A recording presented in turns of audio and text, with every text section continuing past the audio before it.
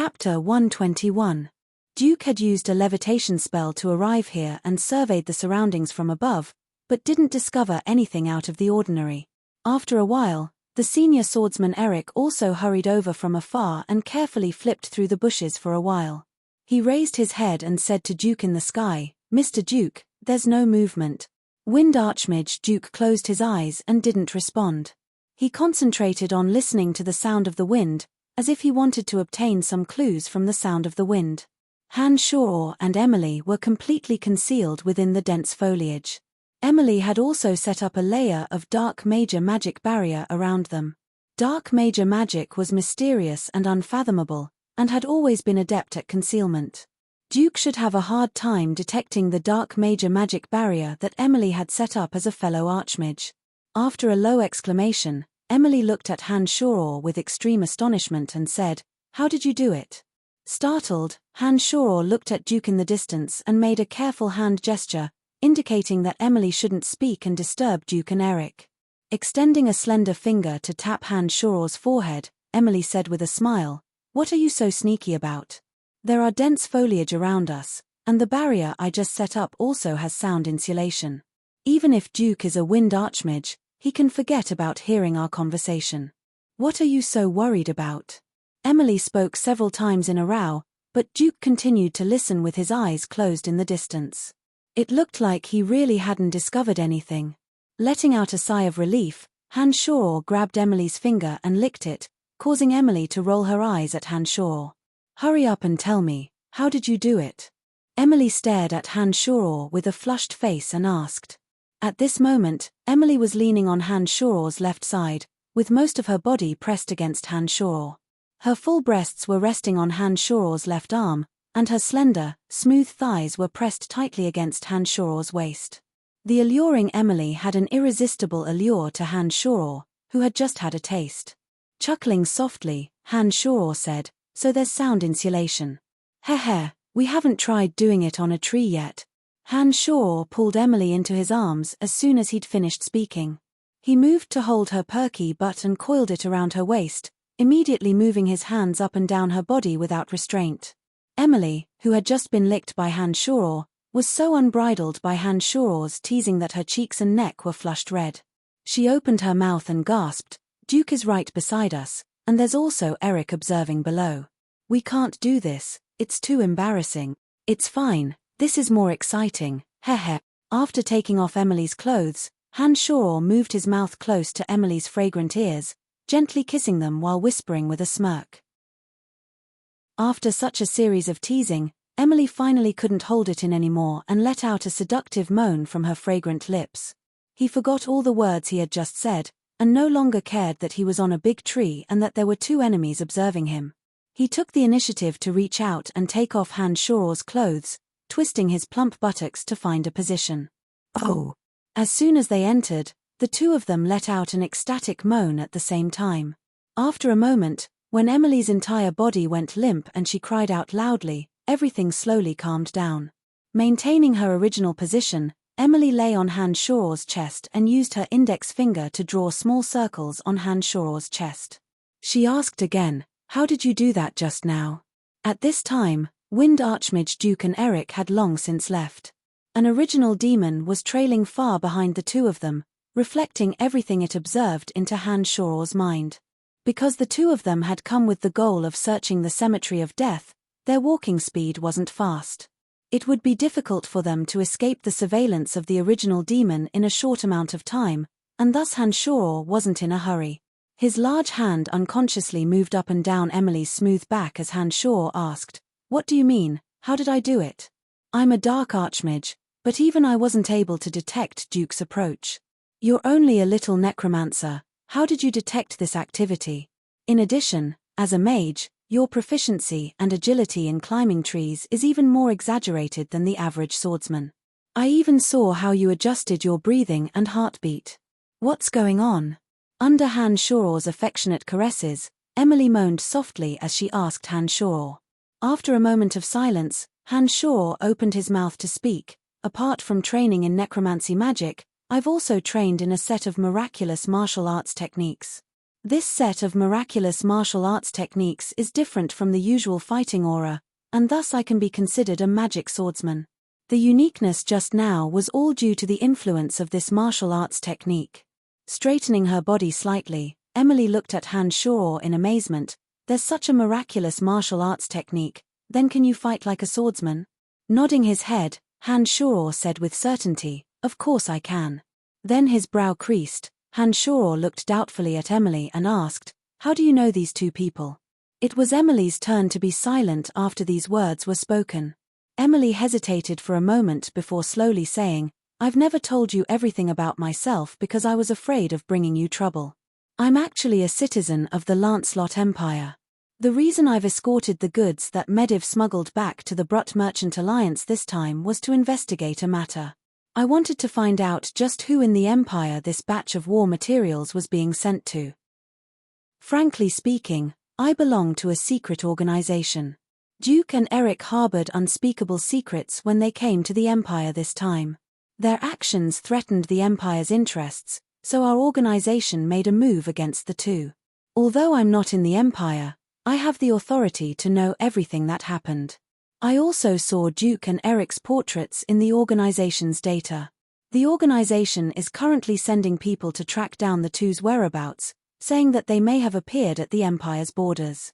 Because I was returning to the Empire from the borders, I paid some attention and found out so much information. Although our organization has its own individual space and usually won't interfere with everyone's lives, it won't do you much good if you know too much. A soft voice sounded from Emily's mouth as she narrated the course of events, including Emily's identity. When Emily finished speaking, Han Shuo suddenly had a strange smile on his face. This gave Emily a fright, thinking that something had happened to Han Shuo. What's wrong? Are you scared? Don't worry, our organization listens directly to His Majesty the King and only exists for the sake of the Empire's safety. Moreover, we won't interfere with the lives of our members. I don't think we'll be a threat to you. Oh, are you afraid of me? Are you preparing to abandon me? Emily first explained, but when she saw Han Shuo shake his head and smile strangely, she couldn't help but feel a little scared. This man had already obtained everything she wanted, and was so cute when he was bad. Her heart had finally enjoyed a few days of peace and comfort after so many years. No matter what, she couldn't just let him leave, Emily thought in a fluster. Amidst Emily's fear, her previously flushed face appeared to be at a loss for what to do. Towards the end, her voice sounded like she was about to cry. No matter how strong and mature a woman was, once she gave her heart and soul to a man, she would show weakness and fear in front of the man who had obtained everything she wanted. Emily was naturally no exception. After a while, Han Shuo looked at Emily with a shadow of a smile and said, Your organization is called the Dark Mantle, right? Shocked, Emily straightened her body and looked at Han Shuo with extreme shock. She asked, How did you know? The space ring lit up and the iron medallion that symbolized the identity of a Dark Mantle member suddenly appeared in Han Shuo's palm. Han Shuo said to Emily, Because I'm also a Dark Mantle member. Emily, who would have thought that we'd be on the same side? Quick, let me see your iron medallion and let me know what level you're at. Han Shuo laughed strangely as he held Emily's small hand and touched her space ring with his finger. Annoying, bad brat. Emily stared blankly for a while, then suddenly started giggling. She suddenly lay on Han Shuo's chest, crying tears of joy. She stuck out her tongue and first licked Han Shuo's chest. Han Shuo let out a soft groan of comfort and then fiercely bit down with her silver teeth, making Han Shuo scream. Let's see if you dare bully me again, humph. Emily giggled proudly when she saw Han Shuo scream. She put on an act of fiercely glaring at Han Shuo before stopping. Feeling that the distance between them and the original demons was gradually increasing, Han Shuo suddenly straightened his clothes and did the same for Emily. He opened his mouth to say, Let's follow Duke and see what he's up to. When Han Shuo finished speaking, Emily chanted an incantation in a low voice and the grey aura that had been shrouding the surroundings suddenly disappeared without a trace. Han Shuo then poked his body out from the leaves and hugged Emily. He jumped down from the tree amidst her screams and stood steadily in the shrubbery behind them, not causing any harm to Emily's body. Han Shoror and Emily exchanged some information while using the original demons to follow Duke. Han Shoror also told Emily some of his recent experiences in the dark forest. However, he only picked out the things that could be said and kept the things that needed to be hidden from her. Small fry of the 3 stars, you have to listen to me in the future. Otherwise, I can directly punish you. After learning that Han Shoror was only a low-level Han Shoror, Emily couldn't help but laugh and tease Han Shoror along the way. One of the 3 heavyweights of the dark world, Candide, was the highest level of the 5-day emissary. Emily, who was already a 3rd-day emissary, must also have a very high status within the Dark Mantle. No wonder she had the authority to obtain so much information. Who would have thought that you were a 3rd-day emissary? Heh, so what if you are a 3rd-day emissary? You're still moaning under my crotch. If I want you to live, you'll live. If I want you to die, you'll die. Han Shoror laughed proudly as he slapped Emily's round bottom. Boorish and annoying bad boy, I'll make you obedient sooner or later. Emily held onto Han Shoror's arm and pinched Han Shoror in response. She wasn't angry at Han Shoror's boorishness. His body suddenly froze. Through the observation of the original demons, Han Shoror discovered that Duke and Eric had actually found traces of the Cemetery of Death. Duke furrowed his brow as he continuously wandered around the area around the Cemetery of Death. It looked like he'd discovered something. Emily, who'd stopped along with Han Shoror, looked at Han Shoror in astonishment. She opened her mouth and asked, "What's wrong with you now? You won't blame me for saying that I want to tame you, right? You know that I'm just joking with you." Shaking his head, Han Shoror said lowly, "Should we kill Duke and Eric?" "Not for the time being. If my guesses are correct, that old fox Candide must have wanted to figure out Duke's intentions before letting him live. Otherwise, the 2 of them wouldn't have been able to leave the Lancelot Empire alive. You've just joined the Dark Mantle and don't know how powerful the Dark Mantle is. How could a Wind Archmage and senior swordsman escape from that old fox Candide's hands?" Emily mused for a moment and opened her mouth to explain to Han Shoror.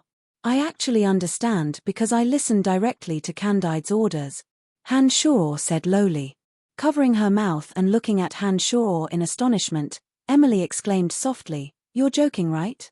You're only a 3rd Dark Star, you don't have the right to be under his command." Shrugging his shoulders, Han Shoror said, "If you don't believe me, you can check the Dark Mantle's internal records. I was brought into the organization by Candide to begin with. He said that from now on, I'll be under his direct command. That's how it is." Emily actually believed Han Shoror when he said this. She then smiled charmingly and stroked Han Shoror's cheek, saying, "You're quite something. How did that old fox set his sights on you? Let's not talk about this. Let's hurry up and catch up. I think Duke and Eric are planning to do something." Han Shoror suddenly opened his mouth and pulled Emily in the direction of Duke and Eric. Using the original demon's vision, Han Shoror discovered that Duke and Eric were pacing back and forth around the Cemetery of Death. It looked like Duke must have discovered something. He was chanting a magic incantation and releasing a few wind spells, whistling around the Cemetery of Death in an attempt to obtain some clues. It was at this moment that the concealed original demons discovered a figure crouching in the bushes. This person was dressed in dark brown clothing, the color of his clothing blending in with the trees. He crouched there unmoving, and it was indeed difficult to discover him if one didn't look closely. His clothing and actions were obviously targeted at Duke and Eric. Having just received some information from Emily, Han Shoror immediately understood that this person was likely sent by the Dark Mantle to spy on Duke and Eric. The wind spells blew wildly, wreaking havoc in the surroundings. One of the winds blew over and coincidentally smashed into his body. Although the person crouched in place and didn't move at all, his body was scraped up and he couldn't help but cry out in pain.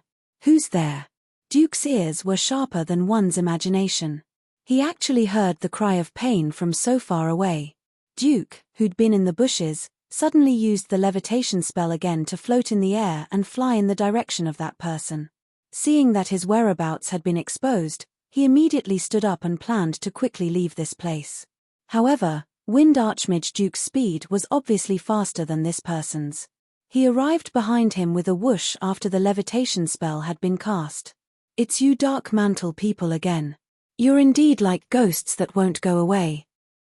I have to say, you Dark Mantle people are indeed extraordinarily resourceful to be able to discover us even though we're already in the dark forest. Duke laughed lightly and then started chanting a magic incantation. A strong wind suddenly blew in front of the Dark Mantle member who was trying to leave, hindering his forward speed. The strong winds formed wind blades and crisscrossed in the air as they shot towards the Dark Mantle member. After his body was obstructed, a dagger appeared in his hand.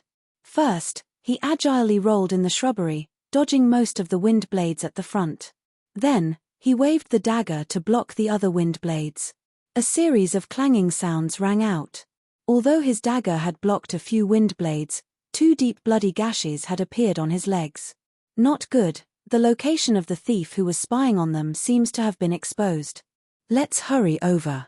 You deal with Duke, I'll deal with Senior Swordsman Eric. Han Shoror was afraid that the Cemetery of Death would be exposed and wanted to borrow Emily's strength to thoroughly kill Duke and Eric in one fell swoop. Therefore, he immediately cried out in alarm when he saw this situation unfold. Emily's expression changed when she heard Han Shoror's words. A set of grey clothes suddenly appeared and wrapped around her entire body in an instant. She also used the levitation spell to hover in the air and said be careful to Han Shoror before taking the lead to fly out. Apart from serving in the dark underworld, many of the Dark Mantle members had other identities. Therefore, unless absolutely necessary, they wouldn't easily reveal their true identities to others. This was the basic practice of Dark Mantle members. After Emily left, Han Shoror also took out a set of grey clothes to cover his entire body. 2 of the original demons flew towards Duke, while the other kept a close eye on Eric. Han Shoror was very familiar with this area and quickly ran over from another path, planning to intercept Eric midway and kill him first. By now, Han Shoror's injuries had more or less healed. After experiencing the demonization last time, Han Shoror's magical yuan had actually increased by a large margin. Now that the magical yuan was circulating, Han Shoror had a completely carefree feeling. When Eric heard Duke's voice, he hefted his long sword and flew quickly while being cautious and vigilant.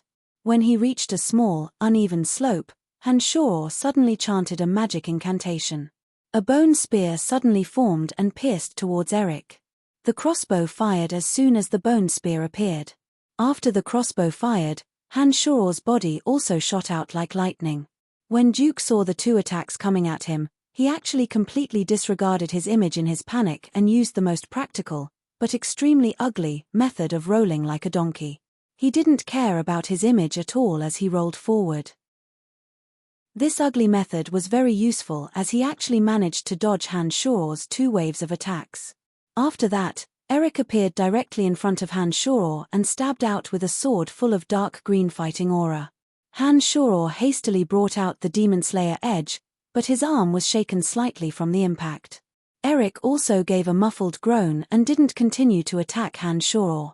He stood up and immediately chased in Duke's direction. Snorting lightly, Han Shoror raised the Demon Slayer edge and quickly followed. The other original demon observing Duke discovered that Emily had already started fighting with Duke. It looked like Emily had the upper hand, but it was a pity that Emily seemed to have arrived a step too late. The Dark Mantle thief's body was now crisscrossed with cuts, and it looked like he was already dead. "Mr. Duke, I'm here," Eric shouted loudly and rushed over with his sword. Duke's expression shook as he was fighting with Emily. However, when he saw Han Shoror behind Eric, he suddenly waved the staff in his hand and released a hurricane spell, lifting Han Shoror's running body into the air and flinging him into the distance. At this moment, the eye of darkness that Han Shoror had stored away in his space ring actually flew out of the space ring on its own accord. It shot out a sparkling green light and opened up the boundary protecting the Cemetery of Death. Han Shoror's body also crashed into the Cemetery of Death. Oh my god, the Cemetery of Death has actually appeared. Duke had been preparing to turn around and deal with Emily when he saw the green light shoot out in the air and reveal the strange scene of the Cemetery of Death. He immediately cried out in ecstasy and suddenly charged in without regard for anything else. On the other side, Eric and Emily were also inexplicably shocked. They first stared blankly, then simultaneously charged in with all their might before the boundary of the cemetery of death closed. Chapter 122. Within the cemetery of death that was littered with white bones, the wondrous building in front of them held a strong attraction for Duke. In that moment, Duke only cared about looking around in surprise and didn't continue to make a move against Han Shaw. However, when Emily entered the cemetery of death, the first thing she did wasn't to observe the surroundings, but to fly in front of Han Shaw and ask anxiously, "Are you all right?" If it was an ordinary person who fell from such a high altitude, perhaps they would have suffered some injuries. However, Han Shaw was completely unharmed. Shaking his head at Emily, Han Shaw stood up with a darkened face, his gaze firmly fixed on Wind Archmage Duke in the distance. Duke was excitedly observing his surroundings. When senior swordsman Eric arrived next to him, he said joyfully, "This is the cemetery of death, there's no mistaking it. I didn't think that we'd actually be able to enter. Mr. Duke, we've been researching for a long time and haven't discovered anything, but when the green light was emitted from that person's body, it seems that the boundary of the cemetery of death opened. It's very strange." Eric looked at Han Shaw from afar and said lowly to Duke. Nodding, Duke said, "Indeed, it looks like this person is a bit odd, and the green light just now gave me a familiar feeling. It seems to have come from the Eye of Darkness." When these words were spoken, Eric was greatly shocked and exclaimed, "How is this possible?" Grasping the Demon Slayer edge in his hand, Han Shaw chanted an incantation and the seven-winged little skull appeared, bone dagger in hand. 3 zombie warriors appeared one after another, each holding a wooden club and standing side by side with the little skull, blocking in front of Han Shaw and Emily. "You were the one who opened the boundary of the cemetery of death." Emily let out a sigh of relief when she saw that Han Shaw was fine. She then thought back to the previous situation and asked Han Shaw with great confusion. Nodding, Han Shaw's face darkened as he said, "That's right, the cemetery of death was opened by something on me. This time, Duke and Eric must die. Help me deal with Duke. I'll explain it to you after we kill them." Emily didn't ask anything after hearing Han Shaw's words. She obediently gripped her magic staff and stared at the approaching Wind Archmage Duke with a baleful expression. "He's actually a necromancer. Looks like he won't be easy to deal with." Eric had fought with Han Shaw before and felt that Han Shaw's strength wasn't inferior to his own. Now that he saw Han Shaw even summon a zombie warrior, he said with a frown, "Let's kill them first. We're excavating the secrets of the cemetery of death." Duke snorted lightly, his body floating in the air as he rushed over. Eric didn't say anything else, he was just stunned for a moment, then he followed behind Duke and rushed over. A melodious chant surged out of Emily's mouth.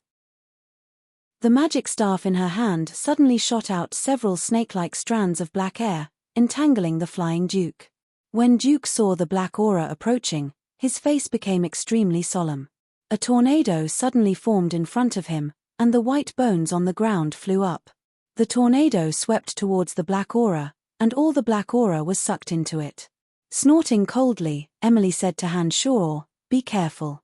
She also leapt into the air and waved the magic staff in her hand, starting a fierce battle with Duke in midair. "Let's not sit around either." Han Shaw grinned and laughed. Little Skull had already surrounded Eric with the 3 zombie warriors. At the same time, Han Shaw used the original demons to look behind Eric and Duke, observing their every move. "Do you think 3 zombies and a skeleton can stop me?" Eric exclaimed in disdain, the long sword in his hand blossoming with dark green fighting aura. His body was like a bulldozer, kicking up a cloud of dust as he charged towards Han Shaw. Laughing coldly in his heart, Han Shaw used his mental strength to control the zombie warriors and Little Skull to block his path. The Little Skull, who should have been as fast as lightning, was deliberately controlled by Han Shaw, becoming as slow as the zombie warriors. Eric, who was flying over, formed a ball of light with his dark green fighting aura, enveloping one of the zombie warriors within. The sound of bones shattering came from the body of the first zombie warrior. Under the effect of the dark green fighting aura, the first zombie warrior's body broke into several pieces like a stiff piece of wood. Tilting his body in disdain, Eric nimbly dodged the blows of the 2 zombie warriors' wooden sticks.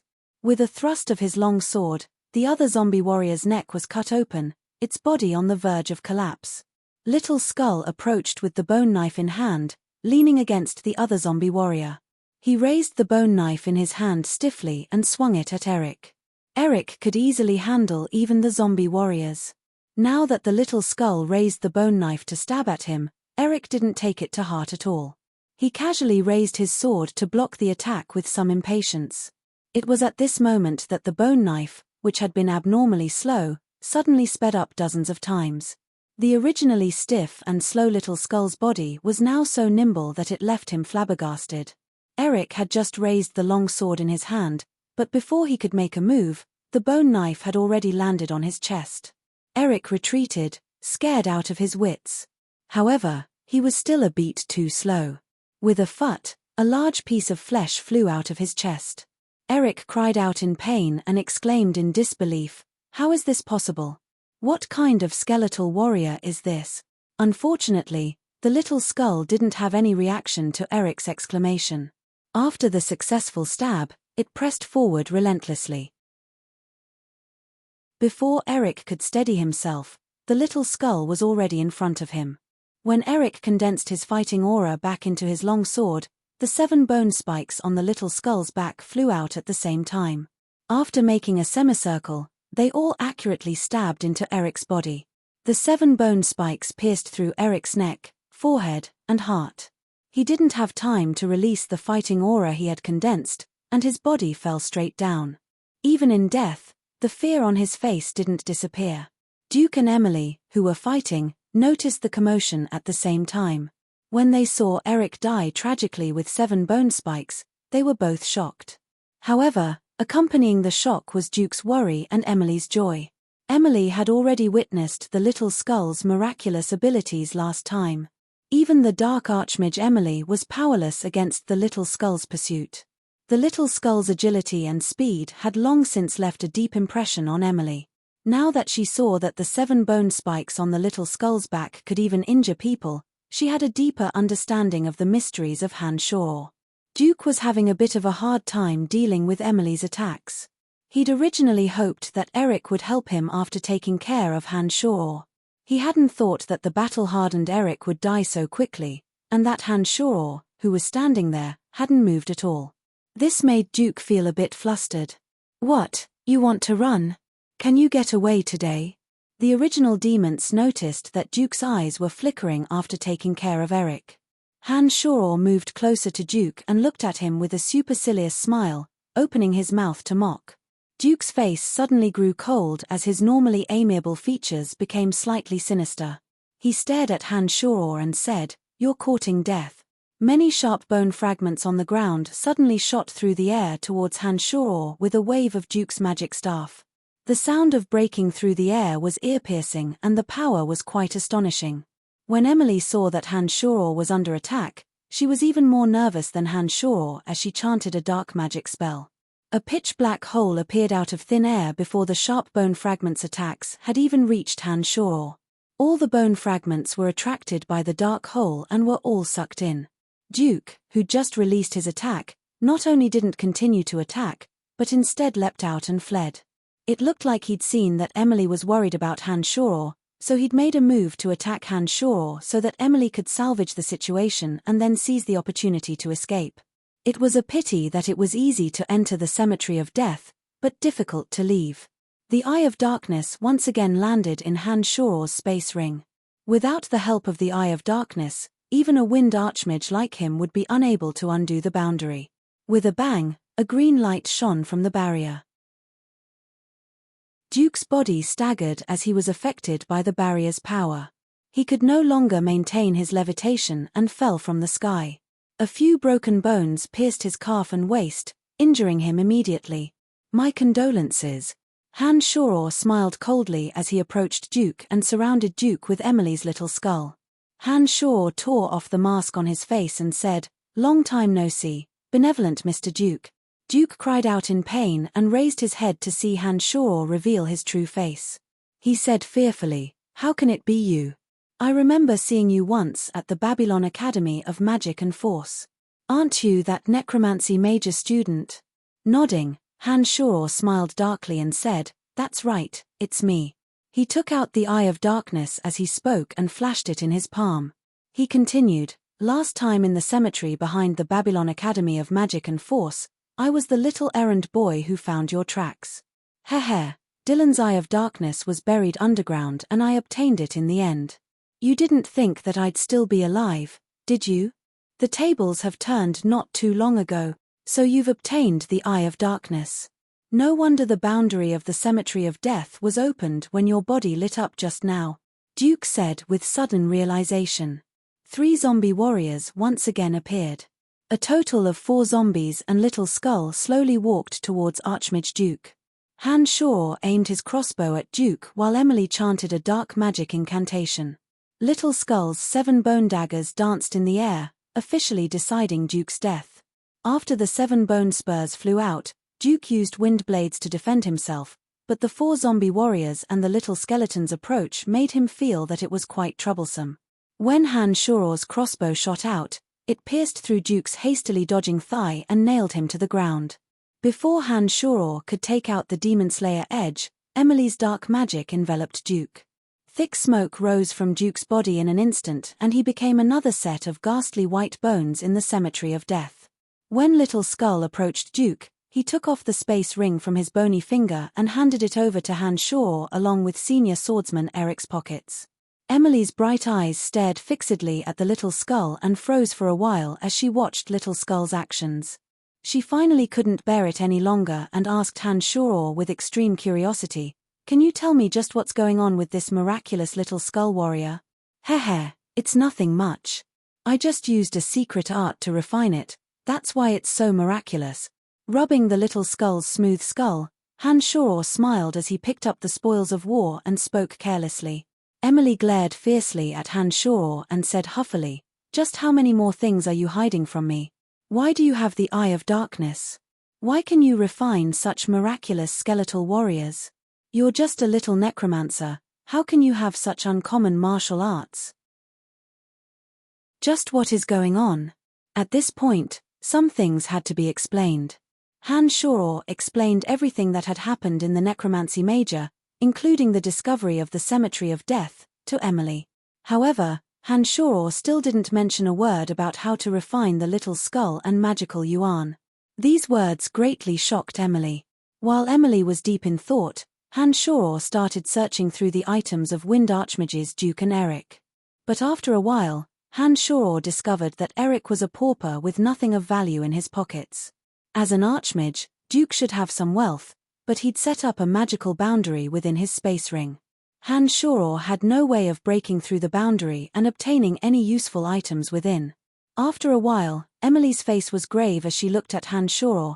"Apart from you and me, who else knows that you've obtained the Eye of Darkness and can enter and exit the Cemetery of Death as you please?" "No one else knows." Han Shaw looked at Emily and hesitated before asking, "What do you plan on doing?" "Since this is the case, then we'll keep this a secret. Duke and Eric are dead anyways, and the thief sent by the organization to chase after them was also killed by Duke. No one knows of this matter even now. From now on, the Cemetery of Death will be a secret that you can enjoy alone. It's the foundation for you to train yourself and slowly control the Dark Forest." Emily looked deeply at Han Shaw and said lowly. After staring blankly for a while, Han Shaw smiled faintly and abruptly pulled Emily into his arms, chuckling, "You're my woman all right. I thought you'd want me to contribute the secret of the Cemetery of Death to the organization." Rolling her eyes unhappily at Han Shaw, Emily said, "Do you think I don't know what you're thinking? If you wanted to tell this secret to the organization, you would have done so a long time ago. Why would you wait until now to say it? I understand what this Cemetery of Death means to you. This Cemetery of Death is very important to your future development. Since we're already in this state, I naturally have to think for you." Han Shaw was truly a bit touched when he heard Emily's words. He thought to himself that women were indeed unreasonable creatures. Once their hearts and minds were captured, all of their previous perseverance would collapse with a bang. These words meant that between the Dark Mantle and Han Shaw, Emily had chosen Han Shaw. If Han Shaw and the Dark Mantle had a conflict one day, it looked like Emily could stand against the Dark Mantle for Han Shaw. "Oh right, You said that the purpose of this trip was to investigate the whereabouts of that batch of weapons. I've used the forest troll this time and looted this batch of resources. Will this affect your mission? Han Shor thought for a moment when he saw that Emily was thinking for his sake. He suddenly remembered what Emily had said last time and opened his mouth to ask Emily about it. Beaming with joy and giggling for a while, Emily looked at Han Shor affectionately and said under Han Shor's astonished gaze, "Bad boy, you finally know how to think for me. How nice." Han Shor was speechless. He thought back to what had happened earlier and realized that he hadn't thought for Emily at all. He'd been thinking for himself from start to finish. Han Shor felt a bit embarrassed when she said this and smiled awkwardly. "You don't need to worry too much about this matter. I actually knew where this batch of resources was being sent to. I just wanted to catch him red-handed and make him have nothing to say. Although this batch of resources has been intercepted, many of the McGrady Guild's people have escaped. They'll certainly think of a way to redeem the siege items from the forest troll's hands. If someone buys the siege resources from the forest troll, you just need to let them deal with them the way they were and you'll be doing me a great favor. When they get their hands on those items, they'll still deliver them to my target. I'll capture him then and it won't affect the overall situation." Emily looked at Han Shor and said with a smile. Nodding, Han Shor said, "No problem. I'll return to the dark forest again when I get some rations back to the Empire. I'll talk to the forest troll then and it won't affect your plans. Right, you can't open Duke's space ring anyway. Why don't you give it to me? I'll think of a way to find someone to open the boundary and see what's inside." "Okay, you can take it." Han Shor readily handed Duke's space ring to Emily. His thoughts raced as he suddenly remembered Yuna's beautiful space ring. Yuna was only an adept mage, and logically speaking, Emily, who was a level higher, should be able to open the boundary she'd set up. Therefore, Han Shor took out Yuna's space ring and handed it to Emily. This space ring has a boundary set up as well, but the person was an adept mage. "I think you should be able to open the boundary inside and see what's inside." She didn't ask Han Shor how he'd obtained this space ring. Emily held the space ring in her hand, took a deep breath and focused her mental strength. The emerald green space ring suddenly lit up, accompanied by a strong magical ripple. The space ring lit up to a certain degree and then suddenly dimmed. Exhaling lightly, a few items suddenly appeared in Emily's hand. Some female undergarments, a crystal card, a book on water magic, and some medicine for bandaging wounds. Staring oddly at Han Shor, Emily said, "I hadn't thought that you'd be such a heartless person. How did this woman die in your hands?" After flipping through Emily's hand and discovering that there wasn't anything of value, Han Shor only put away the emerald green space ring and said with a smile, "A lewd woman betrayed me, so I killed her out of anger. It's a very normal thing." "Pa, I don't believe you," Emily said. "All right, there's only 2 days left before I have to report to the organization. I need to leave the Cemetery of Death as soon as possible. You should already know about my identity and background. We'll leave this place for now, and you can attend to your matters first. Whether it's through the Dark Mantle or the Babylon Academy of Magic and Force, I think it won't be hard for you to find me. Let's leave this place first." Han Shor thought of a pile of things to do and said to Emily, "All right, although you're a dishonest little brat, it won't be hard for me to find you. I'll ask you one last question. Between Brian and this weird name Han Shor, which one should I call you?" Emily said. "Han Shor. This is a new name given to me by the person who taught me martial techniques. I want you to call me by this name in the future." Han Shor thought for a moment and responded. Nodding and not asking any more questions, Han Shor took Emily around the Cemetery of Death. The two left the Cemetery of Death through the central transportation matrix amidst Emily's surprised gasps of admiration. Chapter 123. After leaving the Cemetery of Death, Han Shor and Emily went their separate ways. As a senior member of the Dark Mantle, Emily still had a mission to complete and couldn't always stay by Han Shor's side. It had been a long time since he'd returned to the academy, and Han Shor missed Fanny a bit. But now that Emily's matter had occurred, Han Shor didn't know how to face Fanny. After hesitating for a moment, Hanshaw didn't immediately return to the academy, but instead walked towards the boot merchant guild. Hanshaw had asked Phoebe to help him search for the materials to refine the Earth Elite zombie. Now that so much time had passed, it was time to ask her if she'd finished. In addition, some of the treasures from the forest troll's holy land in the space ring also had to be dealt with through Phoebe. Add to that the rations for the forest troll and dwarfs to get through the winter, so it was necessary to go to the boot merchant guild. After the incident with Grover, Phoebe had already grasped the majority of power in the boot merchant guild. After a few visits, everyone in the guild knew Hanshaw. This time, when Hanshaw arrived at the door, the guards didn't even announce their arrival and let Hanshaw directly in. As he walked towards the living room, Hanshaw suddenly heard Fabian's voice reprimanding a servant in one of the rooms. "Your father spent gold coins to let you in, you must work hard. Otherwise, even with my position in the guild, I won't be able to protect you." "Understood, uncle." Another voice that Hanshaw was familiar with replied honestly. When this voice sounded, Hanshaw's body sped up in surprise. When he arrived at the door to a room, he pushed it open without knocking due to his agitated emotions, startling Fabian who was inside. He immediately cried out in alarm, "Who dares trespass on my territory? It's me, Mr. Fabian." Hanshaw chuckled and strode in. Fabian heaved a sigh of relief when he heard Hanshaw's voice and walked out of the room with a chuckle. He opened his mouth and said, "So it's you. Heh, are you here to look for our Miss Phoebe again?" Another stout figure also quickly rushed out from the inner room. When he saw Hanshaw, he yelled with indescribable surprise, "Brian, why is it you? Why are you also at the Boot Merchant Guild?"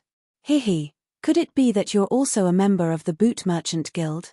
Then we can be colleagues again, right?" Little fatty Jack had grown a little taller, but his weight seemed to have increased a little faster. He rushed out of the room with large strides, causing the ground to make peng-peng sounds. "Long time no see, Jack. Why are you in the Boot Merchant Guild?" Hanshaw was also quite happy to see Jack this time.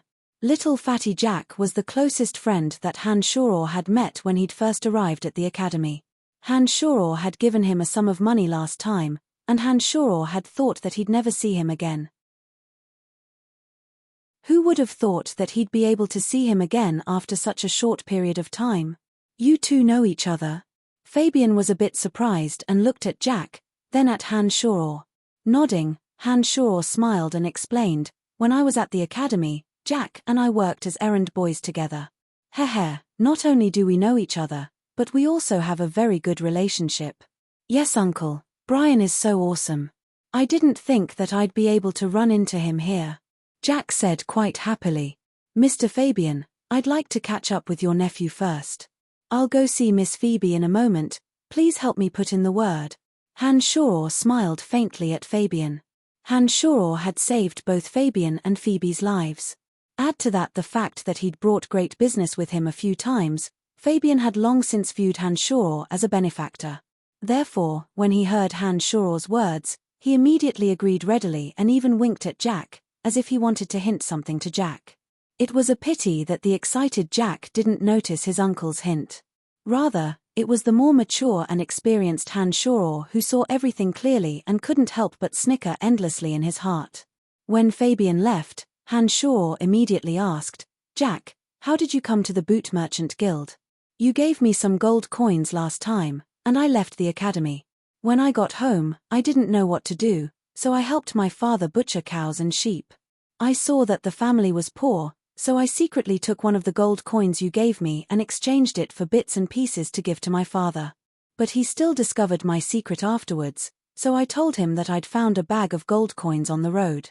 My father thought that I couldn't always be a butcher, so he took half of the gold coins and found my uncle Fabian, asking him to help me learn bookkeeping from a teacher in the Boot Merchant Guild. That's how it is." "Oh right, why are you at the Boot Merchant Guild? I saw that my uncle seemed to be quite respectful to you, what's going on?" Jack looked at Hanshaw with surprise and asked in confusion. Hanshaw casually said a few words to fool Jack.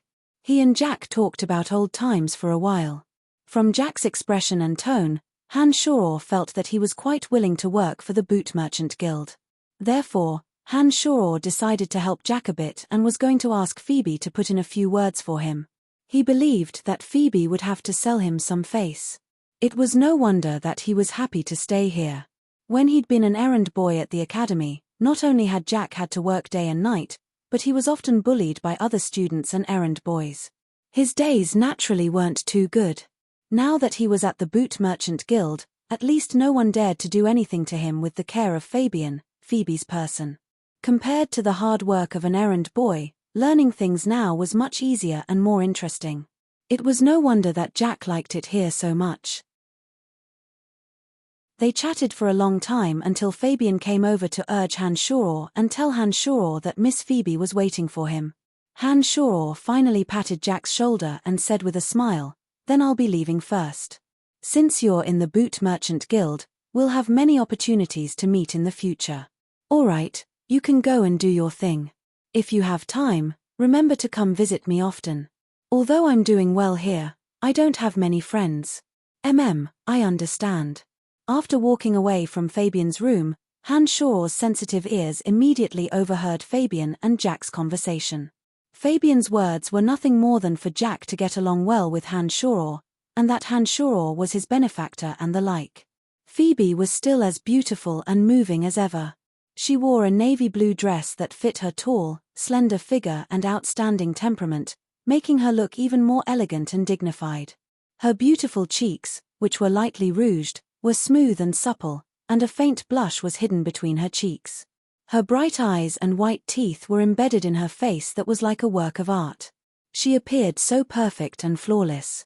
"You've disappeared for almost a month. What do you plan to talk about this time?" The maids around them had long since left. Phoebe sat upright in the hall, holding a cup of fragrant tea in her hand and sipping it leisurely. She flicked a glance at Hanshaw lightly and said faintly, "It's only been a month. Why does Miss Phoebe seem to have become a bit more beautiful?" Hanshaw was speaking from the bottom of his heart. Phoebe had never purposely dressed herself up when he'd met her before, but it was obvious that she'd put on some light makeup this time. Therefore, in Hanshaw's eyes, Phoebe's beauty had indeed increased a bit. Phoebe's eyes lit up when these words were spoken, and the faint blush on her cheeks began to spread. The corners of her lips curved in a cheerful smile as she said softly, "I haven't seen you for a month, but you've become more and more glib." Laughing heartily, Hanshaw walked rudely in front of Phoebe and took the teapot and teacups from in front of Phoebe. He poured a cup of tea for himself and took a sip before saying, "Before we get down to business, I hope you'll do me a favor and help me remind that friend of mine." Phoebe wasn't surprised. She nodded her sparkling chin twice and said in a cool voice, "I heard from Fabian just now that you're friends with that little fatty. Heh, he's such an honest person, how would he know a friend like you?" Laughing involuntarily, Hanshaw scratched his head and said, "How can you say that? Am I not honest enough?" "Me. If you can be considered honest, then there's no one in this world who doesn't follow the rules. I remember all the bad things you've done to me, how dare you call yourself honest?" Phoebe rolled her eyes prettily and glared fiercely at Hanshaw. Fiercely drinking a mouthful of tea to hide his awkwardness, Hanshaw said with a sheepish smile, "Let's not talk about the past. You still haven't agreed to help me take care of Jack. No problem, I'll help you take good care of him. It's easy to help you with a small matter like this, but the other matter is a bit trickier," Phoebe said meaningfully. Starting, Hanshaw looked at Phoebe in surprise and asked, "What's the trouble?" "It's about the materials you asked me to help you purchase." Phoebe thought for a moment and said, the refining of the Earth Elite zombie was something that Hanshaw was determined to obtain. Now that he heard Phoebe say that she'd run into trouble, Hanshaw immediately became a bit nervous and hurriedly asked, "What trouble? Is it that your guild can't find those materials?" Shaking her head, Phoebe's dainty eyebrows creased slightly and she sighed lowly, "With the abilities of our Boot Merchant Guild, as long as something truly exists in the world, we can find a way to obtain it as long as someone can pay the price. I originally thought that the materials you needed wouldn't be worth too much gold coins, but who would have thought that after asking in detail, I'd discovered that those unknown items were all extremely expensive. According to my calculations, those materials add up to at least 30,000 gold coins. Although I'm the person in charge of the Boot Merchant Guild, I've just taken over as the chairman. I can't completely cover up such a large transaction for you because every transaction will leave a record.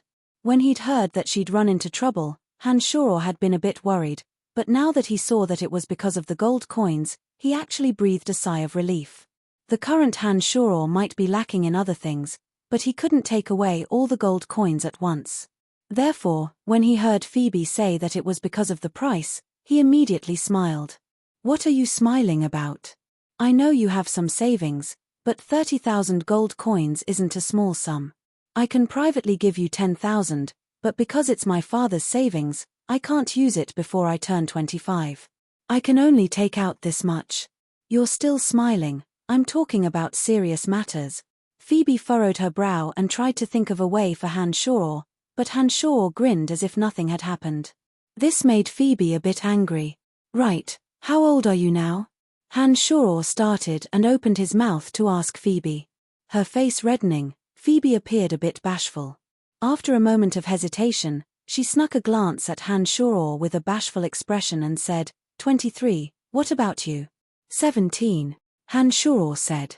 Phoebe's face paled and she appeared a bit panicked. She hastily exclaimed, Are you joking? Do you speak and look like a 17-year-old? When she said this, Hanshoro finally remembered that when he'd possessed Brian's body, he'd already been 24 years old. Brian's originally small and skinny body had completely gained the physique of an adult due to the training of magical yuan. Add to that his original speech and experience, and he didn't look like a 17-year-old no matter how one looked at him. Dazed for a moment, Hanshoro chuckled and said, I'm joking with you, I'm 24. When he said this, Phoebe let out an obvious sigh of relief and then smiled ruefully at Hanshoro, Don't get any ideas about me. I'll need another 2 years before I'm 25. I don't think you can wait 2 years, so let's think of something else. A smile still hung at the corners of his lips as he blew into the space ring and rubbed it with his finger. Pieces of gold, jewels, jade, and precious stones appeared one after another in the hall. In that moment, the hall was filled with the light of jewels and jewels. All kinds of dazzling and resplendent light made the hall look extremely luxurious. Is this enough? Hanshoro looked at the dazed Phoebe and asked with a smile. The riches in the hall had been obtained by the forest troll after many years of plundering. When they were taken out of the space ring and piled up in front of Phoebe, it did indeed create a strong impact on her. Heart of the Blue Sea, Jade of Bow City, Mudani's necklace, King Funli's crown. Phoebe's beautiful face was filled with shock as her slender fingers flipped through the treasures that had appeared and murmured these wondrous names in a low voice.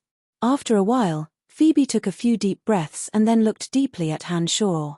She asked, Many of the missing treasures are in there. Did you rob an enormous dragon? Shaking his head with a low laugh, Hanshoro said, Don't ask about how I got my hands on them. Just tell me if these things are enough for me to trade for those materials. I can't calculate the value of these treasures at the moment, but I think that the value of these treasures is definitely over 30,000 gold coins. Phoebe's bright eyes continued to stare fixedly at Hanshoro as she slowly responded. Nodding, Hanshoro said readily, All right then, these things are flashy but have no substance. They're not worth much to me. Put them away and give me a price to sell them. I need the materials I mentioned earlier, and I hope you can help me purchase a space ring with a larger capacity. I also need to take the rations from last time. There are so many treasures. Aren't you afraid that I'll give you a random price that'll make you lose out? Phoebe looked at Hanshoro and stared blankly for a while. A faint smile blossomed at the corners of her lips as she asked Hanshoro. I believe you won't. Hanshoro said with a smile and then said, I'll come back in a few days. I hope you'll have prepared what I need by then. Let's eat before you leave. Phoebe nodded. When she saw that Hanshoro was about to leave after leaving behind the treasures, she hesitated and suddenly said softly. When these words left her mouth, Hanshoro felt a bit baffled, but Phoebe could help him a lot right now. Although Hanshoro still had many things to take care of, a meal wouldn't take too long. Therefore, he nodded readily and agreed. The location of the meal was the fake mountain that Phoebe and Hanshoro had squeezed through last time. This place had been refurbished, and the surroundings were filled with all sorts of valuable flowers and plants. The branches and leaves of some verdant, soft plants wrapped around the stone pillars of the fake mountain, giving it a rather charming appearance. After the maids placed the dishes and wine on the tables and chairs in the small pagoda, Hanshaw felt a bit uncomfortable. His gaze kept wandering to the crack in the fake mountain that Phoebe had squeezed through, and he kept thinking about what had happened here last time. Phoebe looked very natural, as if she didn't care about that spot at all. She waved her hand to dismiss all the maids and guards around her, and then enthusiastically urged Hanshaw to drink wine and eat tea. This change in attitude made Hanshaw feel a bit uncomfortable. After the wine and meat entered his stomach, although Hanshaw didn't become intoxicated due to the effects of magical yuan, now that he had tasted a woman, Hanshaw didn't know why he kept thinking about how he had violated Phoebe last time. His eyes, which had been looking at Phoebe seriously, had unwittingly gained a few other colors. Phoebe saw the change in Hanshaw's eyes. Perhaps it was because she had drunk some sweet wine, but her cheeks were even more rosy and beautiful. Phoebe's charm skyrocketed after her cold facade was removed, causing Hanshaw's thoughts to run wild as he looked at her. Chapter 124. Why are you looking at me like that? Phoebe drank another glass of translucent red wine, her eyes sparkling with a wondrous light as she flicked a glance at Hanshaw and spoke in a low voice. No, nothing. Hanshaw panicked and stammered a bit. Then why are you drooling? Phoebe pointed at the corner of Hanshaw's mouth and said with a mischievous smile. He touched his lower lip and didn't know why, but there really were some traces of water. Hanshaw said awkwardly, it's not saliva, it's wine. It really is wine. Oh. Phoebe said with amusement, so it's wine. You're already so old, how can you even miss wine? This is quite interesting. He felt that the atmosphere wasn't quite right. Hanshaw felt quite comfortable as he listened to Phoebe's gentle words. His mind was filled with thoughts and his eyes couldn't help but look towards the crack in the fake mountain. Since we started eating, you've looked towards the crack in the fake mountain on the left 9 times. Just what is there that is worthy of your attention? Phoebe's beautiful eyes turned and landed on Hanshaw's body as she asked softly. Panicking, Hanshaw blurted out, how did you know that I kept looking there? How did you know that I've looked there 9 times? Phoebe's face grew even redder when she heard this question. She spat lightly and said in a low voice, you were looking all over the place like a thief.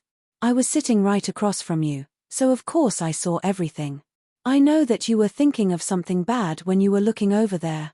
Then what do you think I was thinking of? After experiencing what had just happened, Hanshaw suddenly felt that he was in a bit of a passive position. Demonic cultivators had always been unafraid of all conventions.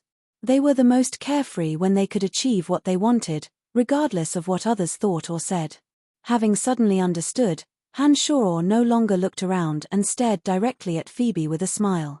Phoebe was stunned and the blush on her face spread to her slender white neck. She stammered for quite a while and didn't manage to squeeze out a clear word with a red face. Her expression was even more awkward than Hanshaw's. Hanshaw laughed heartily when he saw Phoebe like this. He felt that his previous depression and passivity had been completely swept away. He said merrily, I didn't think that Miss Phoebe would care so much about me. You've even remembered how many times I looked. I'm truly overwhelmed by your favor. Brian, shut your mouth. I've discovered that you're full of bad ideas. It looks like I'll definitely lose a lot of money doing business with you in the future. Phoebe flew into a rage out of humiliation and glared fiercely at Hanshaw as she complained. After hearing Phoebe's words, Hanshaw suddenly recalled the matter of the McGrady Guild. His expression turned serious as he said to Phoebe, speaking of doing business, I suddenly recalled something. Last time you mentioned the McGrady Guild, you said that this guild is your competitor. Is that right? Hanshaw's sudden mention of this matter surprised Phoebe a bit. She looked at Hanshaw in astonishment and Phoebe nodded, replying, that's right, the McGrady Guild is a member of the Brut Merchant Alliance. Recently, they've frequently come to our Lancelot Empire to do business. The goods they transport don't pass through the Empire's cities and towns, so they don't have to pay customs duties to the Empire.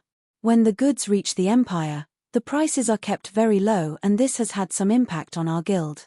Smiling faintly, Han Shoror said, "It is indeed possible to obtain generous profits without going through the proper channels, especially in some profiteering industries that the Empire prohibits.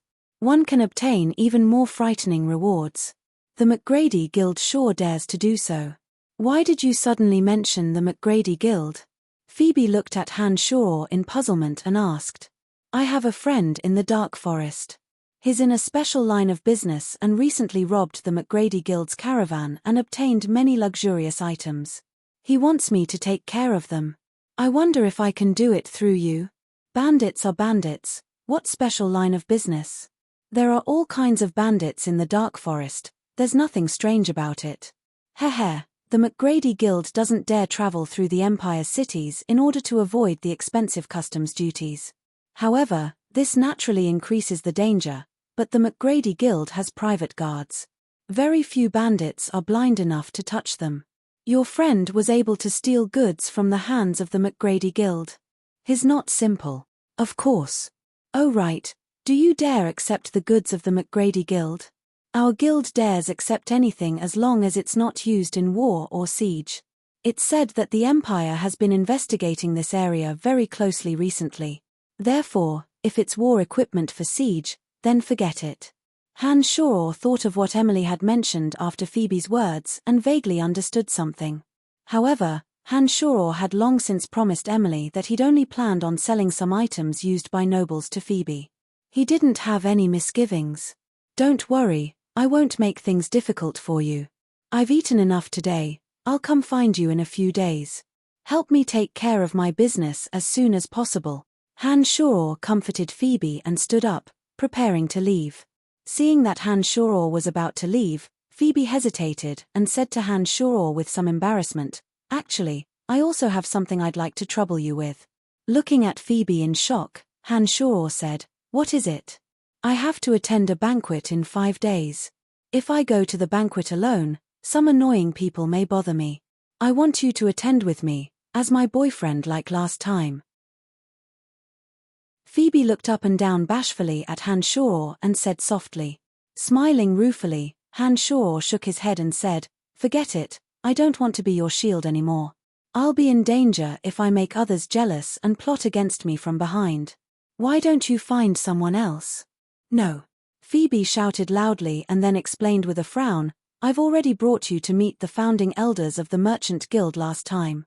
If I suddenly change to someone else in a month's time, then everyone will surely think that I'm a fickle woman. This absolutely won't do." Han Shoror was still hesitant and seemed to be in a bit of a dilemma. Phoebe stared at Han Shoror a few times and said in a huff, "If someone doesn't agree, then I won't be serious when I do things. It'll be normal for things to be delayed for 10 days to half a month." This was what Han Shoror didn't want to see the most. Hearing Phoebe say this, Han Shoror really had no choice but to agree. He nodded helplessly and said, "All right then, just don't blame me for embarrassing you when the time comes." "That's more like it. How can you let me bring someone else to the banquet? Wouldn't you be worried if someone took advantage of me?" Phoebe saw that Han Shoror had agreed and a faint smile reappeared on her face. She asked Han Shoror, "Then aren't you afraid that I'll take advantage of you?" "Then aren't you afraid that I'll take advantage of you?" Han Shoror rolled his eyes at Phoebe and said unhappily. When these words came out, Phoebe's beautiful face blushed again. She turned her head away and didn't dare look at Han Shoror. She said in a low voice, "Don't be afraid. You've already taken advantage of everything that you should have." Han Shoror's heart fluttered and he saw the redness on Phoebe's neck and ears from behind. For some reason, he blurted out, "Not everything, we haven't even had sex yet." When these words left his mouth, Han Shoror immediately reacted. He didn't wait for Phoebe to speak and immediately got up to quickly walk outside. He said in a fluster, "I'm full, so I'll be leaving first. I'll come back in 5 days. You stinking scoundrel who spouts nonsense." Phoebe never would have thought that Han Shoror would say this. She immediately flew into a rage out of humiliation and cursed at Han Shoror's fleeing figure. When Han Shoror's figure had disappeared even faster, she finally laughed lowly and said, "Damn it, you dare say such things to me. You're getting bolder and bolder. It was just past noon when he left the Boot Merchant Guild. It had been almost a month since he'd last reported to the Dark Mantle. Therefore, after looking at the time, Hanshoro hired a carriage and walked out of the Dark Mantle stronghold. Hanshoro disembarked from the carriage when he was a street away from the stronghold. He released the 3 original demons to patrol the surroundings and walked towards the manor alone. Boss, you've finally arrived. I calculated the days and knew that you'd have to report here in the near future. Therefore, I purposely swapped shifts with someone else and waited for you to come over to bring you into the organization. The thief, Chester, came out as soon as Hanshoro arrived and spoke in a low, excited voice. Hey, why do you call me boss? Hanshoro looked oddly at Chester and asked in confusion. I'll be following you in the future and hope that you'll give me some pointers. Of course I have to show respect to you, Chester said to Hanshoro as if it was a matter of course. This title doesn't sound good. We'll just call each other by their original names in the future. Hehe, but don't worry, if there are any good missions, I'll ask to bring you along, Hanshoro said. Chester was quite delighted when he received Hanshoro's assurance. He enthusiastically led Hanshoro inside and chatted non-stop, asking where Hanshoro had been during this time and if he'd gone on any missions. Hanshoro casually responded to Chester's questions and slowly walked into the interior of the Dark Mantle. This time, Hanshoro wasn't surprised and easily arrived at Candide's room. Oh, you really came. I thought Emily was lying to me. Candide sat in a dark corner and seemed to be studying something with a magic bottle in his hand. He didn't even raise his head when Hanshoro entered. Hanshoro didn't expect Emily to mention him and was a bit surprised. He didn't know what Emily had said in front of Candide, so he stood there silently. After a while, Candide put away the medicine bottle in his hand and said lowly with his perpetually gloomy face, Emily said that she met you by chance in the dark forest and greatly admires your style and abilities. This really surprised me. I hadn't thought that Emily, who has such high standards, would give you such an evaluation. It looks like you do have some unique qualities. Nonsense, Emily is my woman, of course she'll say good things about me. Hanshoro thought proudly in his heart, but his expression was the same as usual. He said, It's been a month since the last mission. I've come to report in according to the rules and ask if there are any other missions along the way. The Dark Mantle usually didn't interfere with personal matters, so Hanshoro didn't explain anything about how he'd met Emily.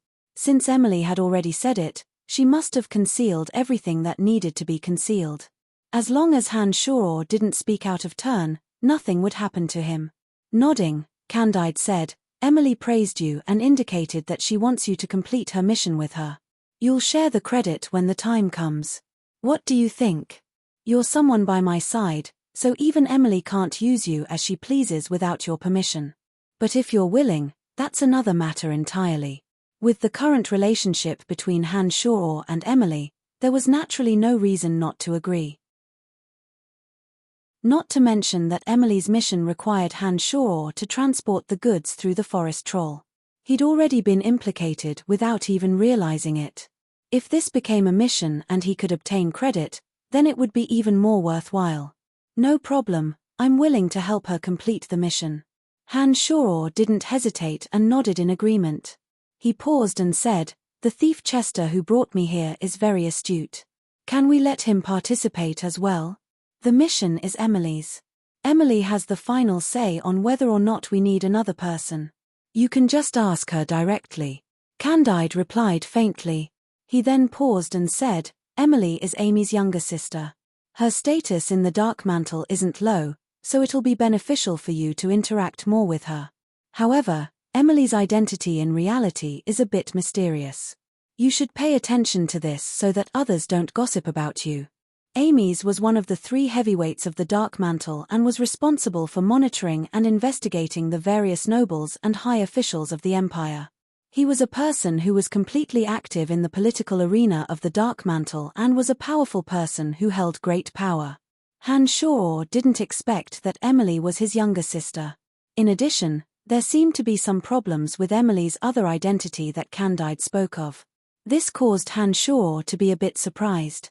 He didn't know what Candide's words were referring to. So you still don't know about this? I'll give you a hint and you'll be fine as long as you pay attention to it. Let's leave it at that. She's already taken a look at your information and can easily find you. Come see me after you and her complete the mission. Candide said as he looked at Han Shoror. Chapter 125. When he left the Dark Mantle, Han Shoror gave Chester some instructions and told him to wait for his news. Han Shoror didn't linger after exiting the Dark Mantle and returned to the academy.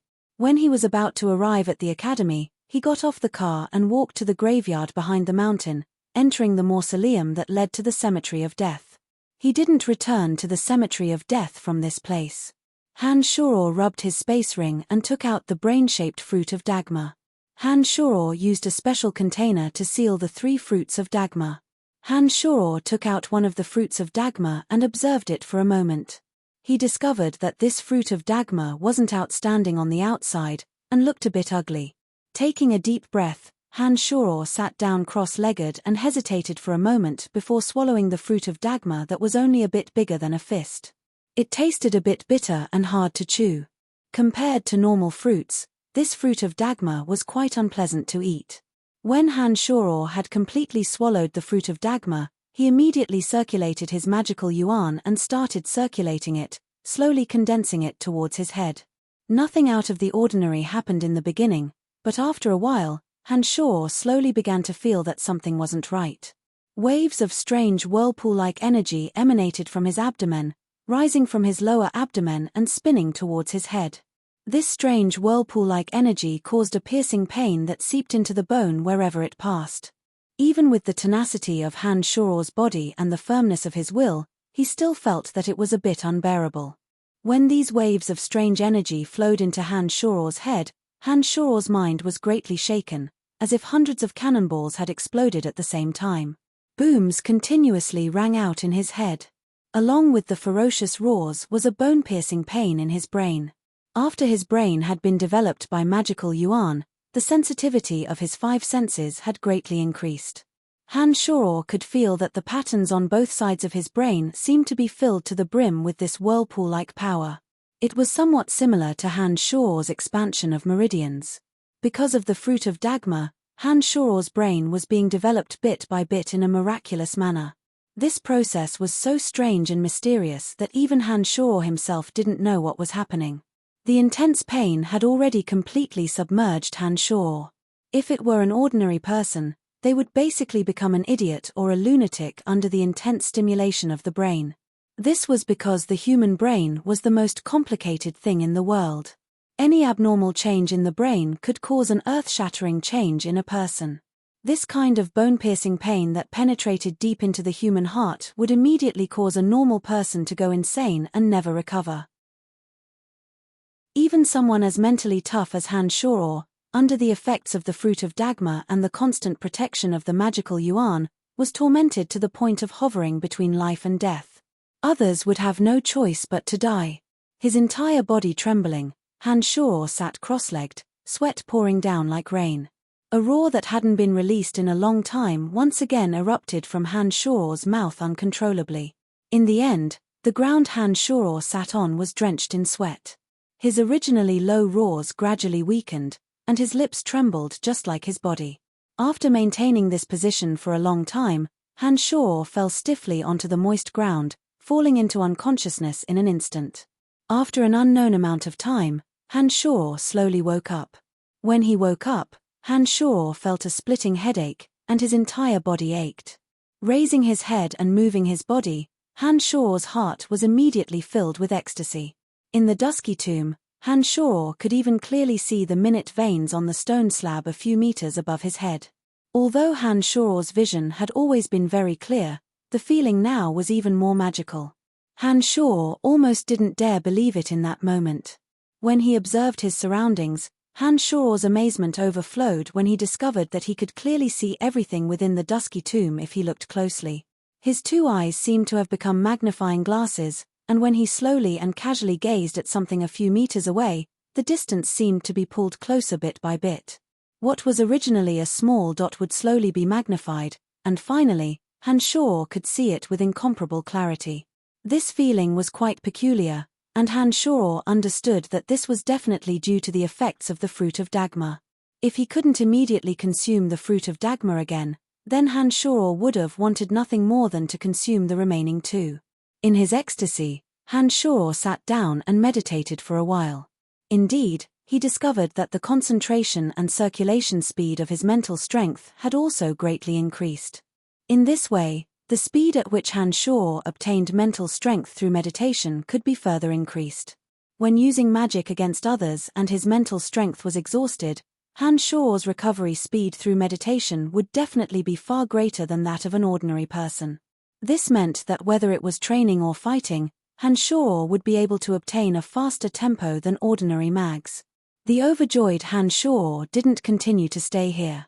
Now that he felt that his mental strength had improved, Hanshaw decided to continue advancing to the next level of necromancy magic. By now, Hanshaw had completely grasped and could skillfully use the basic necromancy magic. As his mental strength increased, Hanshaw was confident that he would be able to make breakthroughs even faster. It looked like it wouldn't be a difficult task to advance to an adept mage and graduate from the necromancy major in a short period of time. When Hanshaw had been injured a few days ago, he'd studied the intermediate level magic by himself for a few days. Hanshaw was still a bit unfamiliar with some of the knowledge within. Now that he'd returned, it looked like it was time to ask Fanny for an explanation. After crawling out of the tomb, the outside was covered in silver. The sky was bright, and it had actually snowed heavily.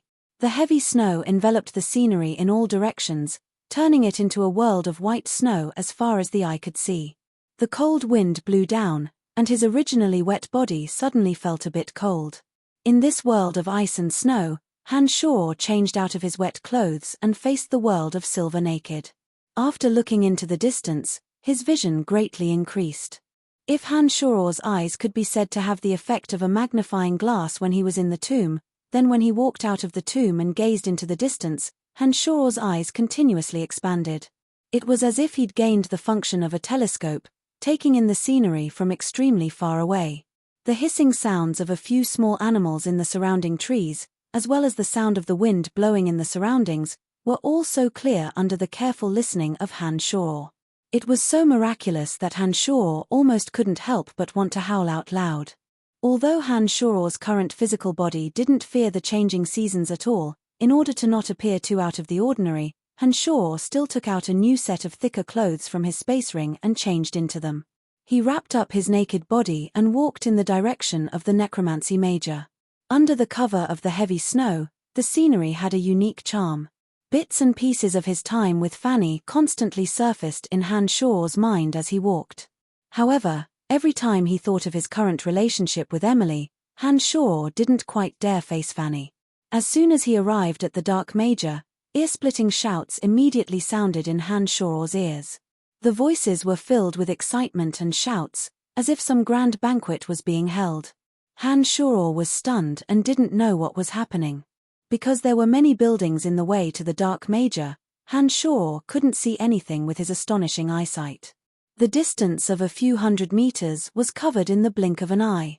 Hanshaw didn't need to release the original demons to observe, so he quickened his footsteps and quickly walked over. The Dark Major's plaza was filled with numerous teachers and students.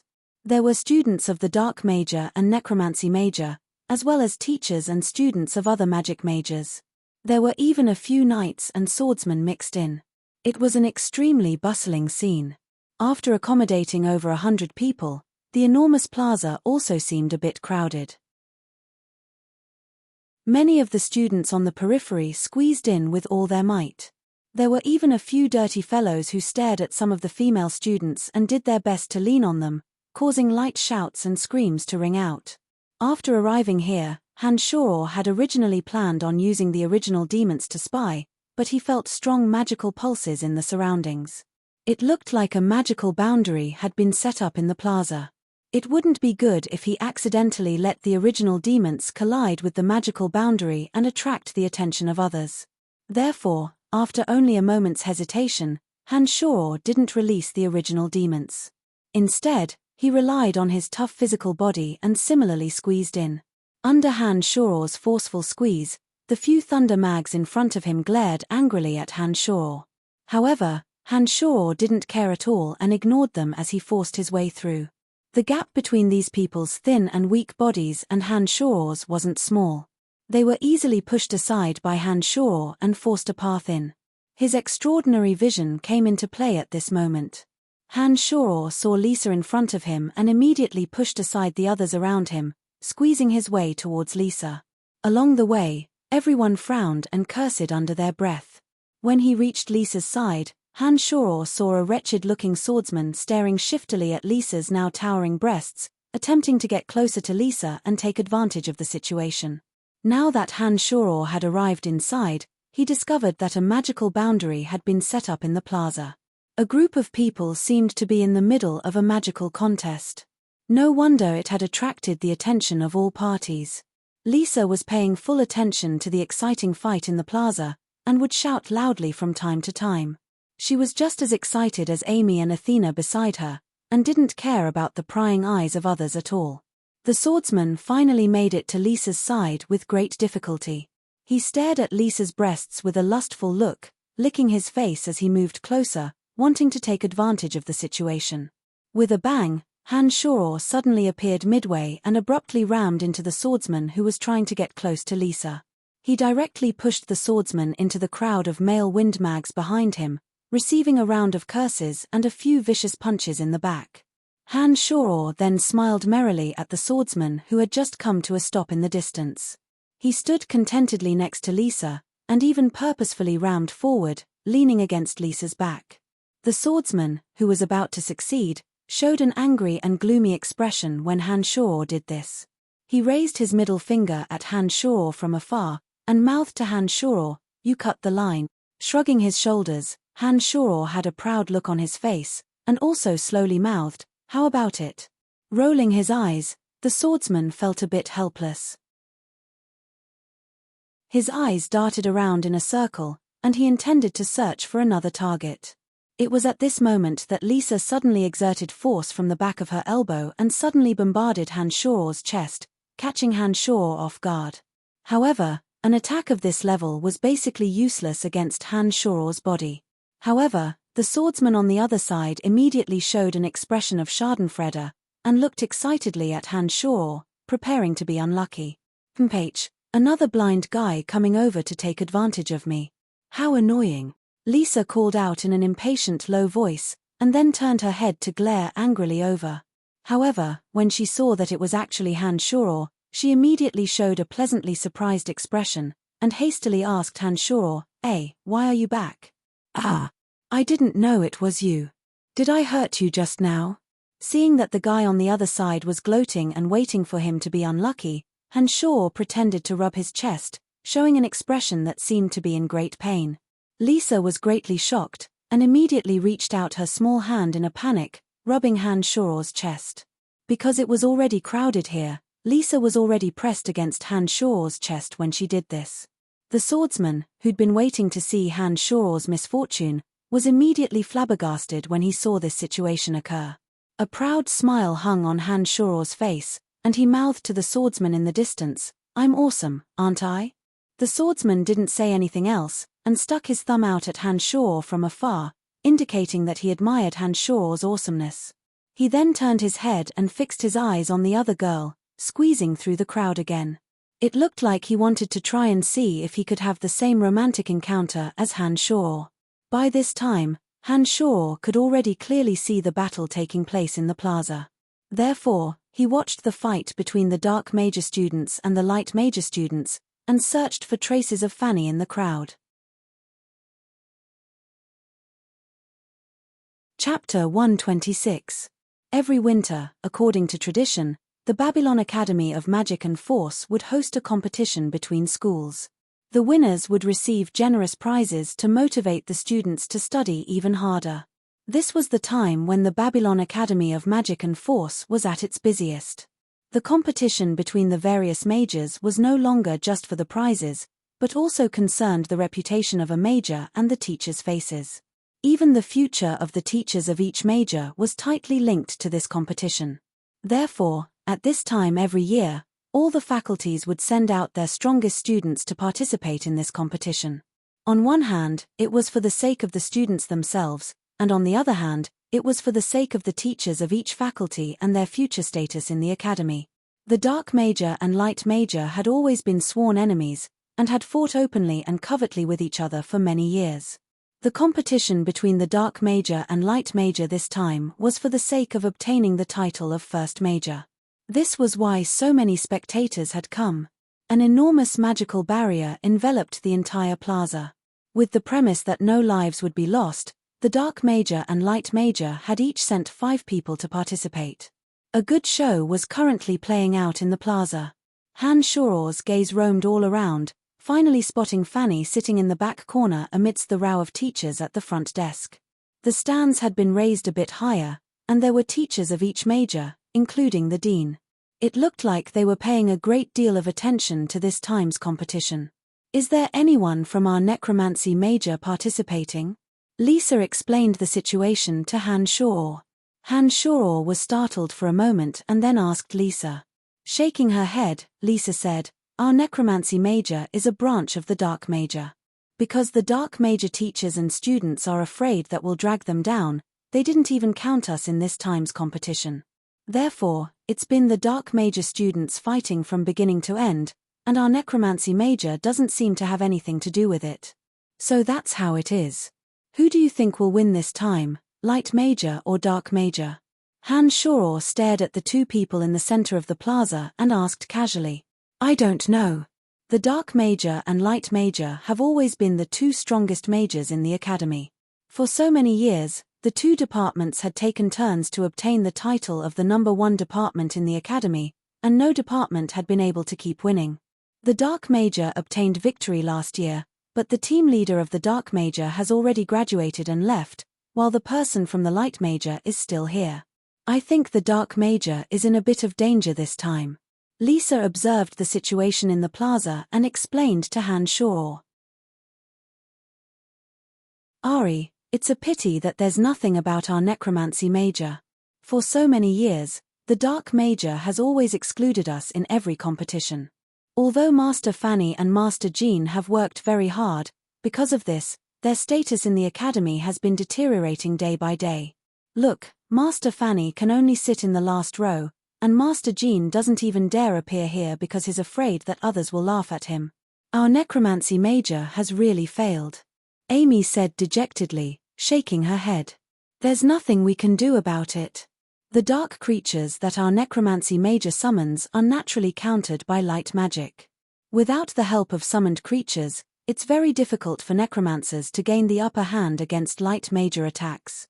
It's no wonder that Master Fanny can only helplessly accept the dark major's arrangements and not let us participate, because that's just asking for trouble."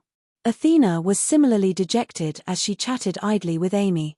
The plaza wasn't completely flat and unobstructed. On the contrary, there were all sorts of fake mountains and trees placed in the spacious plaza, and uneven ravines had been added to the ground. Because they wanted the students to get used to the real environment, the battlefield was a bit more complicated. At this moment, the 5 dark major and light major students were in the plaza, using fake trees and strange rocks to conceal their bodies.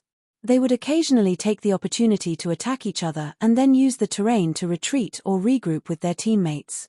The plaza that was protected by an enormous magical barrier appeared to be dimly lit. It looked like this effect was also purposefully made to facilitate better teamwork. Both sides were testing each other out at this moment and hadn't truly clashed yet. Suddenly, a member of the dark major suddenly clutched his stomach and collapsed. Cold sweat seeped out of his forehead and his face was deathly white. Dark Archmage Deo's face abruptly changed when he saw this happen.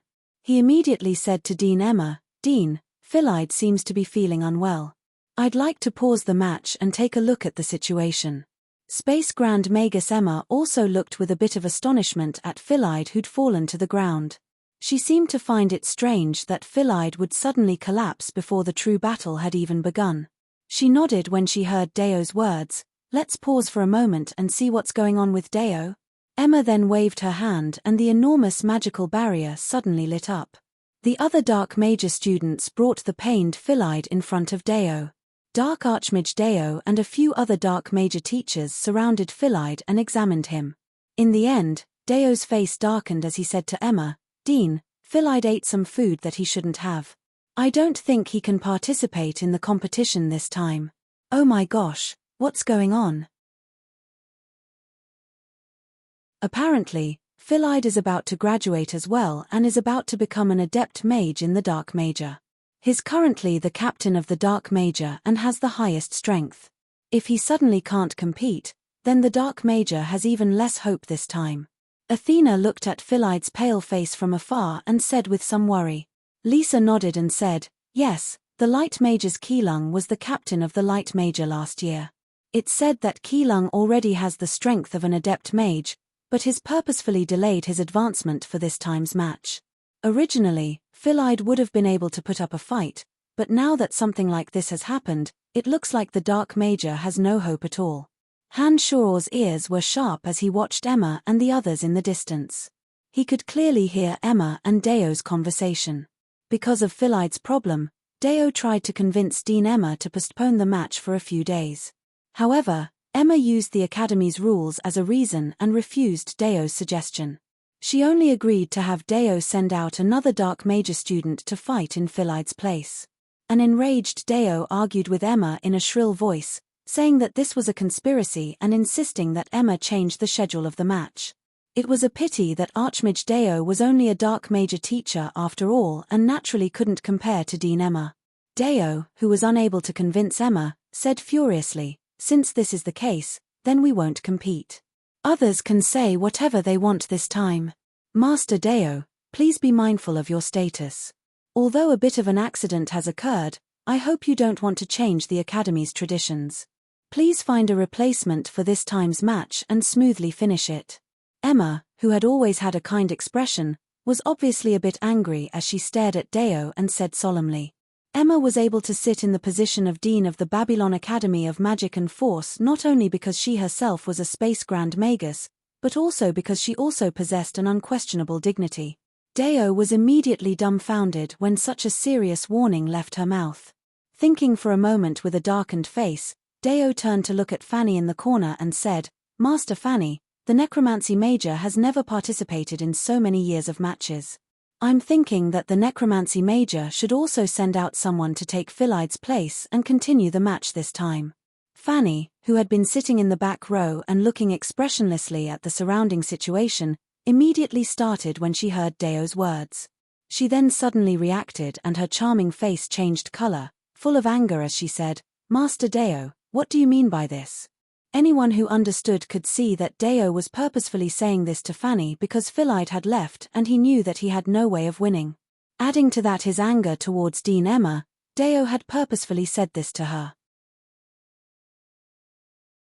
Even if he lost this way, those with discerning eyes could see that Deo's actions were completely because he was in a bad mood. After all, the Necromancy Major was famed for being weak. If Deo wanted to fight, he wouldn't choose the Necromancy Major.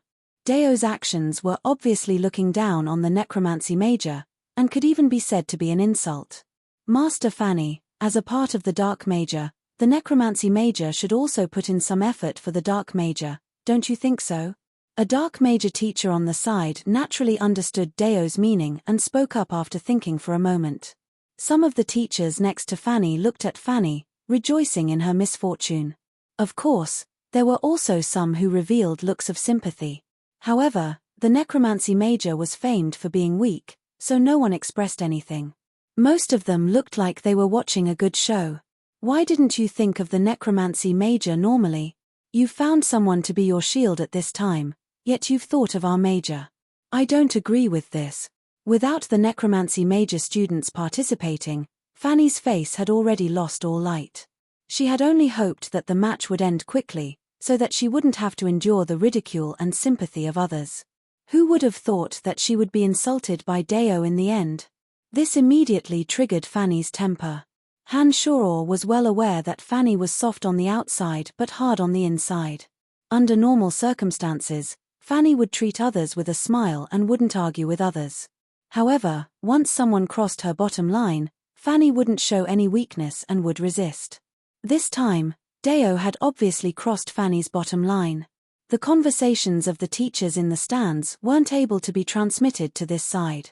Lisa and the others were all baffled and didn't know why Fanny had suddenly stood up in anger. When they heard Han Shuror explain with a dark face, they were all enraged and cursed Deo for his shamelessness. His strong body was put to good use at this moment, pushing aside anyone who stood in his way. Han Shuror walked to the stands amidst the students' curses and suddenly said in a loud voice, "Master Fanny, I wish to fight in Philaid's place. I hope you will allow me." Seeing Fanny being insulted, Han Shuror could no longer suppress the anger in his heart. He shouted with a serious face, his voice loud and clear, traveling far and wide from the stands. The surroundings of the plaza were silent for a moment, and then immediately exploded into a huge hubbub. Everyone's gazes instantly gathered on Han Shuror's side, brimming with curiosity and excitement, as if they wanted to figure out what was going on. Who is this person? He's got some guts. Humph, he's overestimating himself. Even Philaid knows that he's no match for our major and pretended to be sick to withdraw. To think that someone would invite humiliation. Hey, isn't that our major's Brian? When did he return? Chatter and chatter immediately rang through the entire plaza. All the teachers, students, and teachers looked curiously at Han Shuror, and inquired about Han Shuror's background and identity from the people around them. Fanny started and her eyes sparkled when she saw Han Shuror appear. A beautiful smile blossomed on her enraged face as she said softly to Han Shuror, "Forget it. Can't you see that someone is purposefully using us as a shield?" Nodding, Han Shuror looked at the nonchalant Deo with a dark face and said to Fanny, "I know, but I still want to give it a try. Our necromancy major has been quiet for so long, it's time for us to appear in everyone's eyes." The competition this time concerned the status of the teachers in the future. As a teacher of the necromancy major, Fanny was now being framed by Deo and the others. Han Shuror naturally wouldn't allow this to continue. Han Shuror's resolute gaze seemed to reveal some sort of message. Fanny looked dazedly at Han Shuror for a few seconds and finally nodded. She said to Deo, "All right, I agree to your request. Let him fight in Philaid's place." After a while, Han Shuror's identity was quickly revealed through the necromancy major students. His experiences from his life as an errand boy to the Dark Forest were known to all the teachers and students in the plaza in a short amount of time. In particular, the old witch Camilla's mouth revealed the anecdotes of Fanny and Han Shuror being in the same room late at night, and Han Shuror being in Fanny's bed. This filled everyone's imaginations with endless fanciful thoughts. The sounds of discussion grew louder and louder, and everyone's gazes on Han Shuror became more and more heated. "It's decided then. He'll replace Philaid and immediately fight the light major. Go up and make a gesture. It won't take too much time if it ends early." Deo nodded and said to Fanny. Chapter 127. Under Deo's cold gaze, Han Shuror nodded woodenly and didn't say much. He only looked deeply at Fanny and walked towards the magical boundary within the plaza. When he arrived next to Dean Emma, Emma looked kindly at Han Shuror and asked kindly, "You're called Brian?" Han Shuror started and looked suspiciously at Dean Emma, saying, "That's right, how did you know?" "Heh, of course I know you. You were the one who contributed greatly to the necromancy major in the Dark Forest. Go in and have a good fight. You're a pretty good fellow." Emma looked merrily at Han Shuror and said slowly. Han Shuror felt that Emma's words seemed to have another meaning from Emma's gaze, but Han Shuror didn't understand what Emma meant. He didn't pursue the matter and nodded politely to Dean Emma, walking towards the plaza. After Emma opened the magical boundary, Han Shuror, the Dark Major group, and the 5 Light Major students all walked into the plaza. Han Shuror suddenly discovered that the interior was vastly different from what he saw from the outside as soon as he entered. Although the interior of the plaza felt dimly lit from the outside, he could still make out the general outlines of everything within. However, when Han Shuror walked in himself, he discovered that the interior of the plaza was much darker than the outside. There was even a faint mist curling around the surroundings. The existence of all sorts of trees, fake mountains, and ravines made the entire plaza seem like a battlefield with many obstacles. Han Shoror didn't dare release the original demons within the magical boundary. After all, there were many observers outside. Not only were there archmages of various mages, but there was also Dean Emma, who was a space grand magus. With so many strong people watching and the existence of the boundary, Han Shoror didn't dare risk releasing the original demons. But even without the use of the original demons, Han Shoror, whose brain had been developed, wasn't affected by the mist and darkness in the slightest. His hearing and eyesight were far superior to any of the other students present. Using his eyesight, Han Shoror discovered that the group of 5 from the light department, led by Qi Lung, seemed to be setting up something. On the other hand, the 4 members of the dark faction hung their heads dejectedly, as if they were only willing to fight after bracing themselves. Come to think of it, after losing Fred, they knew from Dior's conversation that Dior had given up on this battle. Letting them fight was just a formality. Of course, they didn't want to go on stage and lose face in a battle that they were bound to lose, but they couldn't disobey Dior's orders. It was no wonder that they were dejected and had no morale. From the moment they entered the arena, the group of 4 from the Dark Major hadn't discussed any details of the fight with Han Shoror. It looked like they really did plan on doing as Deo had said and just casually came up. Han Shoror was standing next to the 4 of them, so he didn't say anything when he saw their expressions. He only chanted a series of magical incantations, summoning a few little skull and zombie warriors. As Han Shoror chanted, the speed at which the little skull and zombie warriors appeared was a bit faster than usual. 6 skeletal warriors and 3 zombie warriors appeared in the arena in the blink of an eye. There seemed to be no gap between them, and their speed was surprisingly fast. Oh, this fellow's speed of summoning incantations is surprisingly fast. So many summoned creatures have appeared in the blink of an eye. The crowd of onlookers were filled with magic students and teachers from all over. They naturally understood that the speed at which a spell was chanted had to be in perfect harmony with the speed at which mental strength was condensed. If the gap between 2 spells was very short, that meant that the speed at which mental strength was condensed was also very fast. Therefore, when they saw Han Shoror summon so many dark creatures so quickly, they all revealed astonished looks. Even Dean Emma's eyes lit up as she looked at Han Shoror, full of interest, as if very curious about what Han Shoror was preparing to do. Light magic is the bane of dark creatures. Rather than wasting mental strength to summon dark creatures, he might as well save it for necromancy magic. A dark major teacher said mockingly as he looked at Han Shoror. Fanny was sitting next to him, and these words were obviously meant for Fanny to hear. Fanny's face turned angry as she snorted softly, but she didn't say anything. Han Shoror couldn't help but be secretly delighted after summoning these skeletal warriors and zombie warriors. Han Shoror could feel that summoning so many dark creatures in the past had expended quite a bit of mental strength. However, after summoning so many dark creatures this time, Han Shoror felt that the mental strength expenditure was almost negligible. This meant that because of the effects of the fruit, Han Shoror's mental strength had also increased in passing.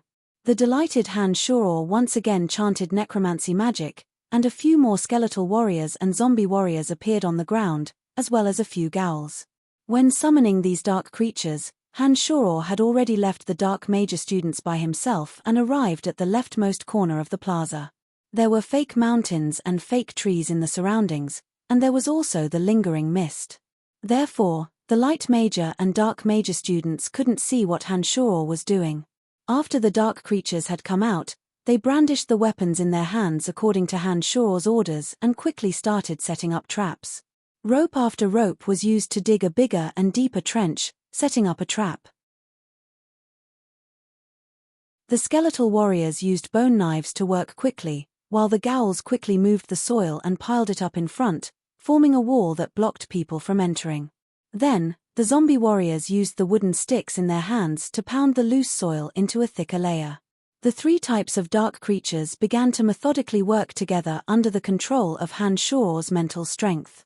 Under the watchful eyes of the teachers and students of the various majors outside the plaza, he openly set up the sinister traps, as if he were a calm hunter on the hunt. In the beginning, everyone had been waiting to watch a joke, but when they saw so many dark creatures come out and quickly get to work setting up the traps, their expressions changed from amusement to caution. As long as a necromancer's mental strength is strong enough, they can summon an endless stream of dark creatures. Only a necromancer can use large amounts of dark creatures to complete some projects that require large amounts of manual labor. This advantage is something that no other mager can compare to. This kid's methods make full use of the necromancy mage's advantage of being able to use dark creatures. His mind is quite nimble. I think that the match this time will be a bit interesting. Dean Emma smiled faintly as she flicked a glance at Deo of the Dark Mager. Snorting lightly, Deo's expression was still cold as he said, "Once these traps are set up, people will only fall for them if they want to lure them in.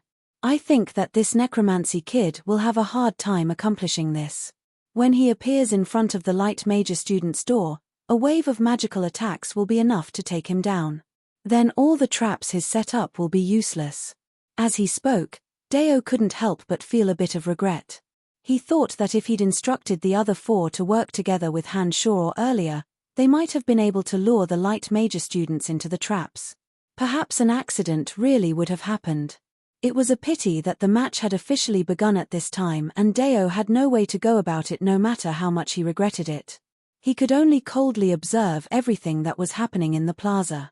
Fanny's bright eyes focused on Han Shoro's body, not relaxing for even a moment. She didn't even pay attention to the mocking and ridicule of those around her. Some people say that a man is the most charming when he's doing something seriously.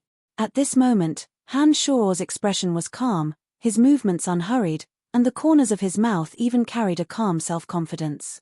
Add to that the fact that Han Shoro's current actions were all for Fanny, so the current Han Shoro did indeed have an inexplicable and wonderful attraction for Fanny. Because of the magical boundary, the noise and scenery outside the plaza were all blocked out when he entered the plaza. Therefore, after Han Shoro entered, he couldn't see anything outside of the magical boundary. The dark creatures were still busily working. Having given the order, Han Shoro began to walk in the shadows of the large trees and fake mountains. He was like a shadow, silently approaching the center of the Light Mager and Dark Mager students. Han Shoro's movements weren't big, and he didn't deliberately display his agility or speed. However, Han Shoro's vision of the scenery, as well as his control of the various gaps, had already reached a godly level. Between the shadows of the large trees and fake mountains, there would usually be a bright area that needed to be passed through. As long as the other students paid a little attention, they would be able to see someone passing through. When these students walked, they would constantly turn their heads to observe their surroundings. Usually, the instant they shifted their gazes or just happened to blink, Han Shoro would suddenly pass through the two shadows. This kind of momentary gap was as difficult as ascending to the heavens for most people. It could even be said to be a godly skill. However, the current Han Shoro had truly done it. Therefore, no one was able to discover any traces of Han Shoro, who had been moving stealthily in the shadows, all the way to the fake mountains in the center of the Light Mager and Dark Mager students. The teachers and students observing from the outside were also very curious as to why they didn't seem to notice Han Shoro when he was slowly approaching them. This strange phenomenon made them feel that something was off. However, Emma and the other archmages with her astonishing eyesight all noticed this anomaly at the same time. Emma's eyes lit up, but she didn't say anything. However, the wind and water archmages exchanged a look of shock. They hadn't been paying much attention to him before, but they instantly focused their attention on Han Shoro. Deo's face darkened even more. He hadn't thought that Han Shoro would have such exaggerated judgment and eyesight. His gaze involuntarily flickered to Fanny behind him as he was shocked. He didn't know if Han Shoro's miraculous abilities had been taught to him by Fanny. Han Shoro had stopped in the shadows of a fake mountain, his body frozen in place. The Light Mager students spread out and stood up, their footsteps light and slow as they paid attention to their surroundings. They slowly approached the Dark Mager and even used the surrounding trees and fake mountains to conceal their tracks. It looked like they hadn't underestimated their enemy because of Philide's retreat. On the other hand, The 4 dark major students lazily approached the center with sullen expressions. Their mouths were constantly grumbling, as if expressing the grievances in their hearts. In their current state, they would probably be defeated in the first wave of light major attacks. Suddenly, a light major student approached Han Shuo's side and set his eyes on the fake mountain in the shadows where Han Shuo was hiding. He kept an eye on the direction the dark major student would appear in as he approached Han Shuo's fake mountain without any precautions. This light major student was about 10 steps away from the person closest to him. When he first arrived, he glanced at the surroundings of the fake mountain. When he didn't see anything out of the ordinary, he didn't pay too much attention to it. He let down his guard and walked in. Han Shuo's body seemed to have merged into one with the shadows. He stood there as still as a boulder. The spectators outside all breathed a sigh of relief when they saw the light major student approach Han Shuo's shadow.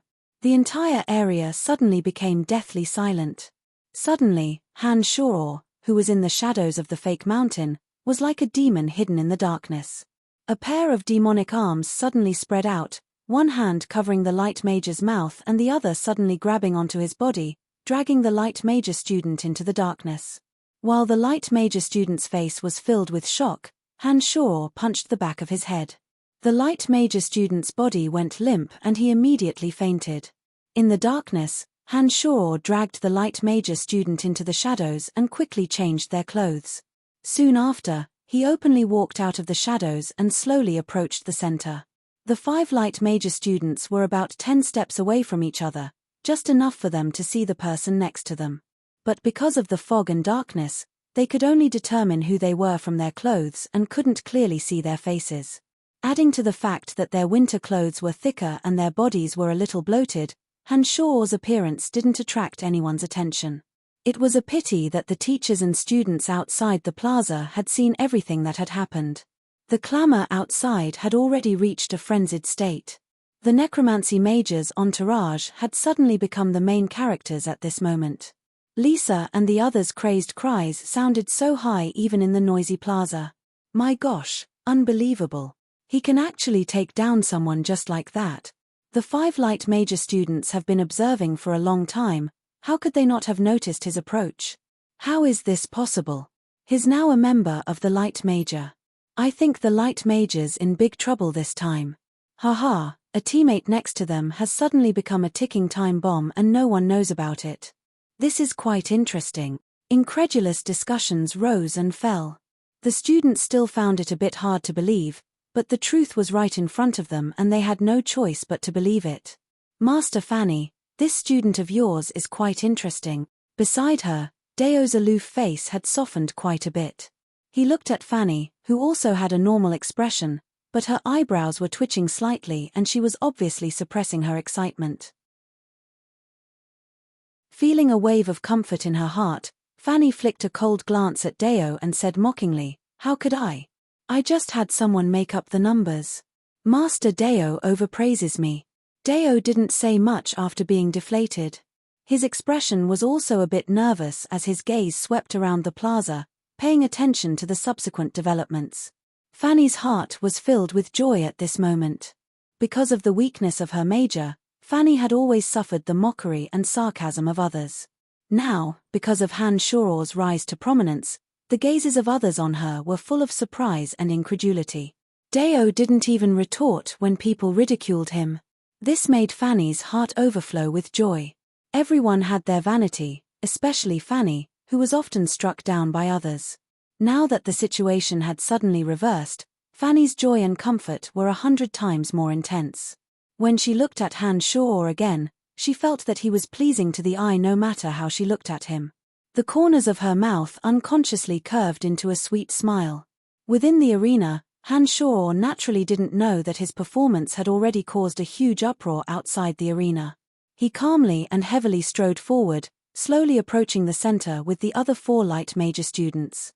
The 4 dark major students gradually appeared from another direction. They were also in a loose formation, maintaining a suitable distance between each other. When they saw the 5 light major students, the 4 dark major students' footsteps abruptly halted. 2 sleeping spells and 2 Hand of Darkness spells were chanted from the mouths of the 4 Dark Major students. The 2 sleeping spells formed a ring and floated towards Han Shuor and the Light Major students on the other side.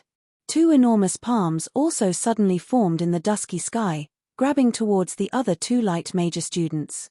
The captain of the Light Major, Qi Lung, coldly watched all of this with indifference, because not a single one of the Dark Major's attacks landed on him.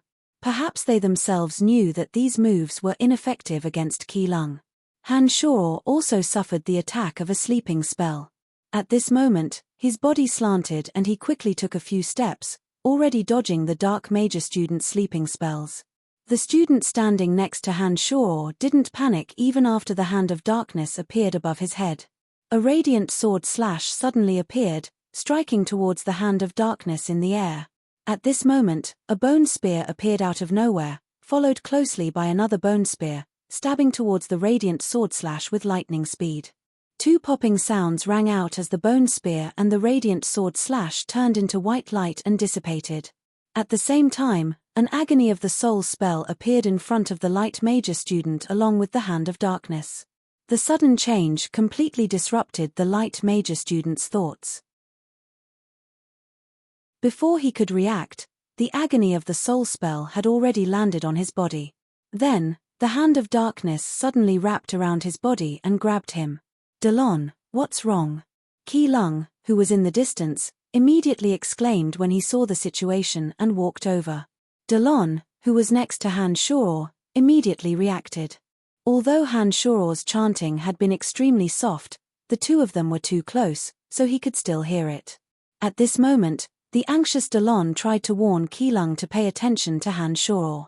Unfortunately, Delon, who was being held tightly by the Hand of Darkness, was panting more and more rapidly.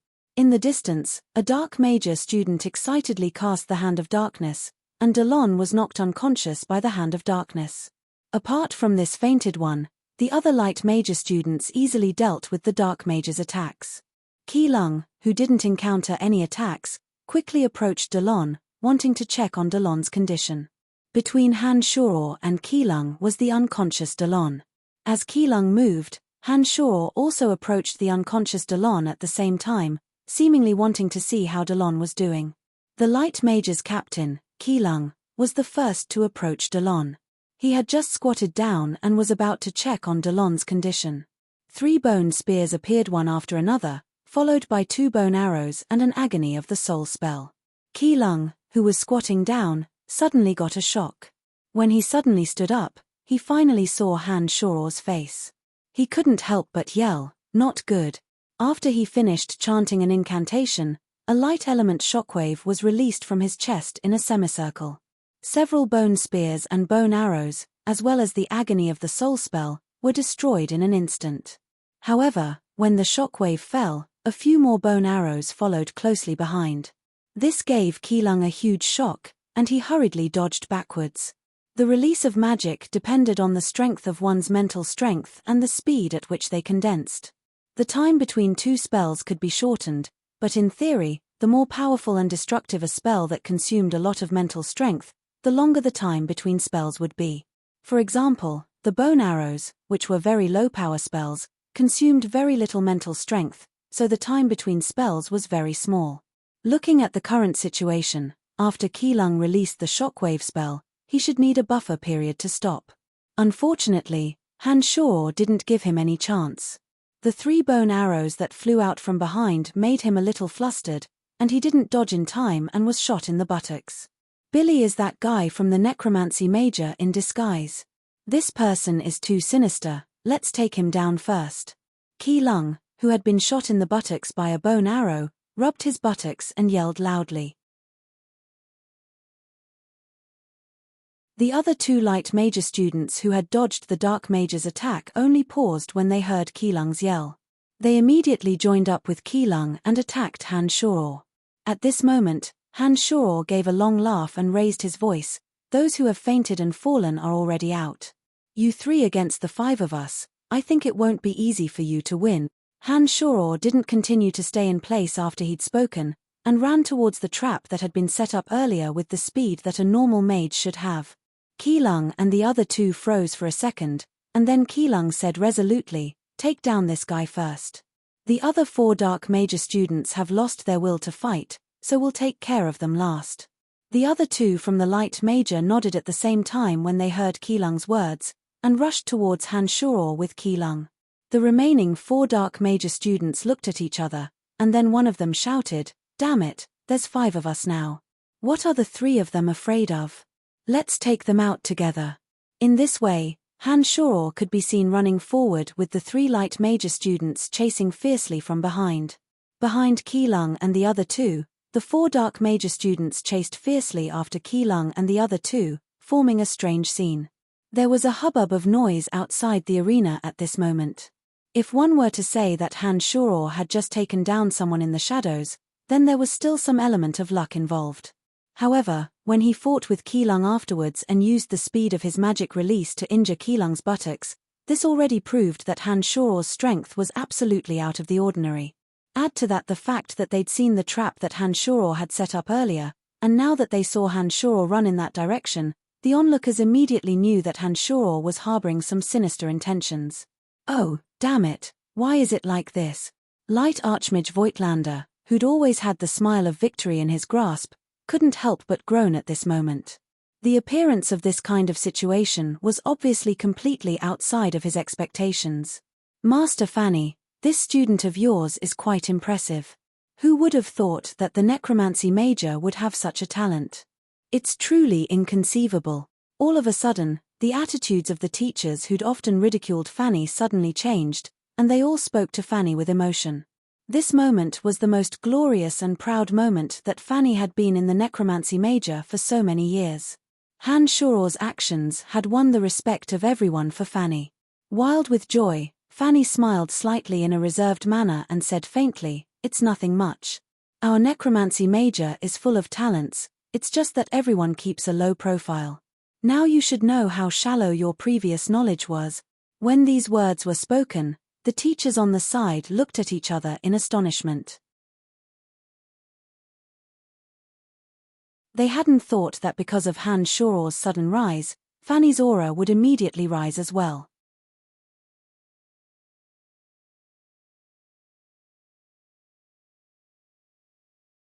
Chapter 128. Amidst the clamor outside the plaza, Hanshuro's body leapt through the wall that the zombie warriors had created earlier and landed on the flat ground behind it. A few steps behind Hanshuro was the trap that the skeletal warriors had dug. There were a few tree branches blocking the mouth of the trap, and the ghouls had covered the outside with mud. It looked very normal. The dark creatures that had completed their mission dispersed under Hanshuro's command, hiding behind the surrounding trees and fake mountains. Then, Hanshuro stood behind the earthen wall and once again released bone spears and bone arrows to attack the 3 light major students that were quickly approaching. "Champh, you're asking for trouble if you want to fight openly." Keelung approached and 2 radiant sword slashes flew out from the front, destroying the attacks that Hanshuro had shot at him. Then, together with the other 2 students, they quickly closed in on Hanshuro. The other 2 students, who were about to reach Hanshuro, also chanted magical incantations and blasted down the earthen wall that Hanshuro had just piled up. One of them had just stepped in when Hanshuro saw him step on the rope and abruptly gave an order to the zombie he was controlling. The zombie warrior standing in the distance suddenly tightened its grip on the rope, and the loose rope abruptly tightened under the light major student's foot. It suddenly wrapped around the student's ankle and sent him flying. "Damn it!" Keelung shouted angrily. Just as he was about to make a move to save the light major student, Hanshuro, who had retreated from his original spot, began to release bone spear attacks at him from another direction, forcing him to temporarily retreat. However, the other student quickly released a radiant sword slash and cut through the rope, causing the student to fall from the sky and cry out loudly in pain. A large rock that had been entangled by the rope suddenly rolled down from the fake mountain on the left, crashing towards Keelung and the others. Keelung and the other 2 were shocked and simultaneously released magic to defend against the falling rock. Then, they hurriedly closed in on the direction of the trap. Light magic did have a miraculous restraining effect on dark creatures. However, from beginning to end, The dark creatures that Han Shoror had summoned hadn't faced them head-on. Instead, they'd used other items to attack the 3 light major students. This made it so that the restraining effect of the light major on the dark creatures couldn't be fully utilized. Finally, the 4 dark major students chasing from behind also caught up to this place. When they saw that the 3 from the light major were hurriedly dealing with the attacks of the traps, they immediately joined the fray excitedly. They arrived not far in front of them and started chanting dark magic, planning to add insult to injury and lend Han Shoror a helping hand. Suddenly, a magic incantation came out of Keelung's mouth, and a blinding light suddenly shot out from the dark sky. This light was so bright that everyone's eyes were temporarily blinded for a moment. Even the other 2 light major students, who were caught off guard, couldn't see their surroundings with their eyes open. Keelung, who had closed his eyes earlier, calculated the time for the strong light spell to run out and suddenly opened them, intending to give everyone who was temporarily blinded a devastating blow that could turn the tide of the battle. Unfortunately, when he opened his eyes and didn't even have time to chant the spell, he saw a dozen skeletal warriors and zombie warriors surround him. Pushed by the 2 zombies, his body retreated uncomfortably, and then he fell into the trap. The other light and dark major students who were temporarily blinded stood there anxiously. Then, dark creatures approached them one by one, lifted or pushed them, and threw all of them into the trap. Not a single one was spared. The strong light spell did indeed have a great stimulating effect on the eyes of ordinary people. Han Shoror had also been hit by it, but Han Shoror's body was different from ordinary people's, and his eyes recovered extremely quickly. The strong light spell, which would normally take 10 seconds to recover, had only blinded Han Shoror for 2 seconds. Then, before the strong light spell's power had completely faded and Keelung hadn't even opened his eyes, Han Shoror had already recovered. He commanded the dark creatures and forcefully turned the tides of the battle that could have had a great change, and decided the outcome of the match in one fell swoop. It wasn't just the light major students, even the 4 from the dark major were all taken care of by Han Shoror and sent into the trap. The trap had been dug very deep and contained a few minor mags who didn't know the levitation spell. There were also dark creatures lifting large rocks above them, ready to roll down at any moment. This was the end of the match. Deo, who'd just seen Han Shoror's abnormally eye-catching performance, had originally warmed up and become excited. But when he saw that Han Shoror hadn't even let the dark major students go and had thrown them into the trap, he snorted coldly and tensed up his face again. He said to Fanny beside him, "Your student has no team spirit at all. What good things have you done? I saw that your 4 students had no morale from start to finish, and didn't have any use at all. Brian must have thought they were useless, that's why he gave them a reminder. It was just a joke, it's no big deal." Fanny was in high spirits as she laughed merrily, giving tit for tat to Deo. On the other side, the light major Archmage Voigtlander stood up with a gloomy and dejected face. He waved his sleeves and said a few words to Emma before leaving the plaza, leaving only Master Beecher to preside over the rest of the matters. Logically speaking, since the Necromancy Major was part of the Dark Major and Han Shoror had replaced Philide in the match, it should have been the Dark Major's victory this time. It was a pity that Han Shoror's actions were obviously a slap to Deo's face. This didn't make Deo feel the slightest bit happy. When he saw Voigtlander leave, Deo casually gave instructions to the teacher behind him and also bid farewell to Dean Emma, leaving with a dejected face. The Necromancy Major students exploded into enthusiastic cheers. This moment was the most exalted moment for the Necromancy Major in many years. The Necromancy Major had always been suppressed and ridiculed, but because of Han Shoror's sudden appearance, not only had he redeemed Fanny's face, but he had also won glory for all the necromancy students. When the magical boundary opened and Han Shoror walked out, he immediately saw the fiery joy in Fanny's eyes and heard the cheers of the other necromancy major students. Hey, although the situation is a bit odd, I still have to announce that the Dark Major is the winner of this time's match. The 5 students who participated in the match will receive 5 space rings that I personally refined. In addition, each of you will receive a magic staff. I hope that you will continue to work hard. When Han Shoror walked out, Emma's voice sounded leisurely and spread throughout the plaza. Amidst the envious gazes of the crowd, Han Shoror was the first to walk to Emma's side and receive the prize for this time's match from her hands.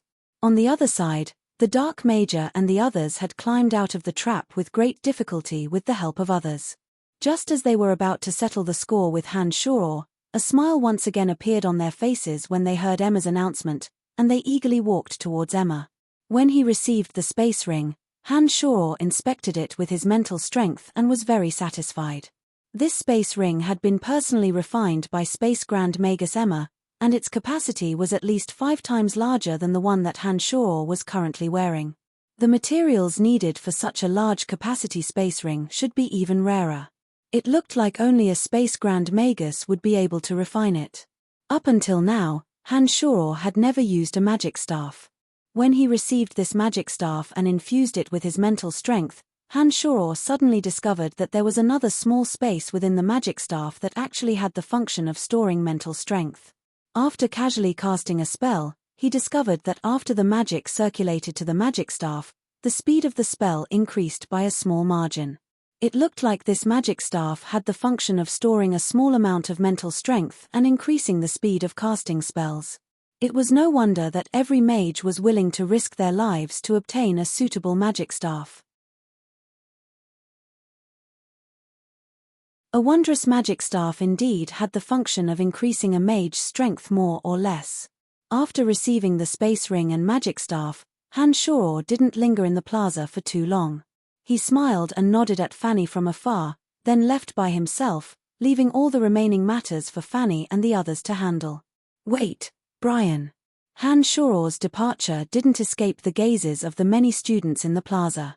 However, the crowd only looked at him in amazement and whispered amongst themselves, but didn't make any moves. However, when Lisa saw Han Shoror leave, she called out loudly from afar and chased after Han Shoror. After leaving the plaza and arriving in the direction of the necromancy training field, Lisa's face was inexplicably excited. She stared at Han Shoror and kept asking, "You were too strong today. You took care of all of them by yourself, as clean and efficient as the floating clouds and flowing water. How did you do it?" Shrugging his shoulders, Han Shoror said nonchalantly, "It's not that I'm too strong, it's that they're too weak." During his trip to the Dark Forest, the people Han Shoror had met were all true adept mags or adept swordsmen. He'd even met the swordmaster Trunks and Archmage Emily. The McGrady Guild's guards, including Duke and Eric, were all experts who'd experienced hundreds of battles and had astounding strength. Having fought with these people, Han Shoror had experienced all sorts of situations. Now that he was facing off against these students who hadn't even reached the adept mage level and had even less battle experience, he naturally had the upper hand. It would be strange if he didn't win. If Han Shoror had used the Little Skull, his own martial arts techniques, and the Demon Slayer edge, then he wouldn't even need to use any tricks or schemes. In that case, he wouldn't even need to use any tricks or schemes. He would be able to use brute force to completely destroy the 5 light major students, leaving them with no room to resist at all. "When did you become so strong?" Lisa looked at Han Shoror in high spirits and asked curiously. Grasping the magic staff in his hand, Han Shoror infused his mental strength and started practicing the bone prison spell that a journeyman necromancer should know. As he chanted the incantation, his mental strength poured into the magic staff and used the staff as a primer, attempting to activate the bone prison spell of necromancy magic. The bone prison spell was a spell used to imprison the enemy.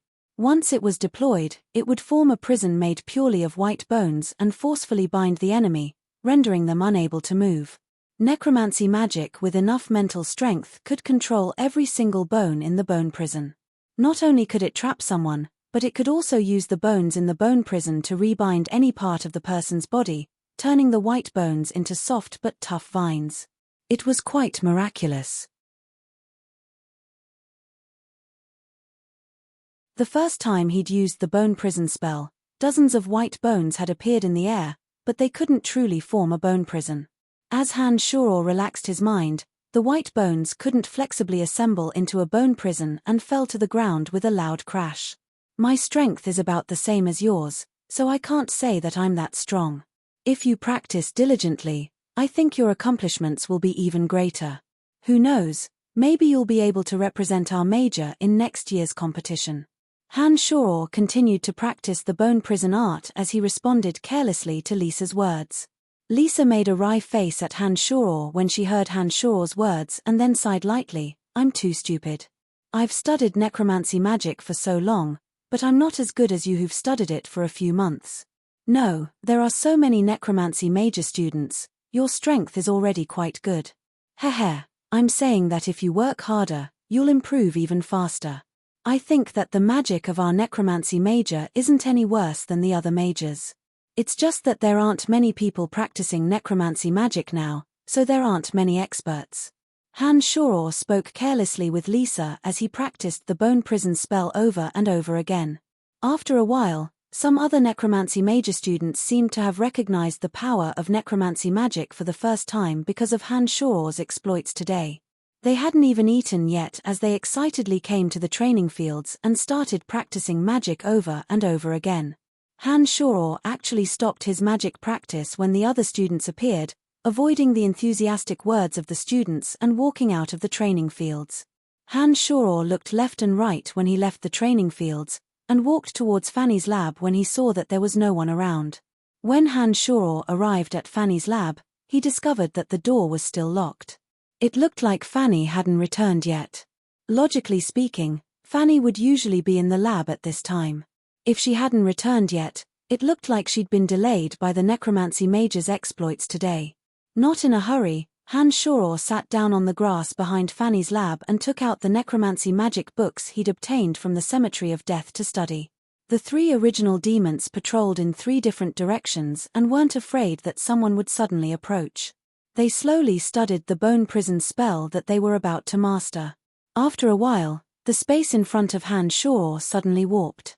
A beam of light flashed and Dean Emma appeared in front of Han Shoror. Startled, Han Shoror immediately put the necromancy magic books back into his space ring. He then put on a smile and said to Dean Emma, "Hello Dean, what are you doing here?" Dean Emma looked up and down kindly at Han Shoror, her furrowed face brimming with an appreciative smile. She said, "You're a hard-working fellow all right, not letting go of even a moment's time. You're still studying magic books when you're waiting for Fanny. No wonder you've achieved so much in just a few short months." Han Shoror felt a bit baffled when Emma spoke these words. He didn't know why Emma would appear here without a trace and say such strange things to him. After thinking for a bit, Han Shoror frowned and looked at Emma, asking directly, "You didn't come here just to find me, did you?" Nodding, Emma said straightforwardly, "Of course. Heh, I didn't suddenly appear here because my use of spatial magic failed." "Then, what business do you have with me?"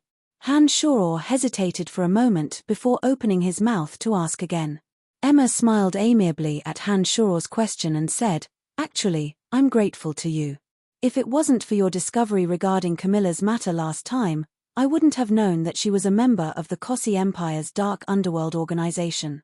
Han Shoror was shocked when he heard these words. Han Shoror hadn't told anyone else apart from Candide about this matter.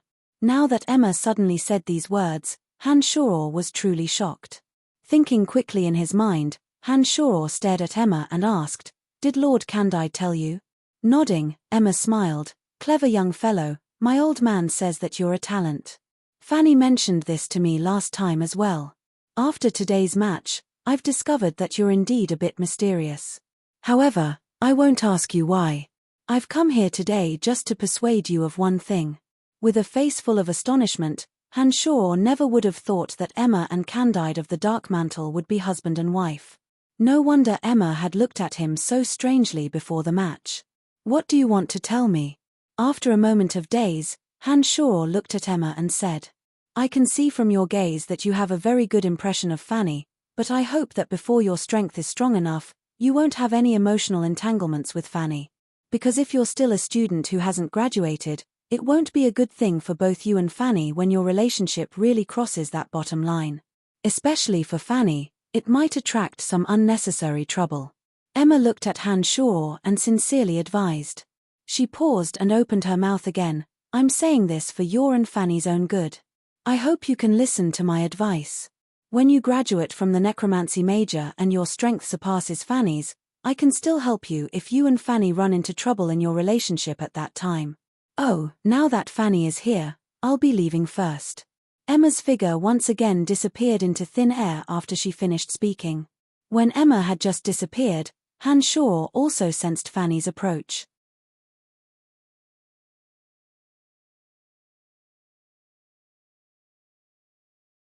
Chapter 129.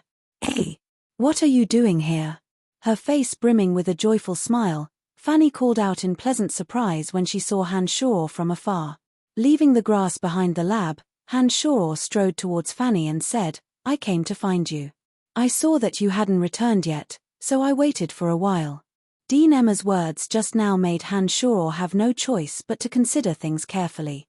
From Dean Emma's words, Hanshaw understood that if he and Fanny really did get into some sort of relationship dispute within the academy, it might really affect each other somewhat. Hanshaw himself wasn't afraid of anything, but if it affected Fanny, that wasn't something Hanshaw wanted to see. Come in first and we'll talk. Fanny was smiling a lot more than usual today because she was in a good mood. She gestured for Hanshaw to hurry in after opening the lab door. When Hanshaw arrived at the lab, Fanny's beautiful eyes stared at Hanshaw's face with a bit of a burning passion. She said, I really should thank you this time. The teachers of the other majors are too much to treat our major like this. Heh, you don't know how funny their faces were after you won. I've never been as happy as I am today in so long. Then how are you going to thank me? Hanshaw found a stool and sat down after entering. He then looked at Fanny with sparkling eyes and asked with a smile. Fanny's face flushed red. She seemed to think of something and seemed to be a bit afraid to look at Hanshaw. She turned her head and said lowly, How do you want me to thank you? Give me a kiss. Hanshaw blurted out as if he hadn't thought it through at all. However, as soon as the words left his mouth, Hanshaw felt like he was in trouble. He laughed it off and said, I'm joking. Unexpectedly, Fanny didn't immediately get angry. She stood there with a red face and muttered to herself for a moment. She shyly walked towards Hanshaw and, before Hanshaw could react, kissed Hanshaw's left cheek with lightning speed. Perverted brat, you've gotten what you wanted now, haven't you? After kissing Hanshaw, Fanny didn't dare look at Hanshaw again. She abruptly turned around and pretended to clean up the mess in the lab as if nothing had happened. However, the deep red on the back of her neck and the trembling of her shoulders already exposed her excitement.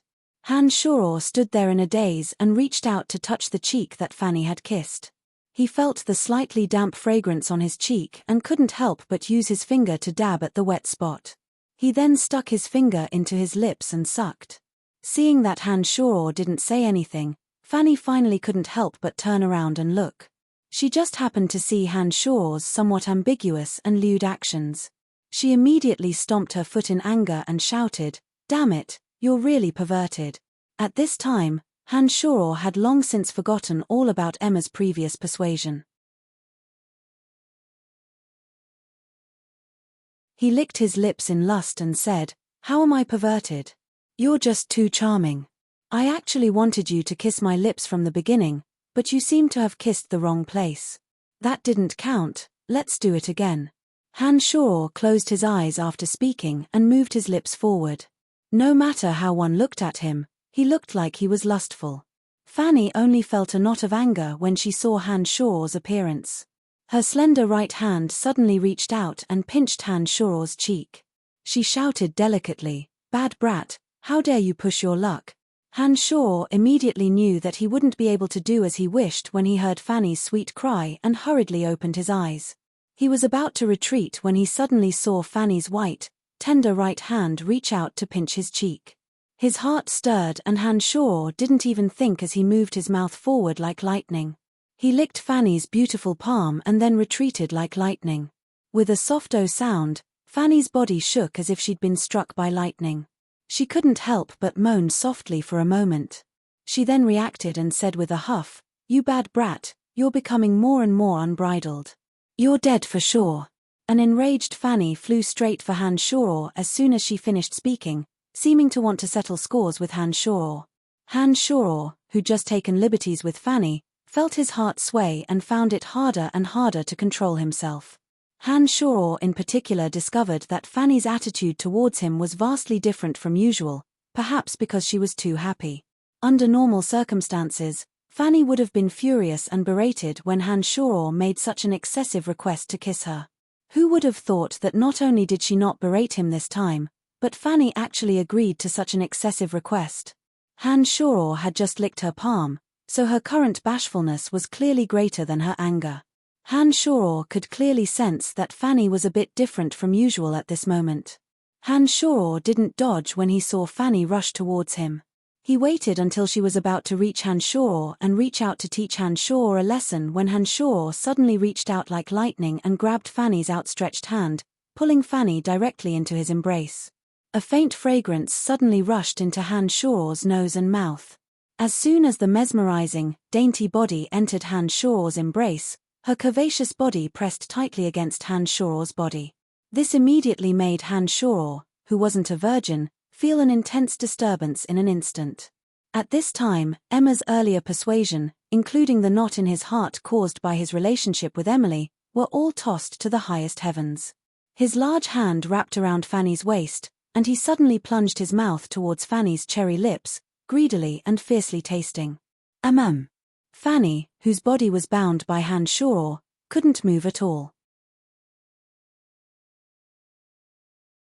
Even if she wanted to resist, she couldn't shake Han Shoror. After a burst of sounds, her small hand suddenly pounded on Han Shoror's body with all her might. However, as Han Shoror greedily tasted and his large tongue stirred in her fragrant lips, an incomparably wonderful feeling slowly rippled in Fanny's heart. Slowly, the originally forceful pounding gradually became a bit weak. In the end, not only did Fanny's two hands stop struggling, she even unexpectedly wrapped around Han Shoror's thick back and neck. She slightly raised her neck to respond to Han Shoror's greedy invasion. Her almond-shaped eyes became misty, and the temperature of her body slowly rose. It was as if she had fallen into a sweet dream and was willing to sink into it. The incomparably wonderful feeling instantly spread throughout Han Shoror's body. Such a wonderful person that he had yearned for day and night was being hugged and kissed by him. This kind of spiritual enjoyment was enough for Han Shoror to moan out loud. Fanny's small tongue responded in the back, giving Han Shoror even more pleasure like a flash flood. The originally simple kiss slowly became uncontrollable, and Han Shoror's large hand involuntarily moved towards Fanny's fragrant buttocks. His erect lower body also gradually took the initiative to find a suitable angle.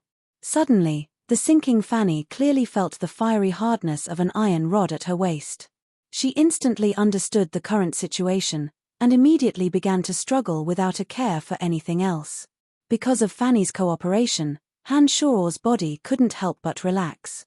He didn't expect that Fanny would suddenly have such an intense resistance, and was immediately pushed away by Fanny. I. Fanny, who had pushed Han Shoror away, stood there with a flushed face. She panted heavily, as if she wanted to say something, but because of her agitation, she couldn't say a complete sentence. Han Shoror looked firmly at Fanny and said slowly in a deep voice, "Master Fanny, I think you should know that I like you." Han Shoror's expression was serious and resolute, and his deep voice seemed to carry a strange attraction. Fanny's heart trembled, and she was obviously a bit flustered. She didn't dare meet Han Shoror's gaze at this moment, averting her head and saying hastily, "Don't say any more, I don't want to talk about this topic for now. If you can advance to Adept Mage and graduate from the Babylon Academy of Magic and Force, I'll consider giving you a chance."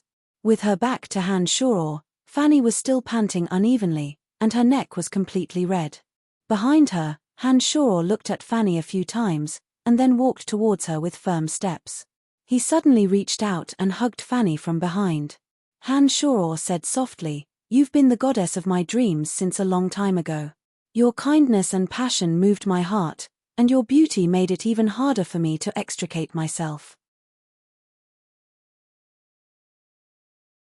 I think my life has already been ruined by your hands." In the beginning, when Han Shoror hugged Fanny, Fanny's body trembled and she wanted to struggle. However, when Han Shoror's passionate confession left his mouth, Fanny's body suddenly went limp, and her entire person seemed to melt. She fell powerlessly onto Han Shuor's chest, her cherry lips panting uncontrollably. Really, I don't think I can escape your spell. I don't care about the reputation of the necromancy major, personal glory, or the bountiful prizes. I just don't want to see anyone insult you, so I fought without a care in the world. This is all for you. You should have known my feelings a long time ago. Han Shuor changed the way he spoke the passionate words of love, speaking them with sincerity and numbness. This caused Fanny's body to become hotter and hotter, and the sound of her breathing became louder and louder due to her agitated emotions. After a while, Fanny suddenly said shyly in a low voice, I actually know. However, our current identities aren't too suitable, otherwise it would be disadvantageous to both of us. If you graduate from the necromancy major, then we can, you know. When these words were spoken, Fanny's inner thoughts were immediately exposed. Han Shuor's heart was instantly drowned in ecstasy. He then tightened his arms around Fanny's soft waist that didn't have a trace of excess fat. He moved his mouth to Fanny's sparkling ear, and after lightly biting it, he exhaled a breath of hot air into it. He said mischievously, I don't know, tell me what we can do. Han Shuor held Fanny in his arms, and could clearly feel Fanny's body tremble violently from his nibbling on Fanny's fragrant ear. This kind of charming and gentle flirting had a different kind of flavor to it compared to the stimulating kiss just now. Han Shuor was enjoying this feeling very much. You bad little brat, what sins have I committed to have a student like you? All right, if you graduate from the Babylon Academy of Magic and Force, then I can be your girlfriend. Are you satisfied now? Fanny turned around and rolled her eyes at Han Shuor with a face full of shyness, speaking softly with a red face. His heart filled with ecstasy and pride, Han Shuor only felt that this was the happiest moment of his life. He only stood there with a silly smile on his face and didn't move, not saying a single word. Get out, I don't want to see you today. No matter what you have to say, hold it in right now. I want to be alone. When Han Shuor didn't say anything, Fanny shyly pushed Han Shuor towards the door. Just when Han Shuor had been pushed to the door by Fanny, Han Shuor suddenly extended a hand with a grin and blocked the door that Fanny was about to close. He then said to Fanny, wait a moment. With Han Shuor's hand blocking the door, Fanny couldn't directly close it. She glared at Han Shuor with a red face and said with a huff, what else do you want? Haven't you bullied me enough today? No. Han Shuor defended himself and said with a smile, I've agreed to everything you said. However, I received a space ring personally made by Dean Emma after winning today's match.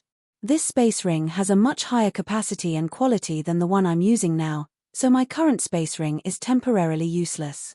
I want to give my space ring to you to use. Han Shuor looked at Fanny with a smile and said gently, I can't accept anything from you anymore. If I wear your space ring, then others will definitely misunderstand our relationship. That won't do. Fanny's face was red as she refused Han Shuor's gift. Han Shuor stared blankly for a moment when he heard Fanny's words, and then reacted.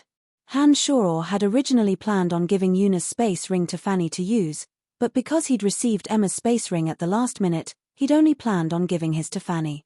He hadn't thought that Fanny would have such misgivings. Then, I'll give this space ring to you. I don't think anyone will be able to see any clues from this space ring. Han Shuor took out Yuna's space ring and handed it to Fanny. I've already said that I can't accept it. Fanny still didn't agree. If you don't accept it, then I won't leave. I'm giving it to you, so just take it. Regardless of whether Fanny agreed or not, Han Shuor shoved it into her hands and immediately left without waiting for her to say anything, disappearing without a trace in a few steps.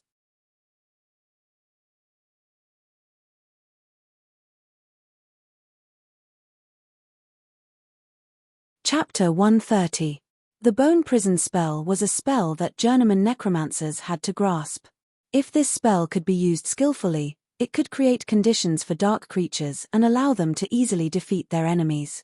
For 3 days in a row, Han Shuor practiced the Bone Prison spell by himself in the cemetery behind the Academy of Magic and Force. His unyielding willpower and intelligence after developing his brain allowed Han Shuo's understanding of the essence of necromancy magic to become more and more clear. Originally, Han Shuo would need to ponder for a long time before he could understand the meaning of some difficult magical knowledge. But now, Han Shuo's mind had become incomparably clear. When Han Shuo calmed his heart and pondered over a lot of knowledge, he discovered that he could always understand the meaning in a short amount of time. In a short 3 days, the usage of the bone prison spell had gone from continuous failures in the beginning to being cast with some unfamiliarity. He also officially started practicing the bone shield spell at this time. Even Han Shuo himself felt that such a rapid rate of practice was miraculous enough. Clap, clap, clap. A few claps sounded from afar as the graceful Emily appeared from the cemetery with a faint smile, slowly walking towards Han Shuo. Stopping his magic practice, Han Shuo looked at the approaching Emily and said, "I've already met Candide. I hadn't thought that your status in the Dark Mantle would be so high. It looks like I'll have to be added to your mission." "He, my mission can't do without you communicating with the forest troll anyways. Although my status isn't as high as that old fox Candide's, he still needs to do me a favor for me to talk to him about such a small matter. After you join this mission, I'll give you the majority of the credit after the matter is completed. This way, your rank in the Dark Mantle might increase by another 2 stars. When Emily arrived in front of Han Shuo, she reached out and naturally wrapped her arms around Han Shuo's arm, smiling in a fawning manner. Han Shuo was about to praise Emily when he suddenly remembered Candide's words. He had an additional layer of misgivings regarding Emily's other identity. His expression was a bit ugly as he said, "After I met Candide this time, he told me a few things regarding your true identity. He told me to pay attention to my actions and avoid unnecessary trouble. It was also at that time that I found out that you were Lord Amy's sister. However, I'm still not too clear about your other identity. Can you tell me now?" Emily's expression changed slightly when she heard these words. She looked deeply at Han Shuo and sighed lowly, saying, "It looks like Candide thinks very highly of you and is deathly afraid that I'll lie to you. All right, since that's the case, there are some things that I don't need to hide from you. I've actually been married for quite a few years, but he left for battle right after we got married. He never returned and died on the battlefield, leaving me a widow until now." Han Shuo grew silent after hearing Emily's words. He finally asked after a while, "That person's status seems to be quite high, otherwise Candide wouldn't have warned me like this." Nodding, Emily said, "That's right, but he's already dead, so there's nothing more to say. Because I was in the Dark Mantle after his death, I had some missions on me. My conduct was a bit strange because of the missions, so my reputation in the upper echelons of the Empire wasn't too good." "What do you mean?" Han Shuo looked at Emily and asked faintly. Shaking her head self-deprecatingly, Emily said with a downcast expression, "Just like when you first saw me, you thought I was a dissolute person. Because of my status as a widow, it was inevitable that I would be infected by some rumors when I came into contact with others during Dark Mantle missions." Han Shuo had taken Emily's virginity, so others could distrust Emily, but Han Shuo had no choice but to believe her. Now that he saw her current state, he couldn't help but reach out and pull Emily into his arms, saying softly, "I don't care what others say, but I destroyed your innocence. Of course I know you're not the kind of person they say you are. Don't worry, I won't be affected by those words." Shaking her head with some gratitude, Emily said sadly, "Candide's words have reminded me that I must recognize the truth. With your strength and progress, your future accomplishments will be immeasurable. But because of my special identity, it looks like I can only maintain this kind of underground relationship with you. Otherwise, it won't be beneficial for either of us." Han Shuo was very clear about the meaning behind Emily's words. Just like how Emma had reminded him to pay attention to his relationship with Fanny, social classes and some taboos were unavoidable in this world. If he challenged the rules, he would definitely suffer a heavy blow. Holding Emily in his arms and kissing her, Han Shuo said with a grim expression, "Don't worry, I won't let you always hide in the shadows. Sooner or later, we'll be able to interact openly. The reason why I can't brazenly show it now is because I haven't climbed high enough. If there comes a day when I can decide the life and death of others at will, I think everyone will shut up. Even if they open their mouths, it'll be to express their blessings to us." Emily's face was wild with joy when she heard these words. She turned around and hugged Hanshaw tightly, saying emotionally, "You can do it, I believe in you." After a bout of entanglement, Emily's entire body was flushed red. She opened her mouth and said to Hanshaw, "Hurry up and take care of the forest troll's business. The McGrady Guild has already started contacting the merchants who trade with the forest troll. They're currently heading towards the Dark Forest, planning on purchasing that batch of siege equipment. You must have the forest troll hand over that batch of items to them." Nodding his head to indicate that he understood, Hanshaw thought for a moment and said, "There's a thief that I have a good relationship with. He wants to do this mission with us. I wonder if we can add him." "No problem. I'm currently in charge of this mission anyways, and I already have quite a few subordinates. It doesn't matter if he's one more. If he's trustworthy, I can directly summon him when I go back. This way, if you're at the academy, I can directly contact you through him. After all, it wouldn't be appropriate for me to directly go to your academy with my identity." Emily was quite straightforward and immediately agreed to Hanshaw's suggestion. "All right, he's called Chester. He should be responsible for guarding the northern stronghold for the time being. If you have any instructions that you can't personally show up for, then have him do it. I'll make a trip back to the Dark Forest as soon as possible. Don't worry and go about your business." Hanshaw said to Emily. I'll contact you if there's anything. Don't worry, I'm confident in completing this mission very quickly." Emily left Hanshaw after saying these words. After Emily left, Hanshaw thought for a moment and then walked towards the Boot Merchant Guild. There were still 2 days until the appointed time with Phoebe, but seeing that the weather was growing colder and colder, Hanshaw was a bit worried that the dwarfs wouldn't have enough rations and daily necessities. He planned on making a trip to the Cemetery of Death and preparing the dwarfs' rations for the winter. Now that he had a space ring with a larger capacity, he only needed to make a trip back and forth to the forest troll in a few days, and he'd also need to prepare rations and daily necessities. The forest troll had many people, and the space ring likely wouldn't even be enough to load a trip back and forth with rations. Therefore, he'd better take care of the dwarfs' needs first. Hanshaw didn't see Phoebe when he arrived at the Boot Merchant Guild with great familiarity. It was Fabian who came out to receive Hanshaw. Hanshaw learned from Fabian that Phoebe had gone out today. With Hanshaw's current relationship with Fabian, he would be able to take care of the rations even without going through Phoebe. Because of Phoebe's power, Fabian's status had risen since he'd followed the right person. Fabian directly brought Hanshaw to the warehouse where the rations were stored. Fabian ordered the warehouse to be opened and all of the rations that Phoebe and Hanshaw had prepared were placed into the space ring in one go. Help me tell Miss Phoebe that I need more rations and have her prepare them for me. I'll calculate the price in one go when I come back in 2 days." Hanshaw smiled as he looked at Fabian. "Heh, no problem. With our relationship, I can help you with such a small matter. You don't need to worry." Fabian looked at Hanshaw with a smile and promised him. It looks like Mr. Fabian's status in the Boot Merchant Guild is rising higher and higher.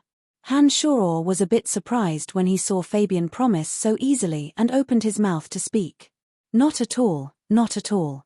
It's all thanks to your good fortune. If it wasn't for your appearance, I don't think I would have climbed up so easily. Miss Phoebe seems to think so highly of me because I introduced you to her. I really have to thank you. I didn't think that my nephew, Jack, would also receive your grace. It looks like you're our benefactor." Fabian looked at Hanshaw and said sincerely, "You're too courteous. Send my regards to Jack and tell him that I came by, but I was a bit busy today and couldn't specifically catch up with him." Hanshaw exchanged a few words with Fabian and left the Boot Merchant Guild with a smile.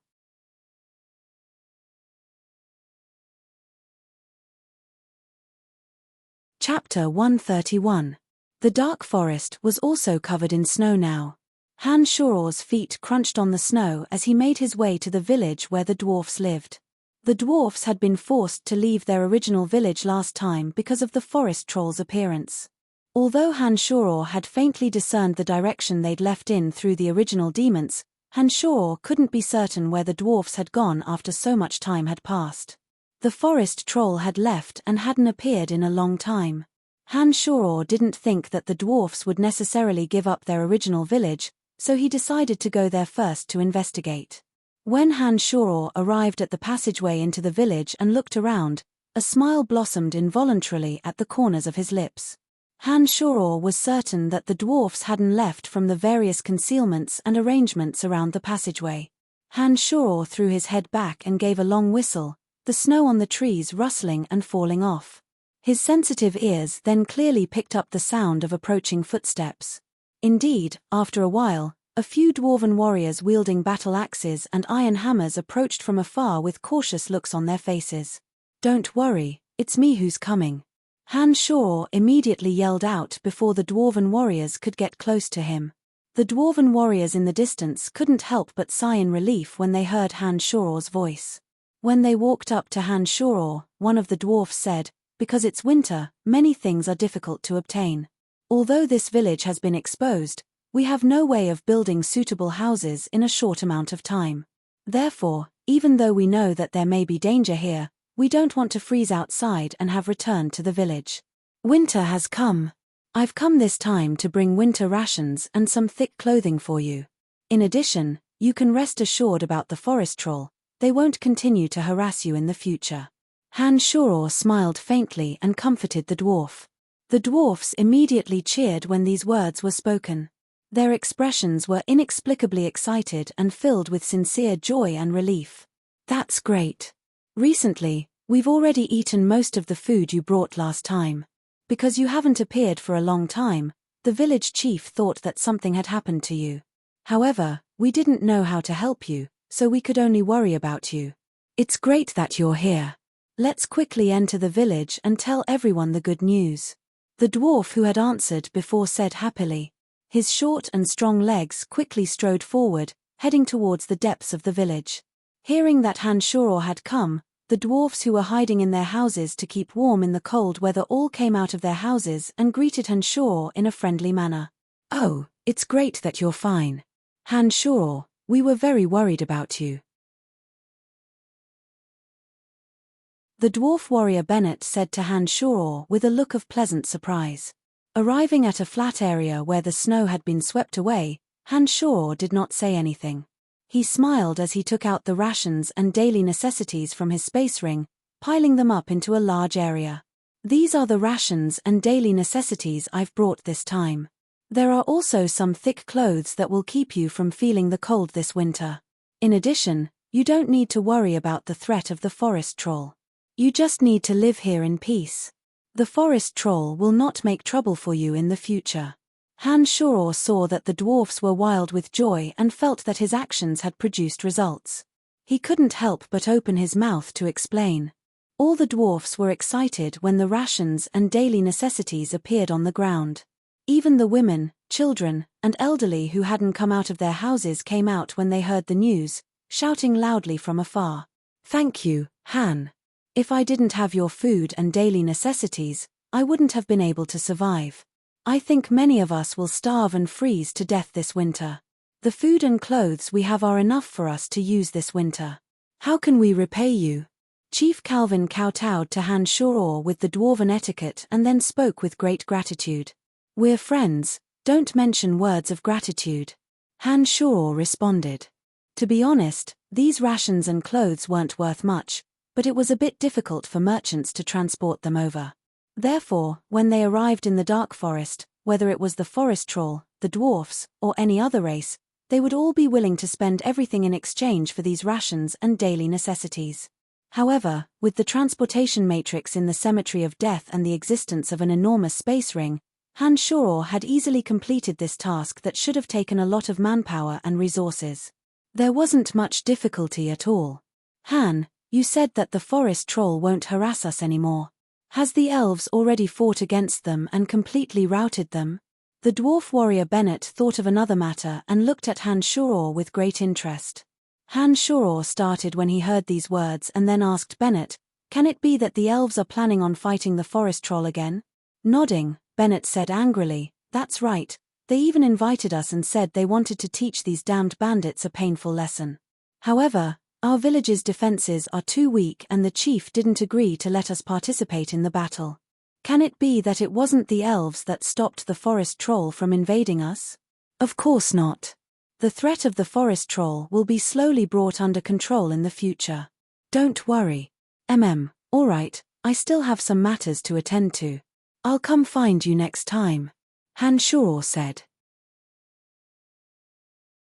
Han Shoror didn't wait for the dwarfs to urge him to stay as he spoke a few careless words and hurriedly left the dwarven village. When Bennett said that the elves would wage war against the forest troll, Han Shoror couldn't sit still after hearing this news. If it was before, Han Shoror would have wanted nothing more than for the elves to raze the forest troll to the ground. But now, the forest troll was completely under his control, and could even be said to be his personal power. In addition, he needed the forest troll to cooperate with him on his mission with Emily. It would be very inappropriate if the elves came out to cause trouble at this time. However, it would take several days to travel from here to the forest troll's stronghold and back. Han Shoror still had many things to take care of in the Empire, so he couldn't split himself for the time being. This gave Han Shoror a bit of a headache. After careful consideration, Han Shoror felt that things weren't urgent.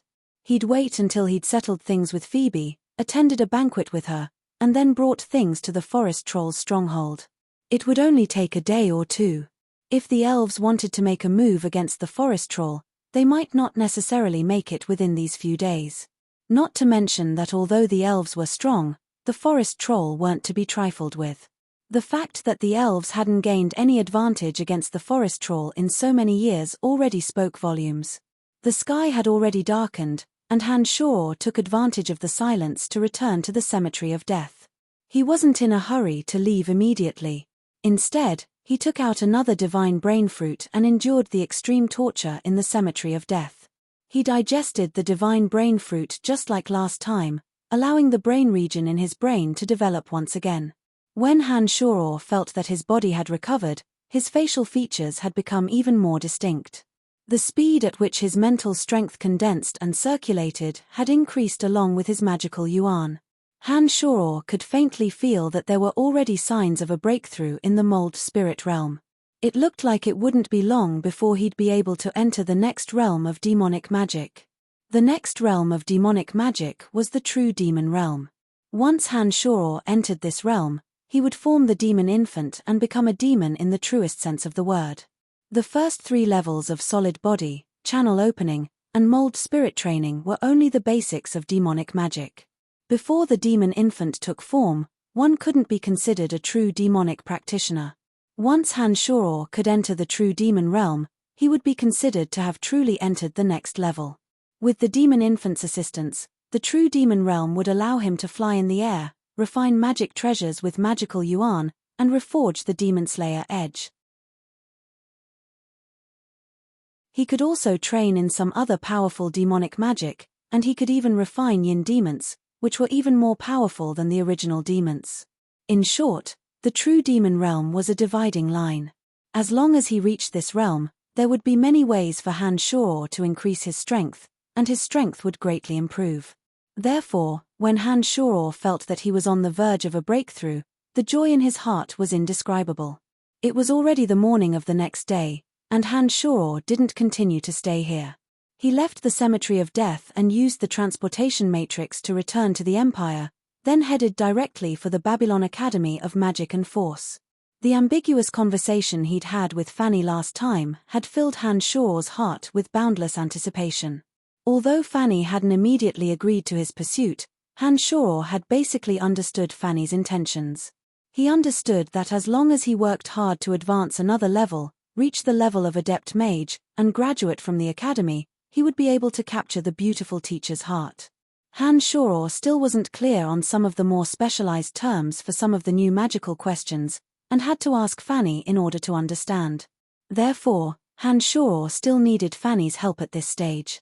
When he arrived at the Babylon Academy of Magic and Force and walked in the direction of the Necromancy Major, he encountered a few students from other majors along the way.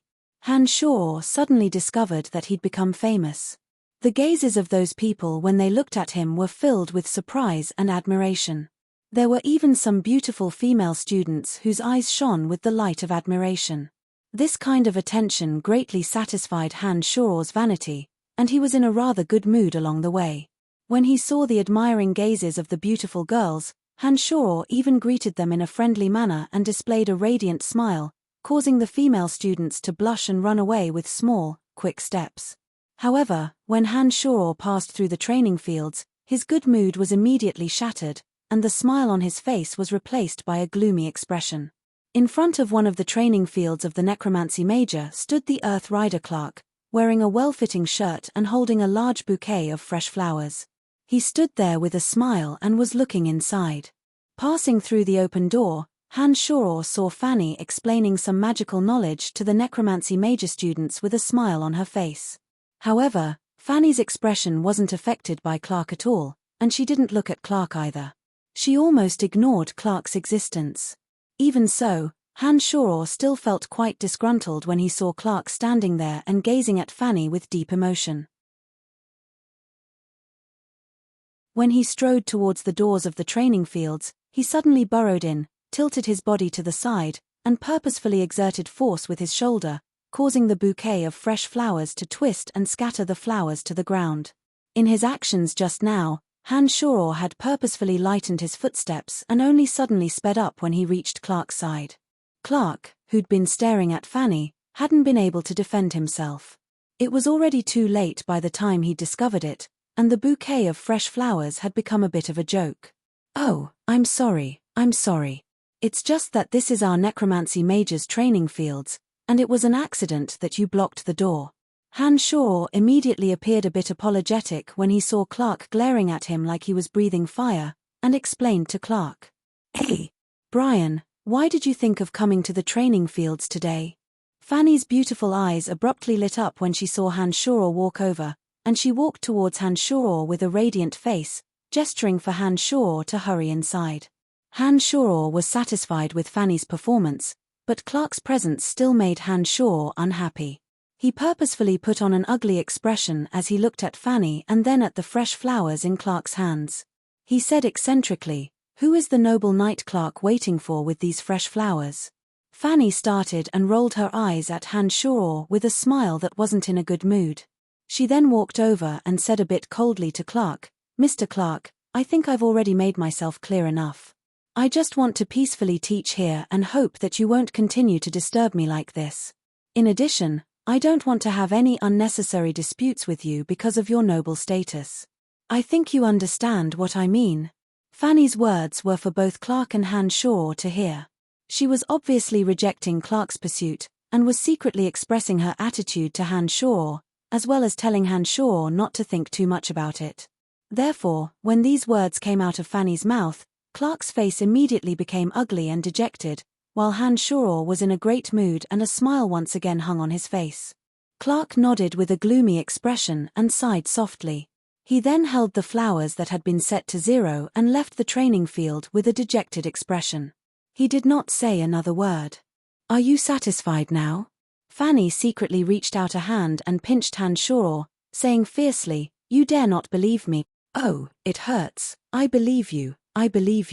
Han Shaw was inwardly pleased as he feigned a pained smile.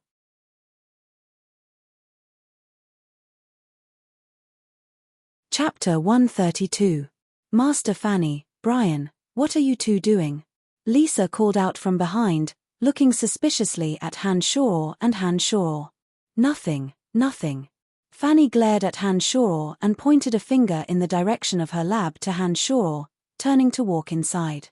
When she reached out, the space ring that Han Shaw had given her was quite obvious. Han Shaw only took a glance at it and was overjoyed. He knew that Fanny had accepted the ring. She pointed in the direction of the lab, obviously indicating that he should go there and wait for her. Han Shaw hadn't planned on staying in the first place. He nodded at Fanny with a silly grin and left on his own, heading for Fanny's lab. After waiting for a while, Fanny returned to the lab after the training field class had ended. She opened the door, and when Han Shoror came in, Fanny's expression was the same as usual. She asked Han Shoror, "All right, what do you need?" Although Fanny's expression was the same as usual, the two understood that their relationship had undergone a subtle change.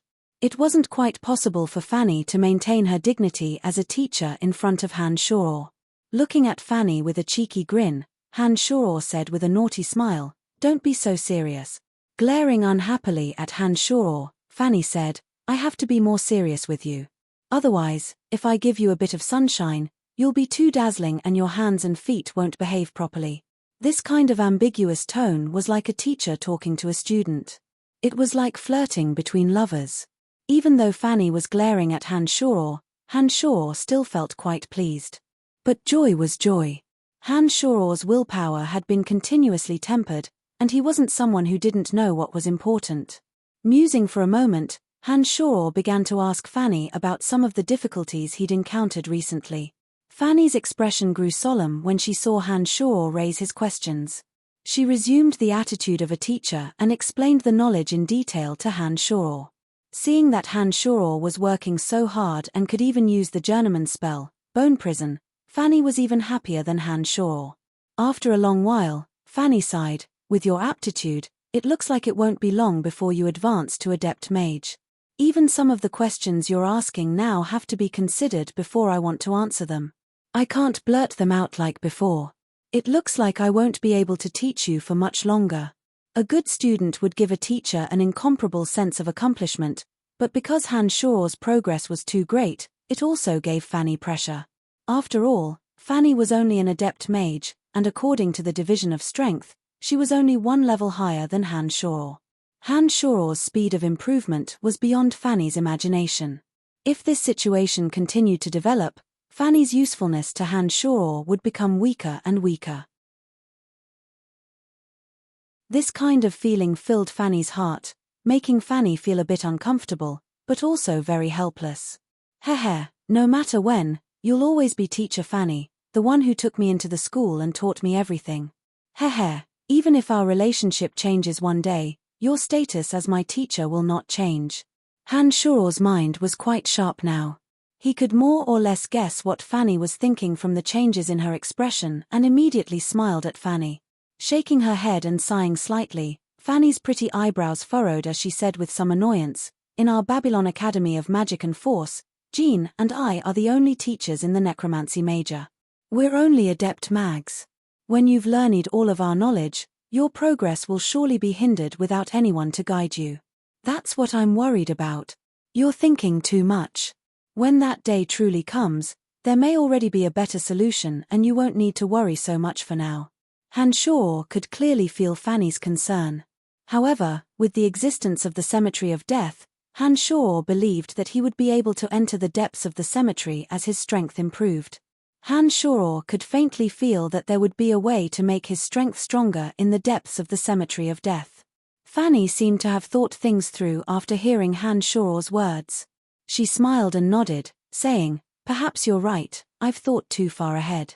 All right, it's getting late. If you have nothing else to do, go practice your magic. I'm going to eat dinner as well. How about we go together?" Han Shoror's heart swayed as he suggested naughtily, "In your dreams. I definitely won't compromise with you before you become an Adept Mage. Get out. Hurry up and get out. You won't do anything good if you stay here." Fanny smiled coquettishly as she walked over, waving a magic wand in her hand to chase Han Shoror away.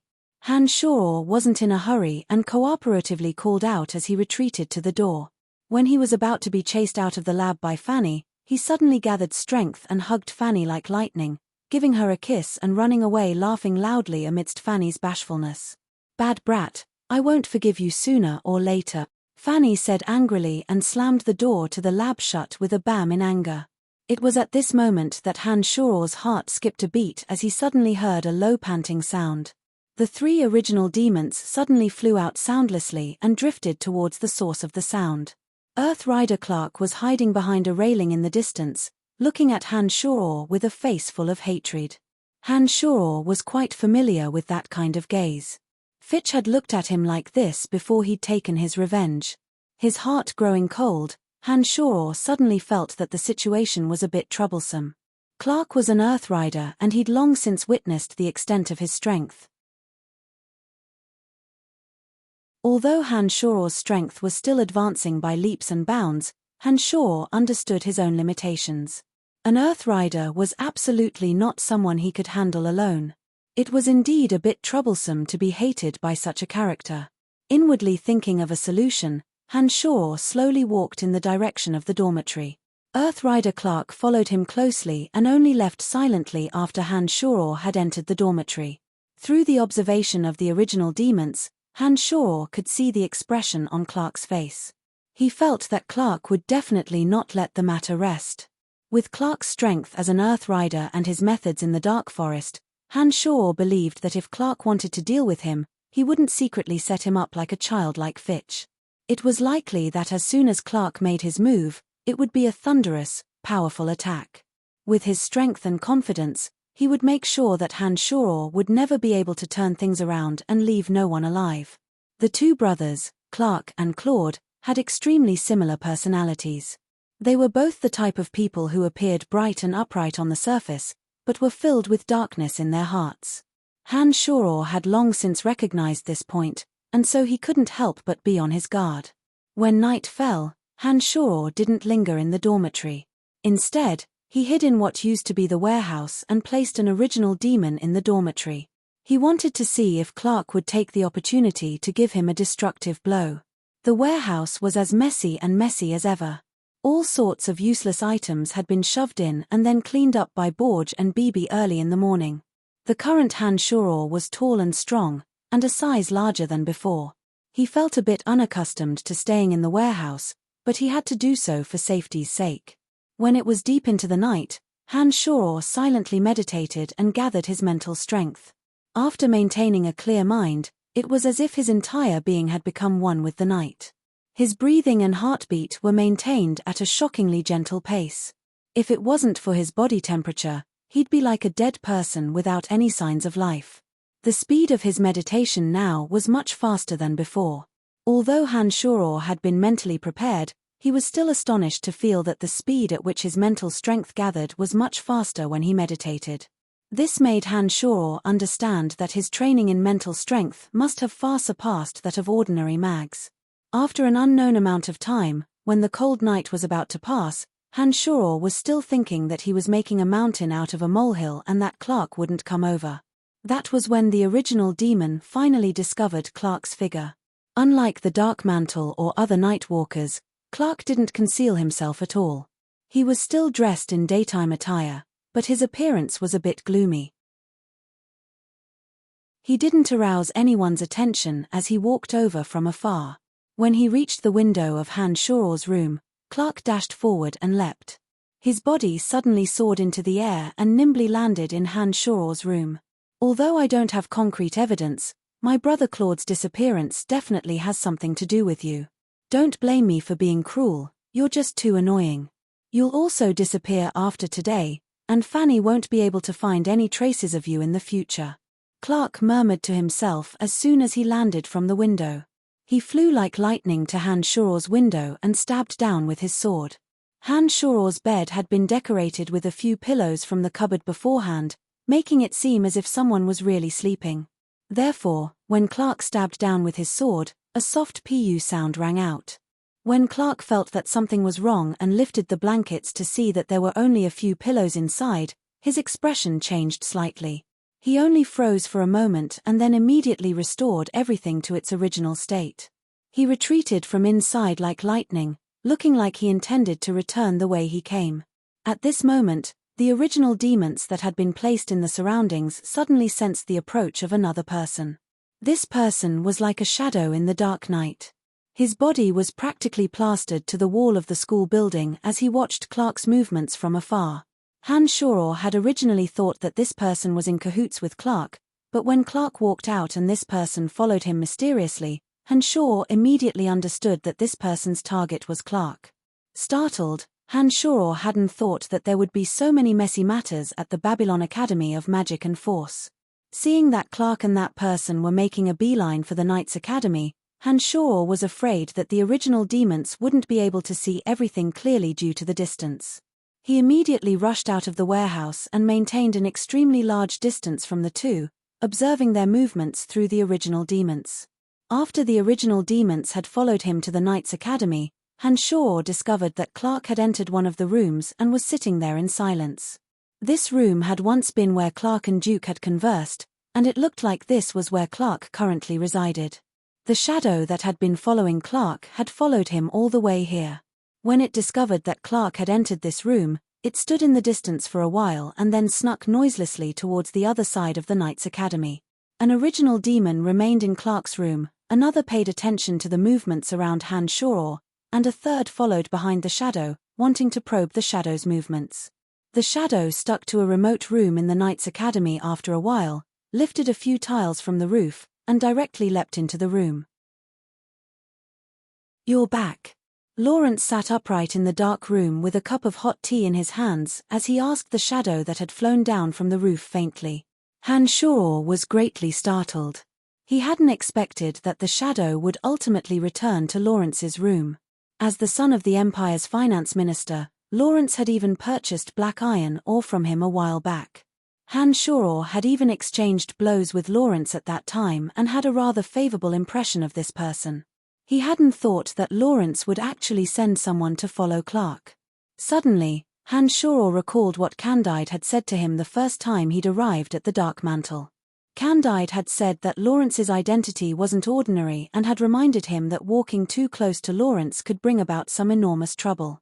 However, Candide had wanted to say something about Lawrence's deeper identity, but hadn't said much. When Hanshaw saw this scene this time, he immediately understood that Lawrence's identity wasn't as simple as being the son of a finance minister. Candide, one of the three heavyweights of the Dark Mantle, probably wouldn't be worthy of such a reminder from the son of a finance minister. Yes, Clark just left his room and arrived at the necromancy dormitory area. He flew into one of the rooms and seemed to want to kill a certain student. However, I saw him walk out with a dejected expression and didn't hear any sounds of fighting. He probably didn't find the person. The shadow-like figure responded. Lawrence suddenly became interested and looked at the shadow in the dark. "Oh, that's a bit strange. By the way, which dormitory did Clark enter? Tell me." When the shadow revealed the location of Hanshaw's dormitory, Lawrence started and then smiled mysteriously. "So it's to deal with Brian. Heh, interesting. It looks like I'll have to have a good chat with Brian."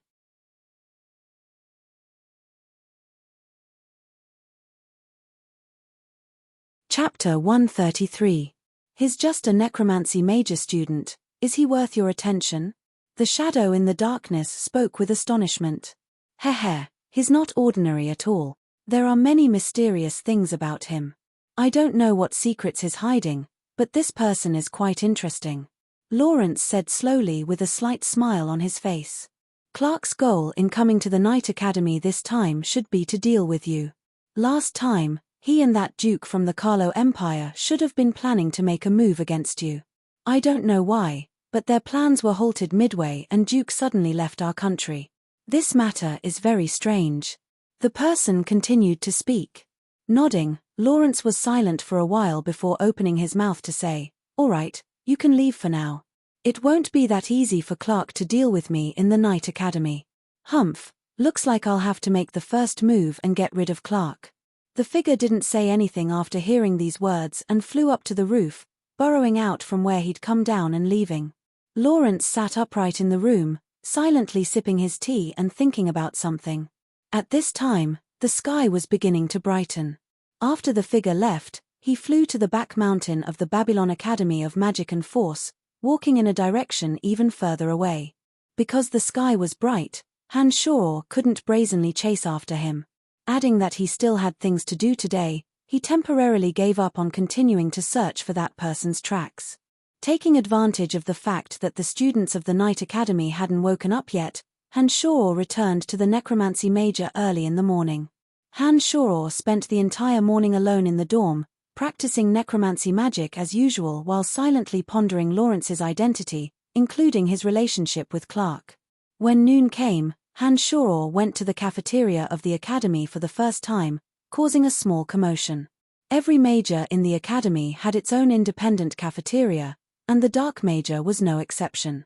The cafeteria was divided into 2 levels. The food on the lower level didn't cost money and could be enjoyed for free as long as one paid the tuition fee. Of course, free food naturally wouldn't be too good. The food on the upper level was cooked by various famous chefs and was of a much higher grade than the lower level. Of course, the food on this floor required extra gold coins to enjoy. Generally, it was targeted at the students of the academy who were well off. The current Han Shuro was no longer an impoverished errand boy. The gold coins stored in the crystal card in his spatial ring were enough for Han Shuro to enjoy life to his heart's content. Thus, Han Shuro did not stop at the first floor. He directly went to the second floor and swiped his crystal card to order several expensive and exquisite dishes. He occupied a table by himself and ate heartily. After the previous battle, Han Shuro had become a celebrity in the academy. Those eating in the Dark Major cafeteria were all students of the Dark Major.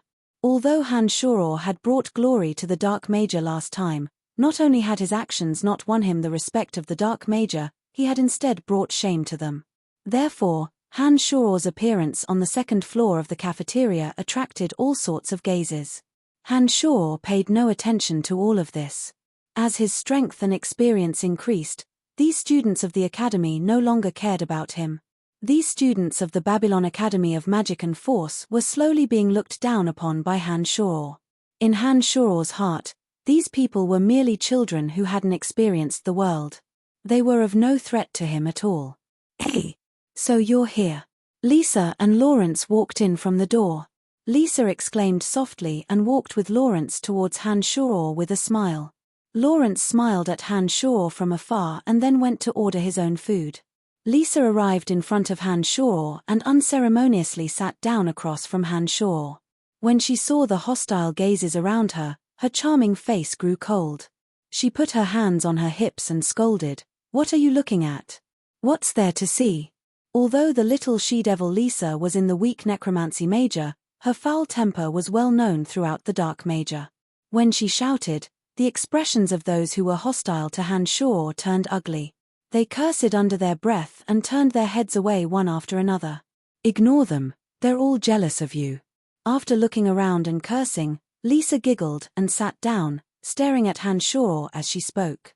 Speechless, Han Shuro said, "Then let them continue to be jealous. I won't lose a single hair on my head even if they're jealous of me. However, if anyone dares to turn their jealousy into action, I can guarantee that they won't just lose a single hair." Han Shuro's voice had been gentle at first, but when Han Shuro saw that there were still people looking at him with hatred, he couldn't help but raise his voice with a cold expression, full of warning. Although Han Shuro hadn't killed anyone in the last match, the coldness and determination he displayed throughout the match had already told everyone that he wasn't a merciful person. The spectators at that time had even had the misconception that if it weren't for the school rules, Han Shuro might really have coldly killed those people. Therefore, when Han Shuro gave a stern warning at this time, the dark major students who hadn't averted their hostile gazes under Lisa's scolding slowly lowered their heads one by one.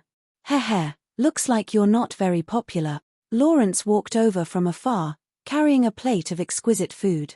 After handing a plate to Lisa, he smiled as he sat down in front of Han Shuro and spoke to Han Shuro. Shrugging, Han Shuro said indifferently, "The crux is that some people are too bored. They don't have the ability, but they're very jealous. If you treat them nicely, not only will they not feel grateful, but they'll also think that you're afraid of them." "That's right, I deeply understand your point of view." Lawrence chuckled in agreement and nodded. Amy and Athena, the 2 necromancy major girls, suddenly appeared at the door at this time. When Lisa saw the 2 of them sit in another seat, she hesitated for a moment, and then said with a plate in hand, "You 2 chat, I'm going to find Amy and the others." After saying this, Lisa stood up and walked through the 2 aisles. She greeted Amy and Roland from afar, and then sat down with Amy and Roland. When Lisa left, only Han Shuro and Lawrence were left in this seat. Because of Lisa and Han Shuro's repeated warnings just now, there was a lot of empty space around Han Shuro's seat. Therefore, No one should be able to hear the conversation between Hanshaw and Lawrence. I've heard that Clark likes Master Fanny, but because of your appearance, Clark failed dejectedly today. Is that true? Lawrence had a smile on his face as he asked casually. At this time, Hanshaw's mind was racing with thoughts as he lifted his head to sweep a glance at Lawrence.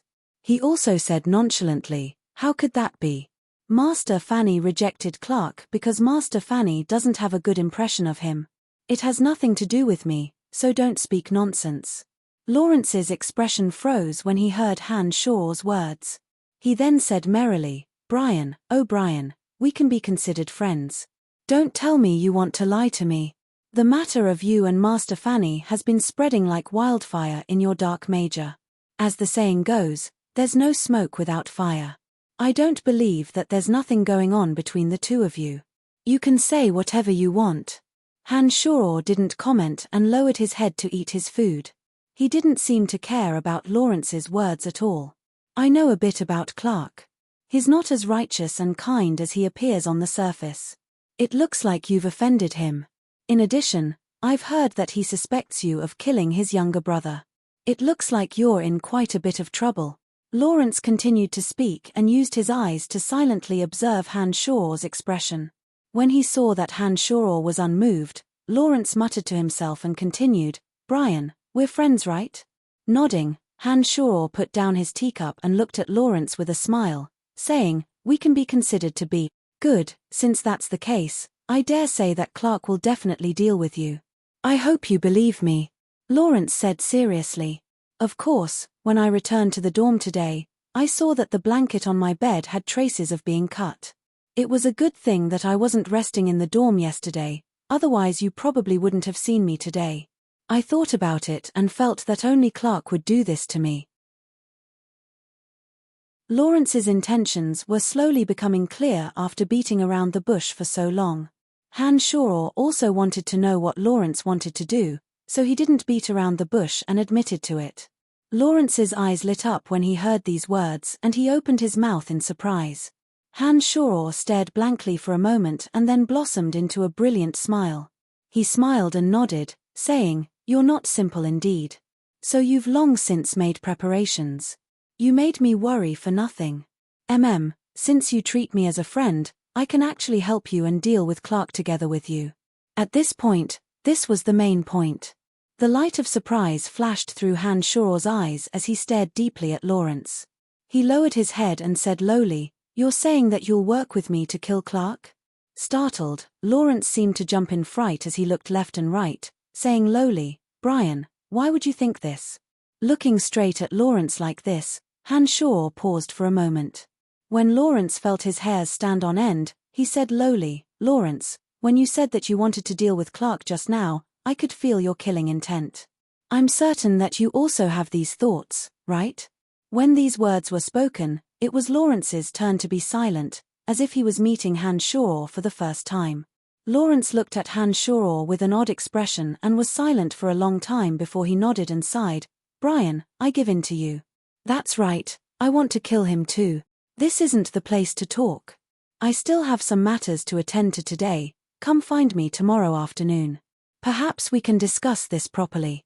After Lawrence said that he also wanted to kill Clark, Hanshaw suddenly stopped looking at Lawrence and lowered his head to continue eating as if nothing had happened.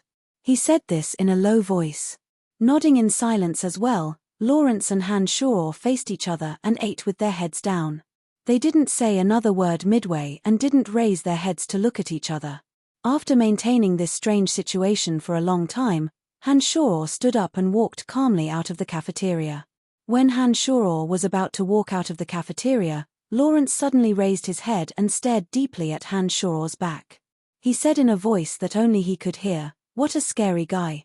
After leaving the cafeteria, Hanshaw didn't want to think about what had happened and left directly from the back of the mountain. When no one was paying attention, he hired a carriage and made his way to the Boot Merchant Guild. Today was the day that Hanshaw and Phoebe had agreed upon.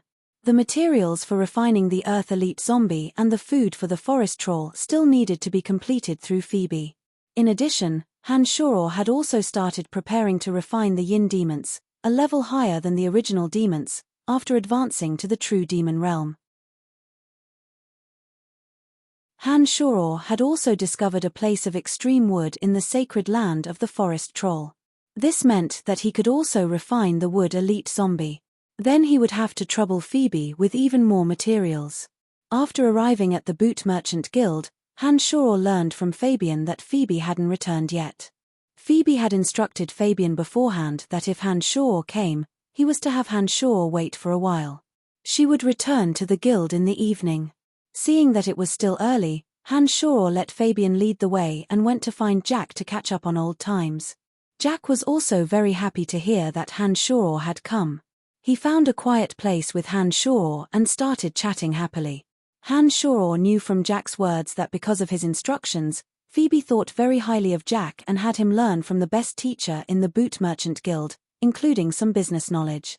It looked like Phoebe was planning on nurturing Jack into a character like Fabian. Phoebe finally returned to the guild in the evening.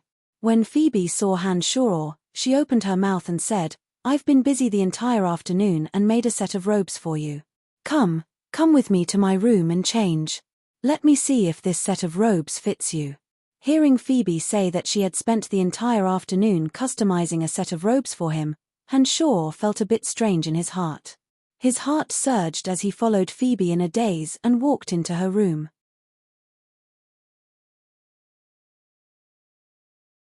Chapter 134. When he arrived at Phoebe's room, Phoebe stopped in front of a huge mirror and took out a stack of black formal attire with exquisite gilded lace. In addition, there was a complete set of boots and underwear. "Change out of your inner clothes first, I'll help you put on the outer suit in a moment."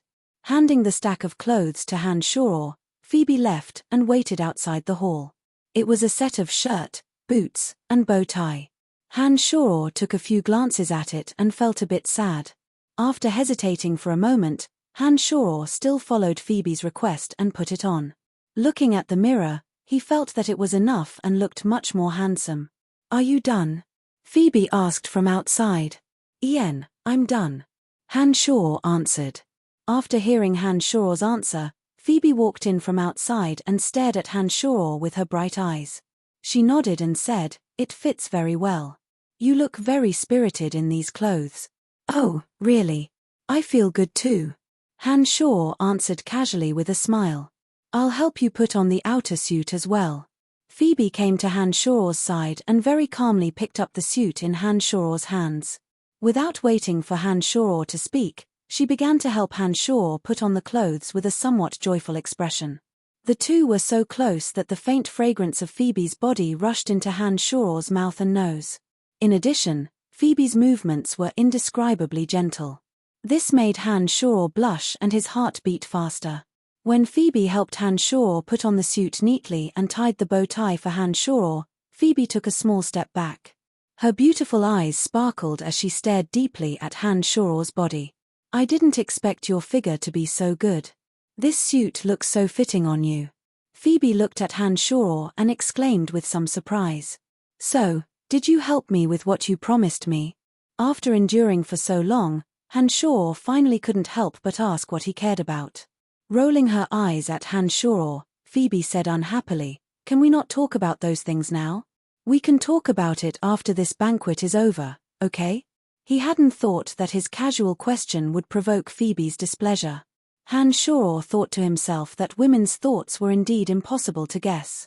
Now that Han Shoror had a favor to ask, he could only nod with a rueful smile. All right, don't put on such an unwilling face. I promise you that as long as you accompany me back from the banquet, I will make sure you leave the Boot Merchant Guild with satisfaction," Phoebe said involuntarily when she saw the rueful smile on Han Shoror's face. Phoebe then had Han Shoror wait for her for a while and turned to walk into her bedroom. There was a wave of rustling clothes and Phoebe appeared in front of Han Shoror after a while. She had changed into an elegant light blue dress with a bit of makeup on.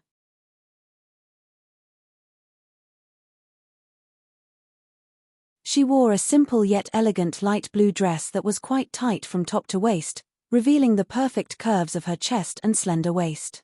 The skirt around her lower body was wrinkled like flowers, rippling like waves as she walked. Her beautiful face was even more beautiful due to the light makeup she'd put on. Han Shoror was truly stunned in that moment. "What's wrong? Why are you looking at me so stupidly?" Phoebe was a bit proud as she raised her head and asked Han Shoror proudly. "No, nothing." Han Shoror's lips were a bit dry as he swallowed and responded. Laughing softly, Phoebe lifted her head and walked outside, bringing with her a faint fragrance as she passed by Han Shoror. Phoebe finally opened her mouth when she reached the door. "Let's go, we're going to the banquet now." Following behind Phoebe, Han Shoror and Phoebe boarded a carriage that had been prepared earlier. Two journeyman swordsmen acted as coachmen and the horses galloped off into the distance. "Where are we going?" Sitting in the carriage, Han Shoror saw that Phoebe wasn't saying anything and was only sitting there as if thinking about something. He couldn't help but open his mouth to ask. "The Empire's finance minister is hosting a banquet and has invited some well-known merchants of the Empire. This is a good time for merchants to gather and discuss business." Phoebe looked at Han Shoror and explained. Startled, Han Shoror said, "Isn't that the banquet Lawrence's father is hosting?" How do you know that Lawrence is the son of the finance minister?"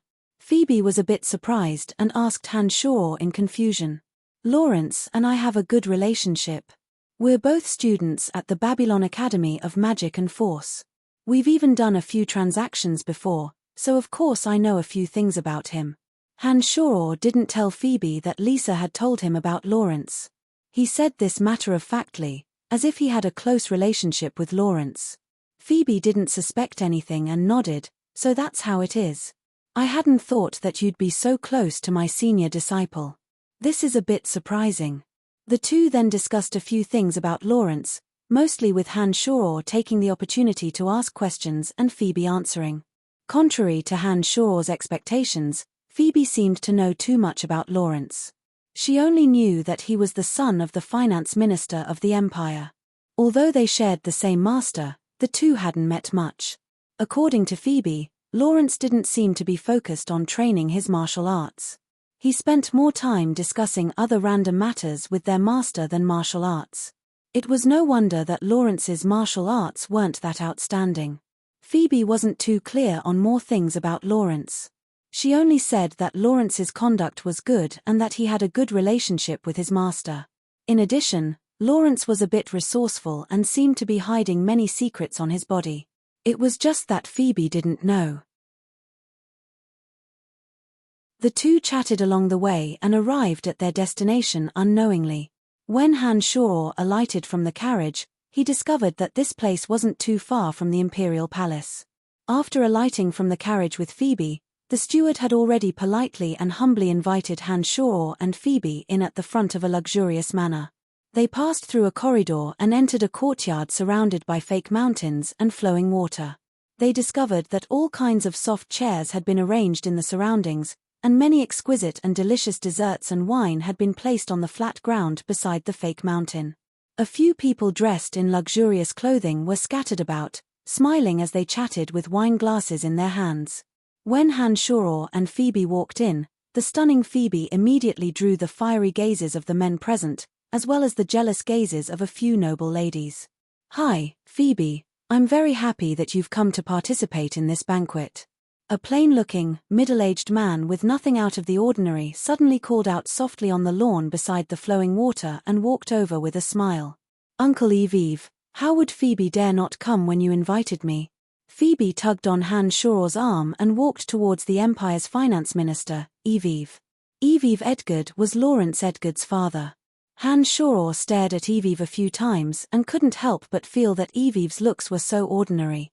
How could he have given birth to such a handsome son, Lawrence? Han Shoror felt that it was inconceivable. Yves looked at Phoebe with a smile and asked in surprise when he saw Han Shoror on the side, "Is this handsome fellow your boyfriend?" "Yes, Uncle Yves. He's called Brian and is quite familiar with senior brother Lawrence." Phoebe nodded and responded with a smile.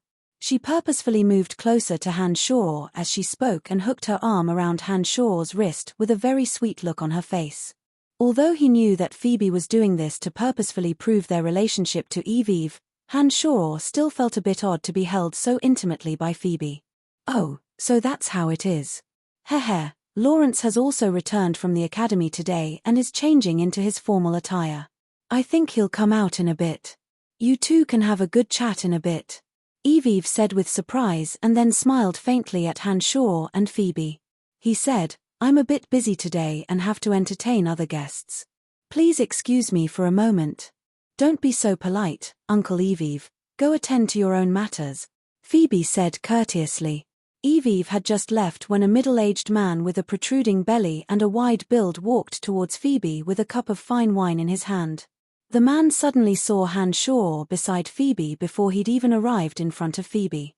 His face immediately darkened a bit, but he concealed it very well. We haven't seen each other for a few days and Miss Phoebe is still so beautiful and moving.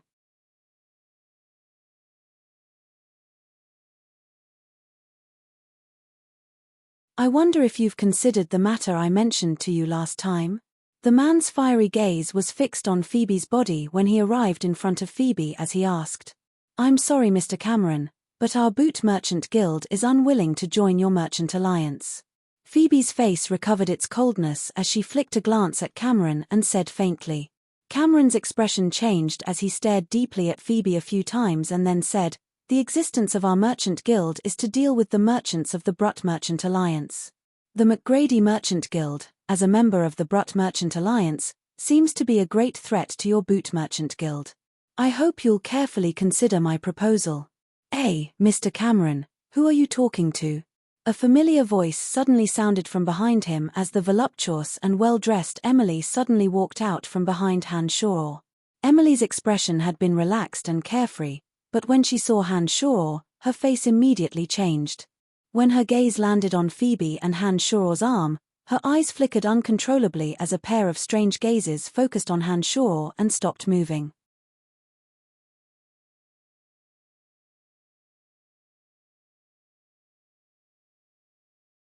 Chapter 135. Hanshaw was even more startled. He never would have thought that he would bump into Emily here. Now that Phoebe's hand was wrapped around his arm, this was something that couldn't be explained at all. This beautiful young lady is currently the owner of the Boot Merchant Guild. Cameron's expression was a bit reserved when he saw Emily appear and he responded politely. At this moment, Emily's gaze was still focused on Hanshaw. She only reacted after Cameron spoke and flicked a glance at Phoebe beside her, saying faintly, so it's Miss Phoebe. This is Madam Emily. She's a member of the Betteridge family of the Empire. Her husband is the second son of the head of the Betteridge family, Mr. Hahn. Cameron glanced at Phoebe and clarified Emily's identity. The Betteridge family was a large family in the Empire's military. This family specialized in producing famed generals of the Empire, and the Betteridge family had made outstanding contributions to the Empire over the years. The current head of the family, Hahn, was already old and had already retired, but no one dared to ignore his influence in the military. When she heard that Emily was actually a member of the Betteridge family, Phoebe's eyes brightened and she gave a friendly bow, saying, Madam Emily. Heh, you're too polite. Hey, this young fellow is quite handsome. Is he your boyfriend? Emily had completely recovered from her previous loss of composure. She giggled and stared at Hanshaw as she asked. From the beginning, Phoebe had felt that Emily always seemed to be glancing at Hanshaw, but because she heard that Emily was already married, she didn't think too much about it.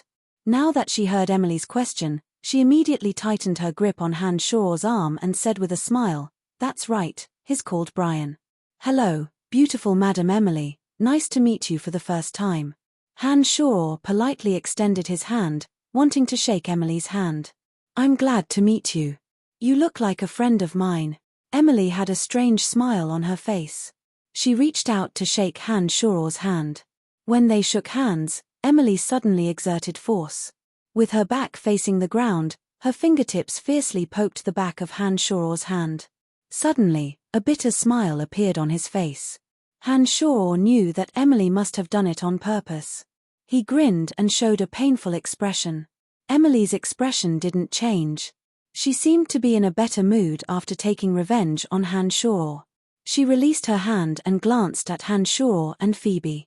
She calmly said to Phoebe, Excuse me for a moment. Can I talk to you later? Of course. Phoebe readily agreed. Nodding, Emily swung her legs and leisurely walked away. Halfway through, she suddenly turned her head back and glared fiercely at Hanshaw while Phoebe and the others weren't paying attention. She then made a vague hooking gesture with one of her hands behind her back. I'm going to the bathroom. Hanshaw understood Emily's meaning. He leaned against Phoebe and whispered softly into her ear. He then shook off his arm from Phoebe's hand and left from Phoebe's side. He first circled around, then passed through a corridor and snuck towards the corner of a pavilion. Even without using the original demons, Hanshaw's vision could still clearly grasp Emily's tracks. He avoided a few groups of people along the way and made his way behind an increasingly remote fake mountain. Just as he turned into the fake mountain, a figure suddenly walked out from the shadows and raised a hand to viciously pinch the soft flesh of Hanshaw's waist. She whispered angrily into Hanshaw's ear, "Why didn't you ever tell me that you actually had a girlfriend?" Hanshaw didn't need to think to know that it was Emily who did it.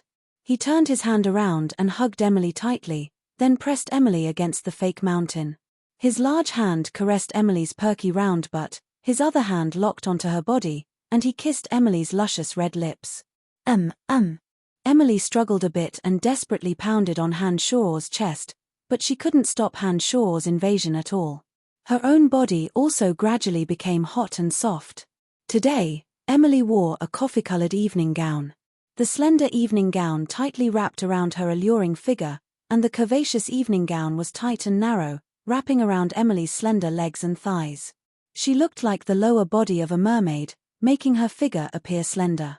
Her towering breasts, plump round buttocks, and slender and firm thighs were all clearly seen under the gown, revealing a strong sense of temptation. As she swayed her hips as she walked, Emily shone brilliantly, appearing incomparably beautiful. Hanshaw had just noticed that many of the men in the scene were looking at Emily with a look of absent-mindedness, their eyeballs almost falling out of their sockets.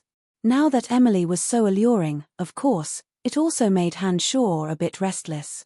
Now that he touched Emily's body, he found it even more difficult to extricate himself. Just as Hanshaw's large hand reached into Emily's dress and began to move wantonly, the panting and moaning Emily struggled with all her might. She even begged in a low voice that sounded like she was sobbing, Don't do it here, it's too dangerous." The three original demons abruptly flew out from his neck and took in all of the surrounding gazes. Hanshaw's lower body stood erect as he pressed close to Emily. When his left hand roamed around Emily's buttocks, he felt that Emily's lower body had long since become moist and smooth.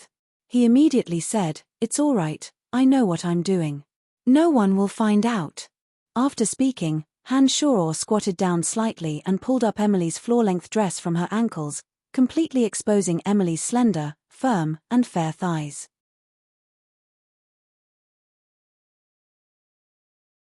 When Emily's dress had been pulled down to her waist by Hanshaw panted heavily as he took off Emily's thin lace panties. It hadn't been completely taken off and was only hanging at her knees when Hanshaw impatiently supported her buttocks and abruptly penetrated inside.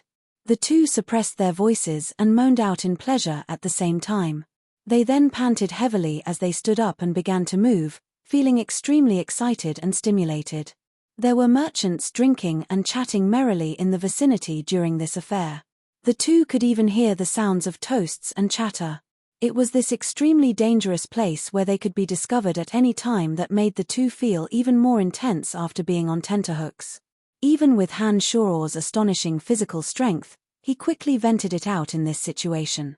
Emily's almond-shaped eyes were even more dazed as she threw it 3 times in a row. "Speak, what's going on with that, Phoebe?" When it was over, Emily opened her mouth and asked hatefully as she helped Hanshaw clean up the filth. The carefree Hanshaw closed his eyes comfortably and leaned against the fake mountain. He recounted what had happened with Phoebe. Emily's expression softened a bit after Hanshaw had finished speaking, but she didn't completely believe Hanshaw. She naughtily grabbed at Hanshaw's lower body and said huffily, "When that little slut Phoebe held your arm, her expression was so natural and there was no pretense at all. I don't think your relationship is that simple." Hanshaw cried out in surprise when his little brother was grabbed and hastily fixed his pants.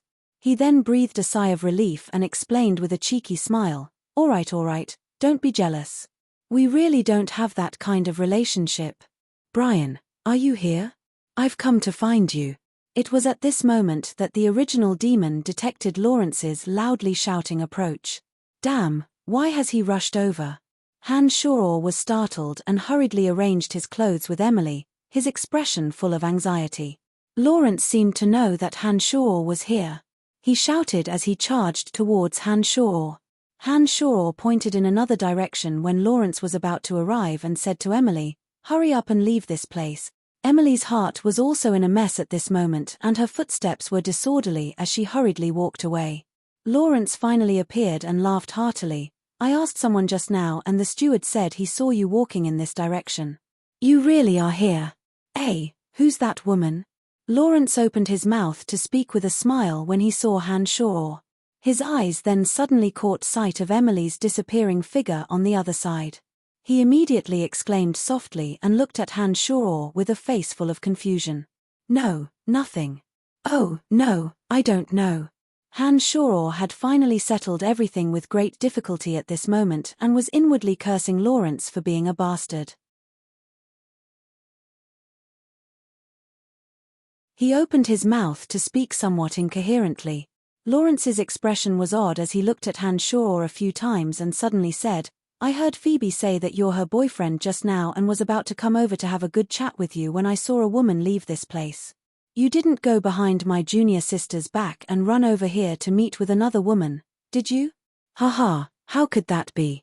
You must have seen wrongly, or someone else just happened to pass by." Han Shoror laughed and then suddenly changed the topic with a serious expression. He said to Lawrence, "What do you plan on doing regarding Clark's matter?"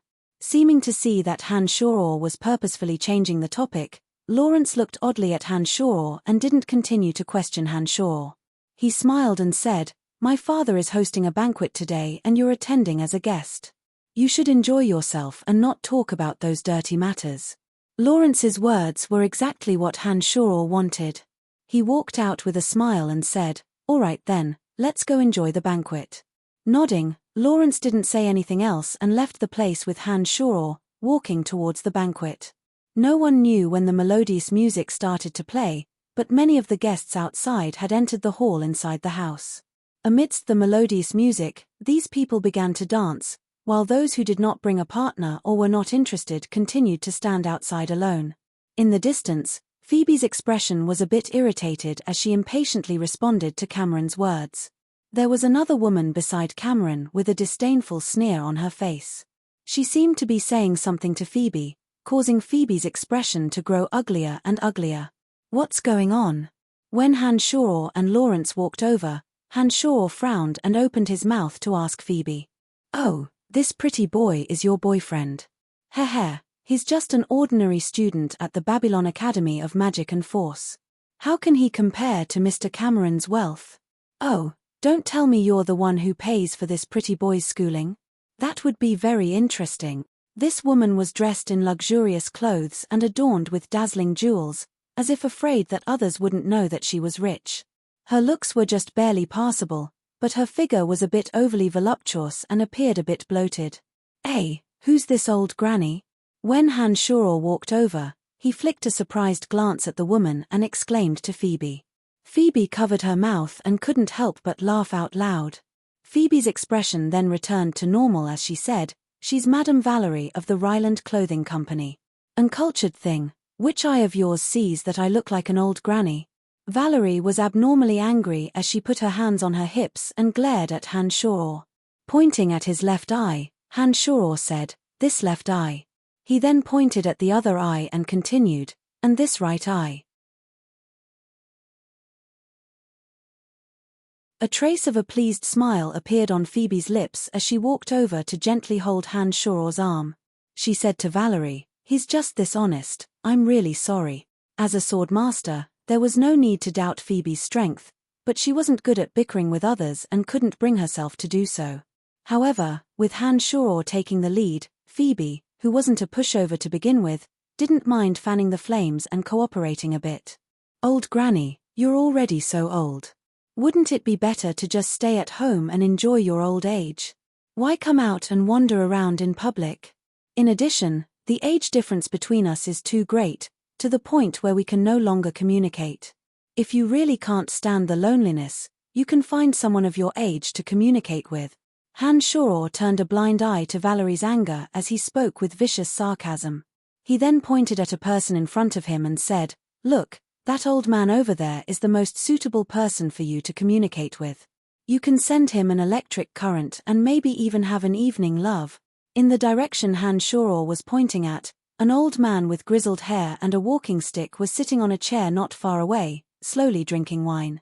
Valerie glanced at the old man and was so angry that her face was flushed and the two fleshy eggs on her chest swayed back and forth. She turned to glare angrily at Han Shoror, but didn't know what to say. Cameron, Phoebe, and Lawrence followed Han Shoror's gaze and looked at the old man at the same time. Phoebe smiled lightly and secretly pinched Han Shoror, seeming to blame Han Shoror for joking with the old man. Cameron glanced at the old man and turned his head away, quietly persuading Valerie not to be angry. However, when Lawrence saw the old man, the expression on his face abruptly changed, appearing a bit startled and astonished. In the end, he even revealed a strange wry smile. "Young man, I heard you bad-mouthing me from afar." The old man suddenly turned around at this moment and looked at Han Shoror with bright, piercing eyes as he spoke in a loud and clear voice.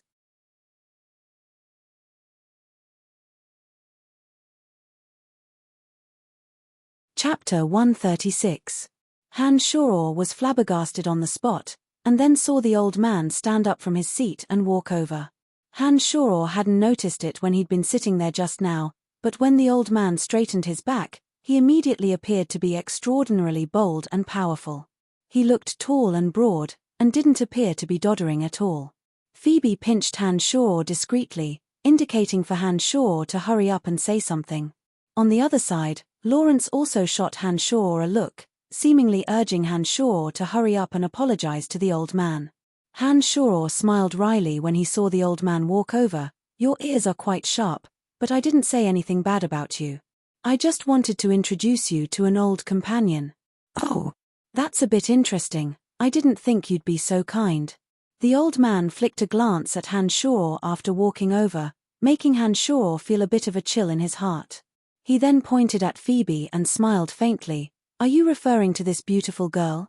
If it's her, I'd be very happy to, heh." Han Shoror was immediately taken aback when these words were spoken. Phoebe's face flushed red as she glared fiercely at Han Shoror, seemingly blaming Han Shoror for inviting trouble onto himself. "No, that girl's obviously not your age. I think this old granny is more suitable for you." Han Shoror felt that his aura was a bit obstructed in front of the old man, as if he was trying to break free from that oppressive feeling. He forced himself to open his mouth and continue spouting nonsense without the slightest scruple. On the other side, Lawrence looked a bit anxious as he repeatedly shot meaningful looks at Han Shoror, but it was still a bit too late. Han Shoror had already said what he wanted to say. "You uncultured, blind thing. How am I a good match for this old thing? Are you tired of living?" Valerie was extremely furious as she glared fiercely at Han Shoror and snarled. She even glared at the old man when she was done. "Young man, you must be joking. Although I'm not young, I'm obviously not as old as this lady. I think she might be a better match for my deceased grandfather." The old man actually chuckled and retaliated viciously when he heard Valerie curse at him as well. He was already quite old, so his words directly belittled Valerie to the point of being worthless. Valerie was almost seething with anger when she heard these words. She immediately glared at the old man and shouted angrily, "You old fart, how dare you say that of me, Pa?" Lawrence suddenly raised his hand and directly slapped the noblewoman's face. He said to Cameron beside him with a cold expression, "Uncle Cameron, your friend is too rude. Our family doesn't welcome such a person. Please ask her to leave immediately." Cameron's expression changed slightly, as if he didn't understand why Lawrence would actually do such a thing. That upper-class woman was almost going crazy. Traces of blood could be faintly seen on her left hand that was covering her mouth. It seemed that Lawrence's slap wasn't light at all. Cameron faintly felt that something was wrong and was about to ask Lawrence what he meant when the finance minister Evie walked over from the distance. He immediately cried out in surprise when he saw the old man and immediately came up to salute. "Old Mr. Hahn, why are you here?" Hanshaw was startled and then suddenly remembered Emily's identity that Cameron had mentioned earlier. The current head of the Betteridge family was called Hahn. Hanshaw looked at the old man again as he thought of this and faintly guessed his identity. Cameron's expression also changed greatly as he shouted coldly at Valerie in a low voice, "Shut up." Stopping Valerie, who'd planned on continuing to make a ruckus, Cameron then said to the old man in fear and trepidation, "I'm sorry, Mr. Hahn, we've been rude. I'll take her away now and personally visit you in a few days to apologize." Valerie finally reacted at this moment and her expression was full of fear. She stood there at a loss and didn't know what to say. It was obvious that Hahn's identity had intimidated her.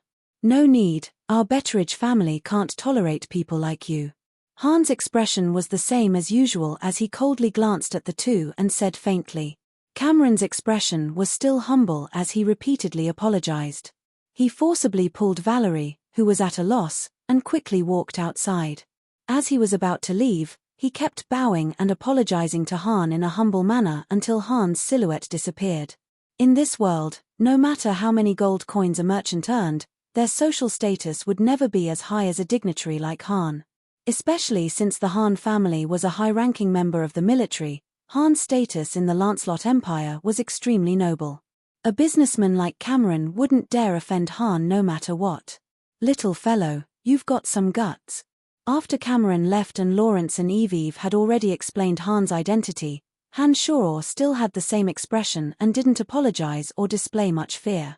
This caused Hahn to be a bit surprised as he snorted lightly at Hanshaw and opened his mouth.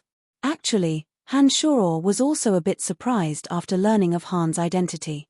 However, Hanshaw hadn't said anything too rude just now and therefore wasn't afraid of Hahn. After hearing Hanshaw's words, Hanshaw smiled modestly and said, "I was only joking with you just now. I think with your magnanimity, you definitely wouldn't mind." "Heh, everyone knows that I'm very narrow-minded." Hahn laughed oddly and said something that exceeded Hanshaw's expectations. Hanshaw was a bit taken aback by his words and stood there blankly, not knowing what to say. "Hey, father, what are you guys chatting about here?" At this moment, Emily had changed into a new set of clothes and walked over. She first flicked a glance at Hanshaw and then looked at Hahn in astonishment. Emily had married Hahn's second son, but that unlucky fellow hadn't even had the time to consummate his marriage with Emily before being sent to the battlefield by Hahn. In the end, he never returned, leaving behind Emily as a widow. Therefore, after Emily had become the Betteridge family's daughter-in-law, old Hahn had always blamed himself and felt that he owed his son and daughter-in-law. It was said that he loved Emily dearly and treated her even more than his own son. "It's nothing, I just met an interesting little fellow. Let's go, I'll go dance with you." "I really don't understand you. You've never brought a dance partner to your previous banquets, but this time you're forcefully dragging an old fellow like me along. I'll be tormented to death by you sooner or later." Old Hahn first spoke carelessly, then chuckled and mumbled to himself as he walked towards the banquet hall. Emily had originally wanted to say something, but she could only quickly keep up after old Hahn had left. But before she left, Emily still discreetly swept a glance at Hanshaw. Old Hahn's words seemed to be hinting at something. Hanshaw thought for a moment and understood that it might be because of him that Emily had changed. He couldn't help but feel a bit moved. So she's Madam Emily. This should be the first time I've seen her, but why does her back look a bit familiar?" Lawrence looked in the direction that Emily had disappeared in and flicked a glance at Hanshaw, speaking in a low voice of confusion. Lawrence's words clearly hinted at something, especially the last glance at Hanshaw. It made Hanshaw feel that Lawrence seemed to have discovered something. But for Hanshaw, his relationship with Phoebe was fake. Therefore, he wasn't afraid that Lawrence would tell Phoebe about his relationship with Emily. His heart was steady and he didn't panic. "Little Phoebe, you haven't offended old Hahn, have you?" Finance Minister Evie looked at Phoebe after Hahn and Emily had left and asked with some worry. Don't worry about Phoebe's matters. Heh, go do your own things and don't worry about it. Leave this to me. Lawrence stood at the side and suddenly opened his mouth to speak. Eve seemed to be very obedient to Lawrence's words. When Lawrence spoke, Eve nodded and didn't say anything else, smiling as he left. Don't worry, old Mr. Hahn isn't someone who can't tell right from wrong. He won't make things difficult for you, I can guarantee that. The ball has already started, you can go enjoy yourselves. Lawrence smiled faintly at Hanshaw and Phoebe after Eve had left. I understand, senior brother. Phoebe said with a smile and then tugged at Hanshaw, saying casually, let's go, dance with me. Hanshaw started and said with some panic, forget it, I don't know how to dance, not at all. Phoebe started and hesitated. Just as she was about to give up, her eyebrow suddenly arched and she said a bit mischievously, don't worry, I can teach you. It's very simple. Forget it, I'm very stupid. It wouldn't look good if I made a fool of myself in public. Hanshaw shook his head with a wry smile. Raising her slender, white neck, Phoebe said a bit reproachfully, didn't you promise me before? Don't try to avoid the problem. She didn't wait for Hanshaw's response. As soon as she'd finished speaking and Phoebe directly grabbed onto the crook of Hanshaw's arm, forcibly pulling Hanshaw towards the dance floor, not allowing Hanshaw to refuse at all.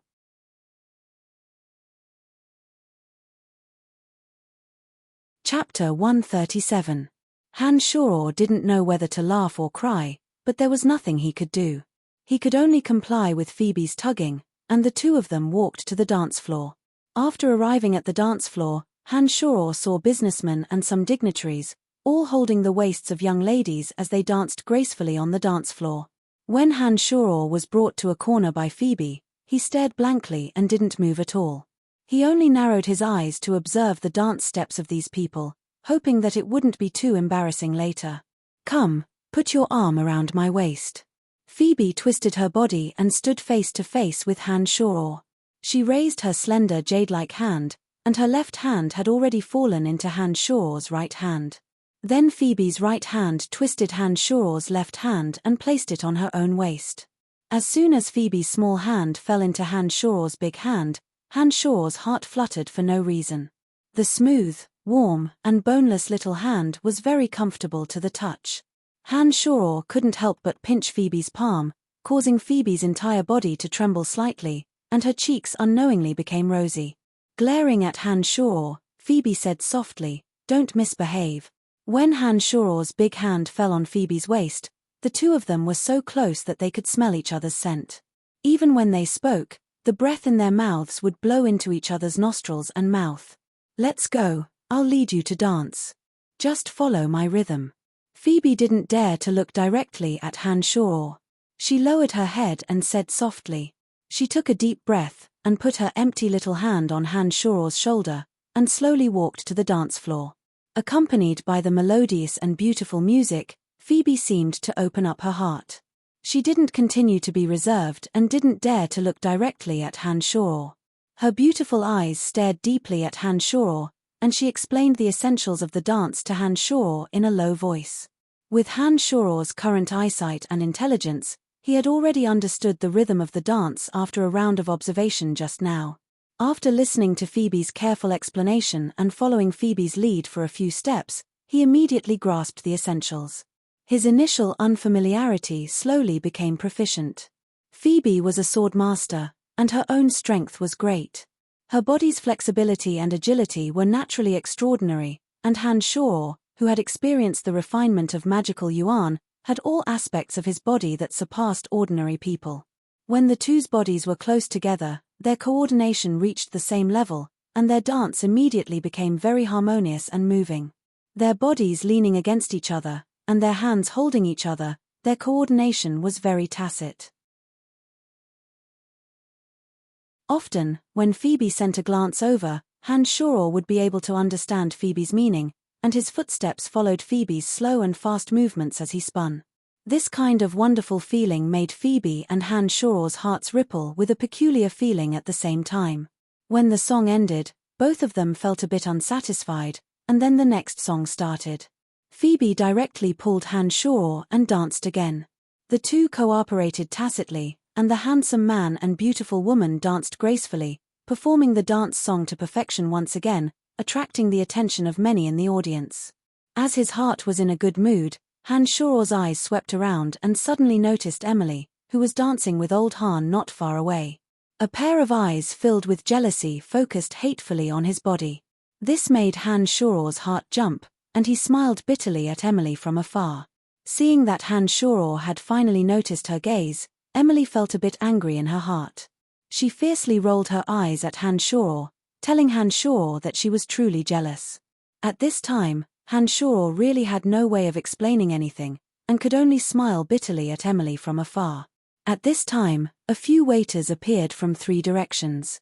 Their gazes flickered, and their footsteps were light and slow, as if they were hiding something. Originally, Hanshaw didn't pay much attention, but his sensitive ears seemed to filter out the melodious music, and he heard an extremely faint ding sound. This sound was like the sound of jade or jewelry touching metal. His heart slightly stirred, Hanshaw's expression tensed, and his gaze involuntarily began to carefully examine the waiters who had just appeared. Just as everyone was immersed in the romantic dance, the appearance of a few waiters carrying trays of wine seemed a bit abrupt. In addition, although the waiters' gazes were calm, they would involuntarily fall on old Han on the dance floor, and there was a faint cold glint in their gazes. Following Hanshaw's observation, Hanshaw saw the waiters slowly converge in one direction from several directions. Based on Emily and old Han's dance steps, they would move to where the waiters were in the span of a few breaths. From the waiters' gazes, Hanshaw faintly felt that something was wrong. His heart stirred, Hanshaw's forehead leaned forward, and he moved his lips to Phoebe's ear.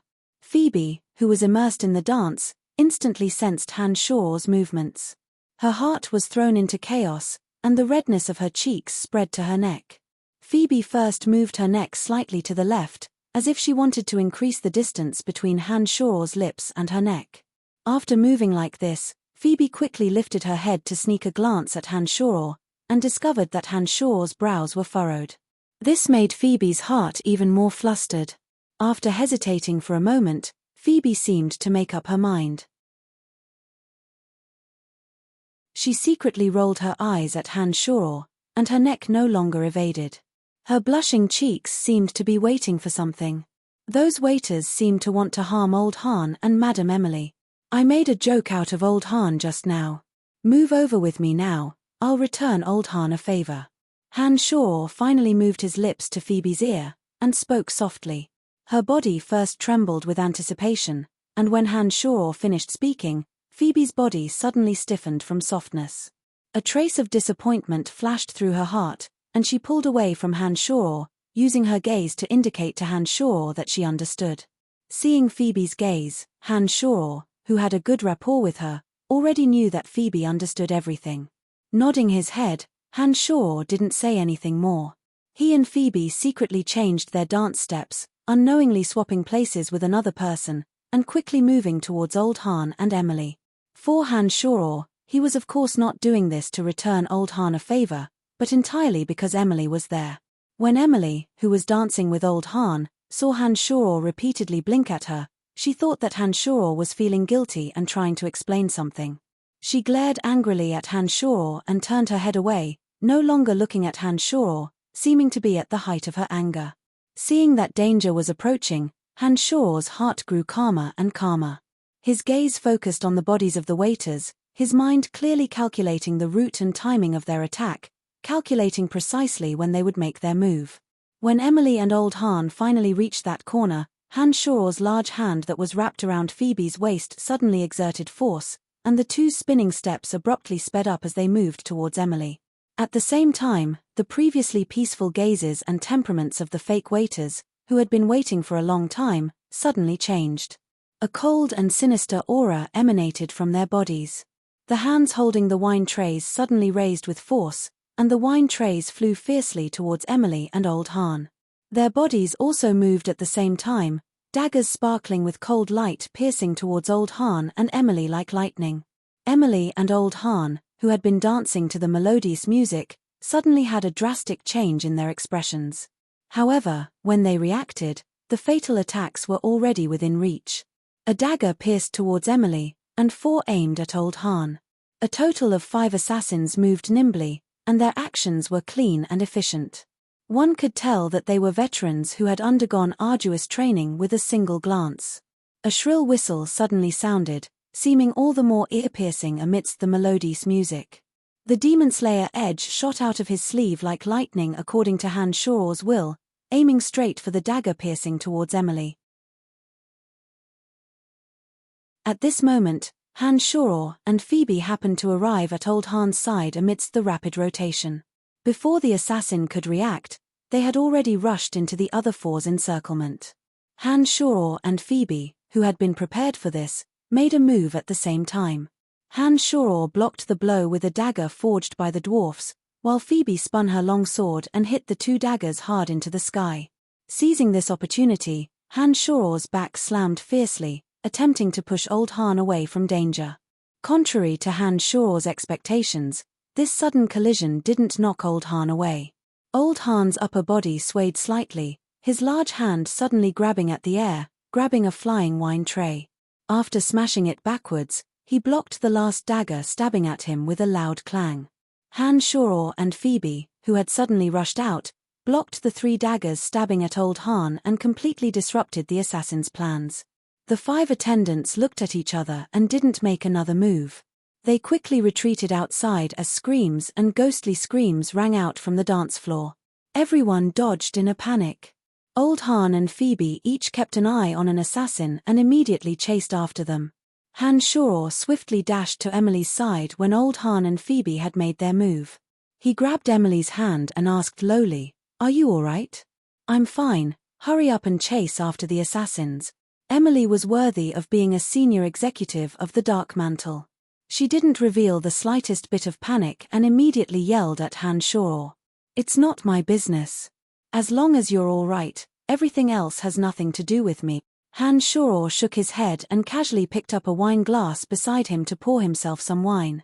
He stood motionlessly in the same spot as he watched Emily slowly drink her wine. He didn't have any intentions of getting up. You hateful, bad brat." It was obvious from Han Shoror's words that he placed Emily's safety first and couldn't be bothered with anything else. Emily was both angry at Han Shoror for being disobedient and touched by Han Shoror's concern when she heard him say this. She called out in rebuke. The dance floor had long since become a chaotic mess at this time. The merchants had all lost their heads out of fear and fled towards the plaza outside of the dance floor when they saw the sudden change. No one noticed Han Shoror and Emily's conversation. Han Shoror and Emily finally walked outside when they saw that there were fewer and fewer people on the dance floor. A shrill whistle sounded when they reached the door. The Demon Slayer edge passed through the panicked crowd and abruptly landed in Han Shoror's palm, disappearing without a trace in the blink of an eye. "The person who tried to assassinate you just now is already dead," Han Shoror said faintly to Emily after putting away the Demon Slayer edge.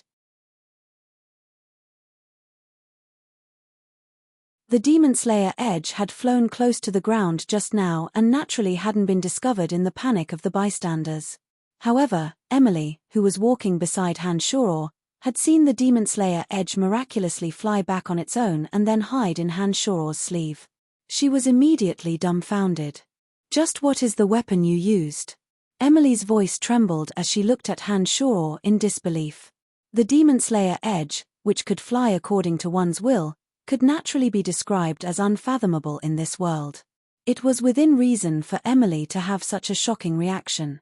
Smiling slightly mysteriously, Han Shoror explained confidently, "This has something to do with the martial arts technique that I practice. It's hard to explain to you, but you only need to know that my weapon is indeed a bit different. That's enough. Bad boy, just how many secrets are hidden on your body?" Emily's beautiful eyes sparkled as they focused on Han Shoror's body, asking with extreme curiosity. Shrugging, Han Shoror smiled faintly and didn't say a word. His expression was enigmatic, making Emily's teeth itch with anxiety. She wanted nothing more than to disregard her bearing and bite him on the spot. As Han Shoror and Emily conversed in low voices, the chaotic scene was gradually brought under control. After a while, Phoebe and Old Han returned from several directions, including the somewhat flustered finance minister Evie and the gloomy Lawrence. One escaped and the rest committed suicide. We couldn't find any clues from their bodies. When Phoebe arrived, she first looked in surprise at Hanshaw and Emily and then spoke to Hanshaw in a low voice. Before Phoebe and the others had returned, Hanshaw and Emily had already distanced themselves from each other. Their expressions had also returned to normal and they didn't display anything out of the ordinary. Therefore, although Phoebe was curious as to why Hanshaw wasn't chasing after the killers and was with Emily, she didn't ask much. "Young man, thank you for lending a hand and saving me and Emily." Old Han smiled approvingly at Hanshaw when he came over. "Don't mention it, just think of it as me repaying you for making fun of you just now. Heh, even if old mister is truly narrow-minded, you'll be too embarrassed to make trouble for me now." Hanshaw winked at Old Han and teased. Old Han laughed heartily when these words were spoken and said to Hanshaw, "Interesting. What an interesting young man. You're tuning in to the Celestial War YouTube channel. Don't forget to subscribe and join us on this journey to catch the most captivating stories.